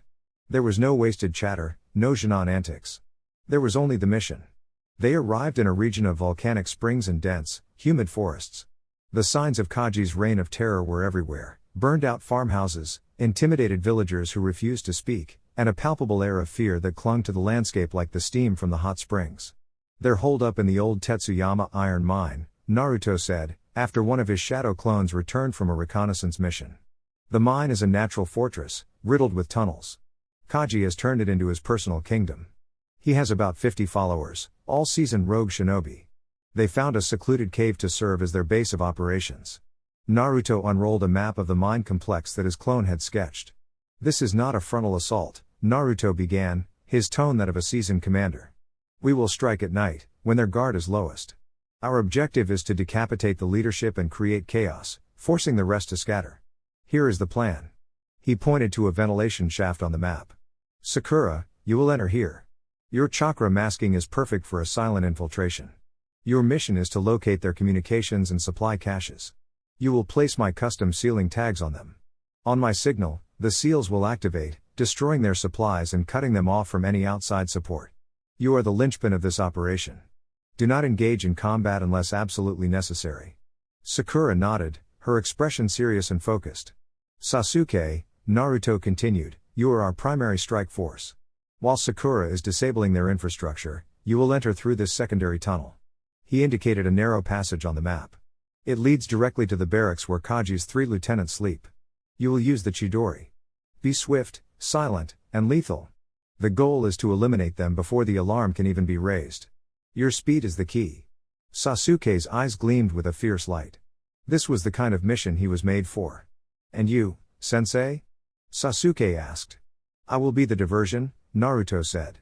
"While you are both moving into position, I will attack the main gate. I will draw the attention of Kaji and the bulk of his forces.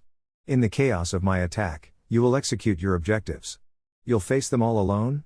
Sakura asked, a note of concern in her voice. "I won't be fighting them," Naruto said with a confident smirk. "I'll be playing with them. Now, synchronize your watches. We move at 0200. That night, under the pale light of a half-moon, the plan went into motion. A massive explosion rocked the main gate of the Tetsuyama mine as a great ball Rasengan obliterated it. Naruto stood in the breach, a clear and inviting target. "Kaji." Naruto's voice boomed, amplified by his chakra. "A jonin of the leaf has come to deliver your eviction notice." As predicted, the mine erupted like a kicked hornet's nest. Rogue shinobi poured out, enraged. Kaji himself appeared on a high ledge, his body already gleaming with a metallic sheen. The Hokage's whelp. Kill him, he roared. While the full force of the enemy focused on Naruto, Sakura and Sasuke moved like ghosts. Sakura slipped through the ventilation shaft, her movement silent, her chakra completely hidden. She found the supply rooms and slapped the ceiling tags onto crates of weapons and food, a silent saboteur deep in the enemy's heart. Sasuke, a blur of dark motion, navigated the secondary tunnel. He found the barracks, the 3 lieutenants just rousing from their sleep due to the explosion. They never stood a chance. The sound of 1,000 birds chirped 3 times in quick succession.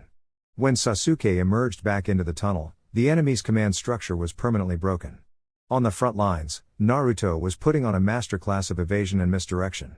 He used his shadow clones, his wind jutsu, and his incredible speed to lead the rogue shinobi on a wild goose chase through the outer tunnels, never engaging directly, but always staying just out of reach, a frustrating, untouchable phantom.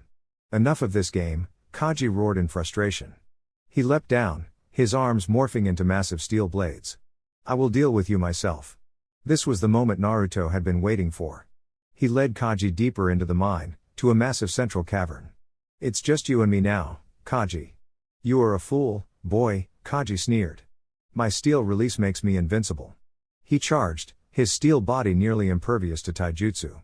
Naruto dodged and weaved, his Rasengan splashing harmlessly against Kaji's metallic skin. The fight was a stalemate. Is that all you have, boy? Kaji taunted. The Hokage's son is a disappointment. Not quite, Naruto said, a slow grin spreading across his face. Sakura, now. From a hidden position high in the cavern, Sakura made a hand sign. Far below, the ceiling tags she had planted all activated at once. A series of muffled explosions rocked the foundation of the mine. The supplies were gone.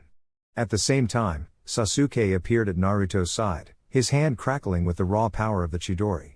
The remaining rogue shinobi, their leaders dead and their base now collapsing, began to panic, their morale shattered. Kaji stared in disbelief. He had been completely outmaneuvered. His entire operation had been dismantled from the inside out while he was distracted by a single boy. It's over, Kaji, Naruto said. You've lost. Enraged, Kaji let out a final, desperate roar and charged. But Naruto was ready. He wasn't aiming for Kaji's body. He pressed his palms together, focusing his wind chakra with incredible precision. He didn't create a blade or a blast. He created a high-frequency wave of sound, a piercing hum aimed directly at Kaji. Wind style, resonating echo. Kaji's steel body began to vibrate violently. The high-frequency sound waves were perfectly tuned to the resonant frequency of his unique metallic chakra. Microscopic cracks began to form all over his body. What? What is this? He gasped, his invincible defense crumbling from the inside out. With a final, deafening crack, his steel armor shattered, falling away in pieces, leaving him exposed and vulnerable. Sasuke struck. His Chidori pierced through Kaji's chest, ending the threat of the steel release master for good. The mission was over. Team 7 stood victorious in the heart of the enemy's crumbling fortress. They had faced a powerful A-rank threat and had not just defeated it, but had systematically and intelligently dismantled it. They were no longer just a team of prodigies. They were a weapon, forged and sharpened by their sensei into one of the most formidable units in the Hidden Leaf. Team 7's return to Konoha was quiet, but the reports of their success spread through the Jonin ranks like wildfire. An A-rank mission, the complete dismantling of a notorious rogue shinobi faction, executed flawlessly by a 13-year-old sensei and his 2 Jinan students. It was unheard of. The legend of Team 7 had begun. In the Hokage's office, Minato reviewed the mission report, his face a mask of calm professionalism. But as he read the detailed account of the strategy, Sakura's infiltration, Sasuke's swift assassinations, and Naruto's masterful control of the battlefield, a deep, fatherly pride swelled in his chest. You have exceeded every expectation, Minato said, looking at the 3 shinobi standing before him. Your teamwork was exemplary. You demonstrated a level of strategic coordination that veteran teams would envy. He looked at his son. Naruto, your leadership was the cornerstone of this victory. You created a brilliant plan and trusted your team to execute their roles. That is the most important quality of a Jonin. Then he turned to the 2 Jinan. Sasuke, Sakura. You have proven that you are far more than mere students. You have proven that you are formidable shinobi of the Leaf. Your performance has been noted. He smiled. Continue on this path, and your own Chunin vests will not be far behind. The praise from the Hokage was a powerful motivator. Sasuke gave a sharp, almost respectful nod.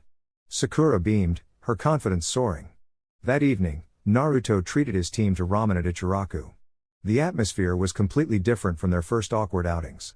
They were no longer just a sensei and his students, they were comrades who had faced death together and emerged victorious. I have to admit, Sasuke said, between bites of his ramen, your plan was adequate. Coming from Sasuke, it was the highest possible compliment. It only worked because you both did your jobs perfectly, Naruto replied honestly. Sakura, your sabotage crippled them before the fight even started. Sasuke, taking out their command structure meant they were just a disorganized mob. We make a good team, Sakura said, a happy, confident smile on her face. For the first time, she felt like a true equal, her contribution valued not for her crush on Sasuke, but for her own unique skills. While Team 7 celebrated, the news of their victory sent shockwaves through the other great nations. In Iwagakure, that Tsuchikage, Aniki, floated above his desk, his old bones aching with frustration. Kaji and his entire faction, wiped out? By 3 children? Minato is not just taunting us, he is breeding monsters. This new generation of the Leaf is a threat that cannot be ignored. In Kumagakure, the Raikage, smashed his fist into a map of the world, cracking the stone table beneath it. First, they shatter our alliance with Iwa. Now, they project their power into a neutral nation with a team led by the Jinchuriki. This is a pattern of aggression. Minato is preparing for war, and he is using his own son as the tip of the spear. The quiet, tense peace was beginning to fray. The fear of Konoha's power was curdling into a desperate, unifying rage. The world was choosing sides, and Konoha and its new ally, the Mist, were finding themselves increasingly isolated. A week later, Naruto was summoned again, this time to the Anbu headquarters. Itachi and Shisui were waiting for him, their expressions grim. Minato stood before them, a classified scroll in his hand. Jiraiya has uncovered something deeply disturbing, Minato said, his voice low. It's not a military buildup. It's something more insidious. A new organization has emerged from the shadows, taking advantage of the growing global instability. They call themselves the Collectors. Collectors of what? Shisui asked. Kekkei Genkai, Minato answered, his face dark. They are a group of rogue shinobi and black market dealers who hunt down shinobi with unique bloodlines. They capture them, experiment on them, and sell their genetic material to the highest bidder. Kaji's steel release was a product of their research. The attack on the Hyuga was not a simple abduction by Kumo, it was a contract fulfilled by Kumo shinobi on behalf of the Collectors. The pieces clicked into place. This was the unseen hand that was stoking the flames of war, profiting from the chaos. Their leader is a ghost, Minato continued. No name, no face. But their influence is spreading. They are creating an army of artificial bloodline users, selling these enhanced shinobi to villages looking for an edge. They are commodifying the very essence of a shinobi's identity. He looked at the 3 of them, his most trusted unit. This organization is a cancer. If left unchecked, they will destabilize the entire world and make a mockery of the peace we have fought so hard to build. Your new long-term mission is to hunt down the Collectors. Find their bases, dismantle their operations, and uncover the identity of their leader. This is a shadow war, Itachi observed. The only kind they understand, Minato confirmed. You will operate outside the normal command structure. You will have access to any resources you require. This is an S-rank mission of the highest priority. The future of the shinobi world may depend on it. Naruto looked at his teammates. The easy days of training and D-rank missions were a distant memory. The world was a dark and complicated place, and he, along with his brothers, was being asked to stand as the shield against the coming night.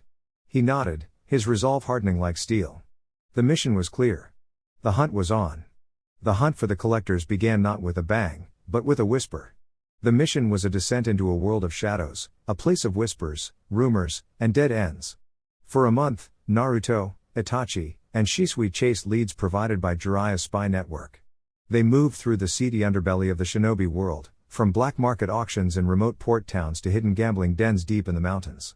During this time, Team 7's training did not cease. While Naruto was away on his covert mission, Minato assigned Kakashi to oversee Sasuke and Sakura's development. Kakashi, true to his nature, was a demanding and unpredictable mentor, but he respected the foundation Naruto had built. He pushed them, refined their skills, and gave them their first taste of C-rank missions, which they handled with a competence that surprised even him. Naruto would return from his missions exhausted, the grim realities of his shadow war weighing on him, and find solace in the familiar routine of training ground 7. His reunions with his students became his anchor. "Your chakra control has improved, Sakura," he'd say, watching her effortlessly heal a deep gash on a practice dummy. "But your diagnostic gaze is still too slow. You need to identify the injury in the same instant you see it." "Sasuke, your Chidori is faster," he'd observe after a spar. "But you're still relying on it as a finishing move. The true strength of the Chidori is as a deterrent. The threat of it is as powerful as the jutsu itself. Make your opponent fear it, and you control the fight." His teaching had changed. It was sharper, more pragmatic, colored by the life or death situations he was facing in the field. He was no longer just teaching them to be strong, he was teaching them to survive. The breakthrough in their hunt came from an unlikely source. A low-level informant in the land of Tea spoke of a ghost doctor, a rogue medic nin who could perform miraculous feats of surgery, reattaching severed limbs and transplanting organs with an impossible success rate. The doctor's base was said to be a deserted island once used by the Leaf for medical research during the Third War. "This is our first solid lead," Itachi said as they stood on a cliff overlooking the stormy sea, the island a dark smudge on the horizon. A doctor with that level of skill could only have gained it through extensive human experimentation. It fits the collector's profile. The island was shrouded in a thick, unnatural fog. "A barrier jutsu," Naruto confirmed, his senses tingling. "And a powerful one.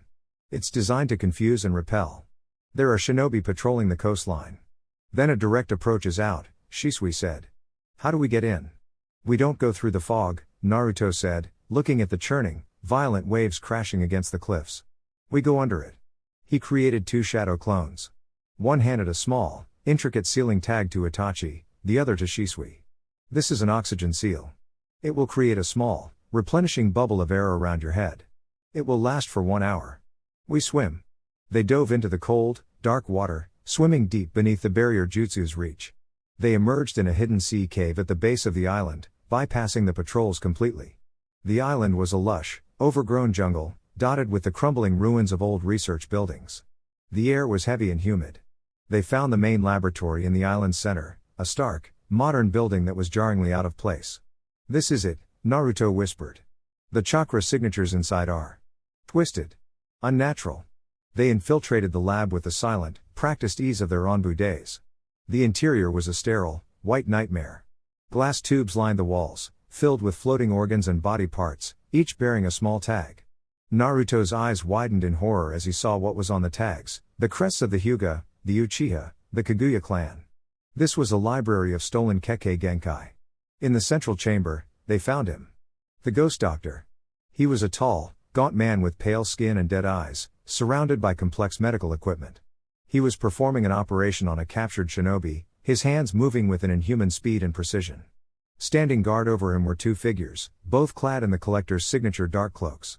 "Konoha shinobi," the doctor said without turning around, his voice a dry rasp. "I had wondered when you would finally find my humble laboratory." The 2 cloaked figures moved to intercept them. One of them lunged at Itachi, his arm morphing into a whip-like blade of bone. A Kaguya. The other engaged Shisui, his body seeming to liquefy and reform, dodging Shisui's attacks. A Hozuki. They were artificial bloodline users, powerful and deadly. "Naruto, the doctor is yours," Itachi commanded as he engaged the Kaguya, his Sharingan blazing. Naruto charged the ghost doctor, but the man simply smiled. "I am a man of science, not a brawler." He pressed a button on his console, and 4 containment units hissed open. From them emerged 4 grotesque figures, failed experiments, their bodies a horrific patchwork of different clan abilities, their minds gone, driven only by a berserker rage. They swarmed Naruto, a chaotic onslaught of mismatched limbs and stolen jutsu. Naruto was forced onto the defensive, dodging bone spikes and streams of water, his taijutsu the only thing keeping him alive. The mission had gone from a stealth operation to an all-out battle for survival in the heart of the enemy's den. The laboratory devolved into a maelstrom of controlled chaos. While Itachi and Shisui engaged their opponents in deadly, high-speed dances, Naruto was a golden blur, weaving between the 4 berserker experiments. He dodged bone spears that erupted from one creature's back, parried a jet of high-pressure water from another, and sidestepped the grasping, elongated limbs of a third. He was on the defensive, but it was an active, analytical defense. He wasn't just surviving, he was learning, processing their attack patterns, their weaknesses. "Your taijutsu is impressive, boy," The ghost doctor rasped from his operating table, not even looking up from his work. But they are relentless. They do not feel pain. They will simply wear you down. You're right, Naruto's voice replied, suddenly calm. He skidded to a halt in the center of the room, the four monsters immediately converging on him. Taijutsu isn't the answer here. He slammed his palms together. The answer is to be a bigger monster than they are. A wave of immense, golden chakra erupted from him, so dense and powerful it cracked the tiled floor beneath his feet. It wasn't the wild, hateful red of a rampage. This was a controlled, searing gold, forming a vibrant aura around him. His whisker marks deepened, his eyes shifted to a piercing, slitted gold, and his very presence seemed to warp the air. He had tapped into the Kyuubi's power, not as a desperate last resort, but as a Jonin accessing a tool in his arsenal. What is that chakra? The Hozuki user gasped, momentarily distracted from his fight with Shisui. It was a fatal mistake. Shisui was on him in an instant, his tanto glowing with chakra, and the fight was over. The four berserkers charged Naruto. He didn't move to dodge. Instead, he raised a single hand. Uzumaki sealing art, adamantine attenuation field, he whispered. The air around the four charging monsters shimmered. Suddenly, they slowed, as if moving through thick molasses. Their movements grew sluggish, their chakra-based attacks sputtering and dying. It was a high-level Fuinjutsu, a gravitational seal that massively increased the force required to move within its field. Now we're on my terms, Naruto said, his golden aura flaring. He moved, and the word fast was no longer adequate to describe it. He was an ethereal comet, a streak of golden energy. He appeared before the first monster and didn't punch it. He simply placed a hand on its chest. Wind style, Rasen collapse. A miniature, controlled Rasengan no bigger than his palm formed and imploded inwards, not exploding, but creating a vacuum that collapsed the creature's chest cavity. It crumpled, inert. He flickered to the second, the one with the Kaguya bones. Your bones are strong, Naruto said, appearing behind it. But they can't stop what they can't touch. He clapped his hands together, creating a high-frequency blade of wind that bypassed the creature's bone armor entirely, severing its spinal column. 2 down. The ghost doctor finally looked up from his operation, his dead eyes wide with a mixture of scientific curiosity and genuine fear. By this point, Itachi had finished his own battle. The Kaguya clone lay defeated, trapped in a paralyzing genjutsu, its own bones twisted and broken. He and Shisui watched as Naruto finished his work. The remaining 2 berserkers, driven by pure instinct, tried to combine their attacks. One unleashed a wave of water, the other a volley of bone spears. Naruto met the attack head-on. He held out his hand, and a swirling, 4-pointed shuriken of pure wind chakra formed above it, screaming like a jet engine. It was small, controlled, a perfect miniature of a legendary, incomplete jutsu. Wind style, Rasen shuriken. He didn't throw it. He pushed it forward, and it met the combined attack. The result was a silent, violent explosion of microscopic wind blades that disintegrated the water and shattered the bone spears into dust. The shockwave, a storm of invisible needles, shredded the last 2 experiments, leaving them in heaps on the floor. The laboratory was silent, save for the hum of the medical equipment. Naruto stood in the center of the room, his golden aura slowly receding, leaving him panting slightly, but completely unharmed. He had just displayed a level of power and control that rivaled a cage. Incredible, the ghost doctor breathed, a manic grin spreading across his face. The perfect fusion of Uzumaki life force and tailed beast chakra. The control. The potential. I must have it. His skin began to slough off, his body contorting as he shed his disguise. The gaunt doctor was replaced by the pale, snake-like form of Orochimaru, his golden eyes, so similar yet so different from Naruto's, burning with an insane lust. It has been a long time, Itachi-kun, Orochimaru hissed, his long tongue darting out to lick his lips. And you've brought me the most wonderful gift. The Kyuubi Jinchuriki himself. Orochimaru, Itachi said, his voice cold as ice. Your reign of terror ends today. Does it? Orochimaru laughed. My research is complete. My body is immortal. You cannot kill what cannot die. He shot forward, his neck elongating unnaturally, his mouth open to swallow Naruto whole. But a wall of purple, spectral bones erupted from Itachi, the ribcage of his Susanoo blocking the attack.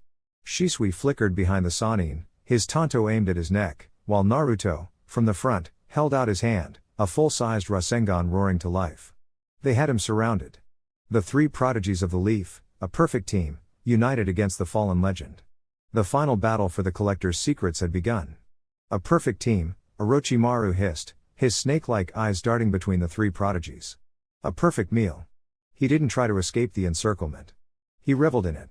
With a sickening, wet sound, his mouth unhinged to an impossible degree, and from it spewed a writhing torrent of serpents. Jutsu, many hidden shadow snakes. The laboratory was instantly flooded with a sea of white snakes, each one lunging, snapping, and attacking from every conceivable angle. Shisui became a blur, his tanto a whirlwind of steel, dicing the snakes apart, but for every one he cut down, two more took its place. Itachi's Susanoo ribcage protected them from the main assault, but the sheer number of snakes was overwhelming. "He's trying to separate us," Naruto yelled, batting away a snake with a chakra-infused fist. "Then we won't let him," Itachi commanded. His Susanoo flared, and from its skeletal hand, it grasped the Yata mirror, a shield said to be able to block any attack. He slammed it down, creating a defensive perimeter. "Shisui, clear a path." Shisui nodded. "Fire style, Great Dragon Fire Jutsu." He spewed a massive, dragon-shaped fireball that incinerated a huge swath of the snake army, clearing a momentary path to Orochimaru. But Orochimaru was already changing. His body swelled, contorting into a monstrous form, a gigantic white serpent with 8 heads and 8 tails, the legendary Yamada no Jutsu. The Hydra filled the entire laboratory, its massive heads crashing through the ceiling and walls. "Behold my immortality."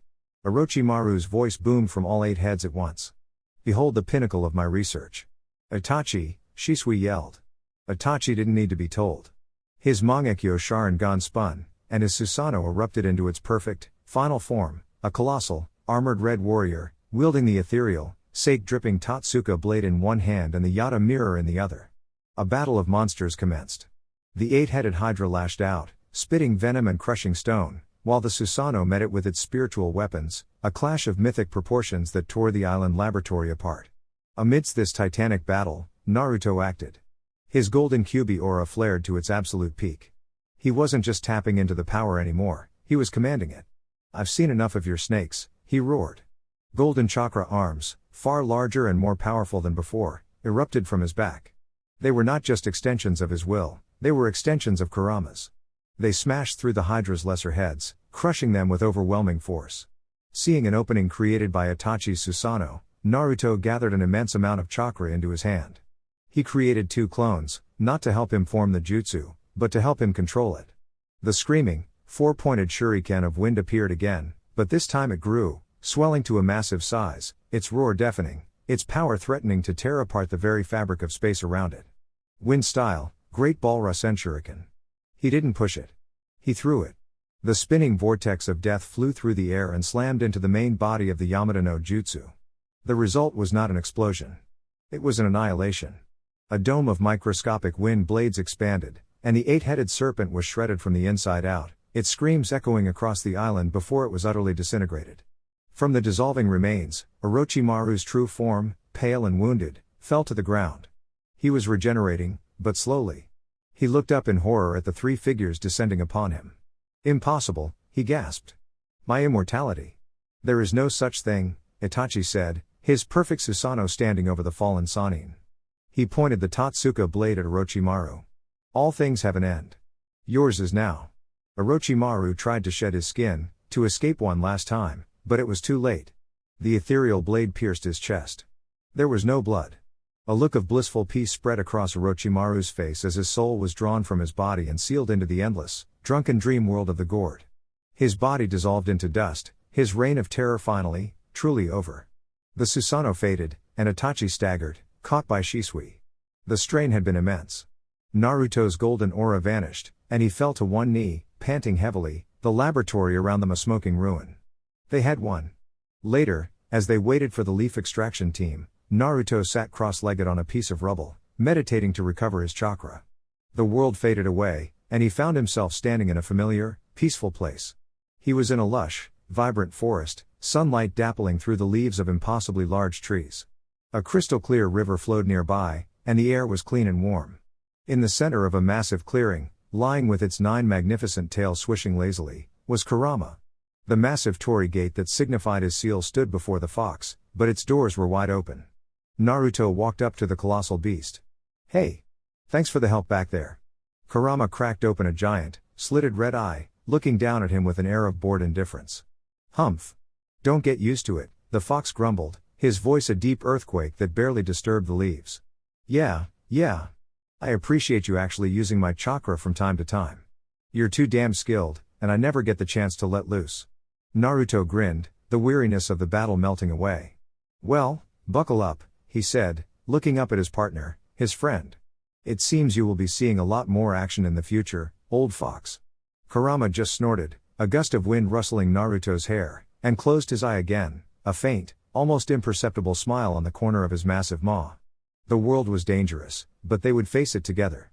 The arrival of the Konoha extraction team was met with a scene of utter devastation. Kakashi Hatake, leading the unit, stepped off the boat and surveyed the ruined laboratory, his single visible eye wide with disbelief. The island looked like it had been the epicenter of a battle between gods. He saw the telltale scorch marks of Amaterasu, the ground littered with the petrified remains of giant white snakes, and a massive crater where a jutsu of unbelievable power had clearly been unleashed. He found Team Rho sitting amidst the rubble, their chakra depleted but their mission accomplished. As he took Itachi's formal report, learning that the enemy had been none other than Orochimaru himself, Kakashi finally understood.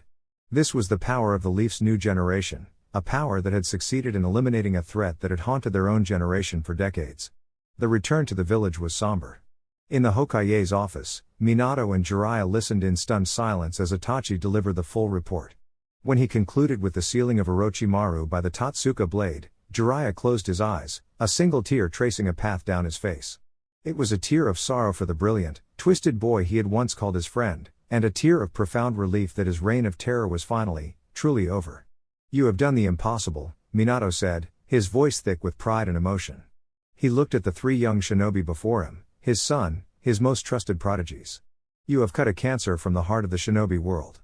This village, and the world, owes you a debt that can never be repaid. The official story released to the world was vague. The criminal organization known as the Collectors had been dismantled by Konoha forces, and the rogue Sannin Orochimaru was confirmed to have been killed in the engagement.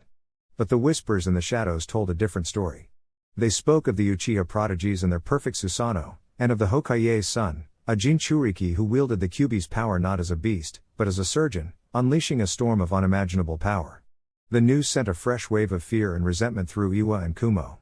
Konoha was no longer just projecting its power, it was actively eliminating legendary S-rank threats with a team of teenagers. Their secret war preparations accelerated, the paranoia growing with every report. A year of tense peace followed. Naruto, now 14, found a new rhythm. The shadow missions with Itachi and Shisui became less frequent as the world held its breath. Instead, he focused on his own team. Sasuke and Sakura, their skills honed by their sensei's relentless training and their own fierce determination, had both passed their Chunin exams with flying colors. Team 7 was no longer a Jonin squad, they were a full-fledged Jonin-led Chunin team, a unit renowned for its efficiency and power. Sasuke's rivalry with Naruto had matured. The childish anger was gone, replaced by a burning drive to stand as his equal, a partner on the battlefield. Sakura, now a respected medic nin and a cunning genjutsu specialist, was the team's unshakable core. Naruto's friendship with Satsuki Uchiha had also blossomed into a quiet, comfortable romance. They were a common sight at Training Ground 7, their spars a dazzling display of fire and wind, or simply sitting at the Dengo shop, talking and laughing. Their relationship became a quiet symbol within the village, a bridge between the Hokage's office and the Uchiha clan, easing old tensions and representing a hopeful future. It was on a peaceful afternoon, after a particularly intense training session with his team, that Naruto was summoned by his father. I have a mission for you, Naruto, Minato said, his expression serious. But it is not a mission for a warrior. It is a mission for a diplomat. Naruto raised an eyebrow. A diplomat? The world is on a knife's edge, Minato explained, gesturing to the world map on his wall. Iwa and Kumo are growing more aggressive. Their fear of us is turning into hatred. If we are to prevent a war, we need more allies than just the mist. We need to build a coalition of peace. He pointed to the land of rain. Amigakure. A nation scarred by past wars, fiercely independent, and led by a man respected and feared throughout the world, Hanzo of the Salamander. He has remained neutral for decades.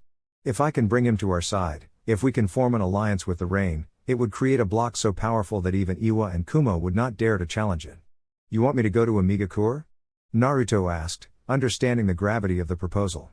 Yes, Minato confirmed. I am sending you not as a Jonin, but as my personal envoy. As the hero of the Chunin exams and the son of the Hokage, you are a symbol of Konoha's new generation. I want you to meet with Hanzo, to open a dialogue, and to formally invite him to a summit here in Konoha. This is not a mission of stealth or power. It is one of trust and words. Naruto was silent for a moment. This was a new kind of battlefield, one where a misplaced word could be more dangerous than a misplaced kunai. The world fears our strength, Naruto, Minato said, his voice soft. It's time we showed them our heart. I understand, Naruto said, his voice filled with a new resolve. I won't let you down. 2 days later, Naruto departed, leaving his team in Kakashi's care. He traveled alone, wearing the formal robes of a Konoha envoy, not his flak jacket. The mission was clear. He was to walk into the heart of one of the world's most secretive nations and convince a legendary warrior to believe in peace.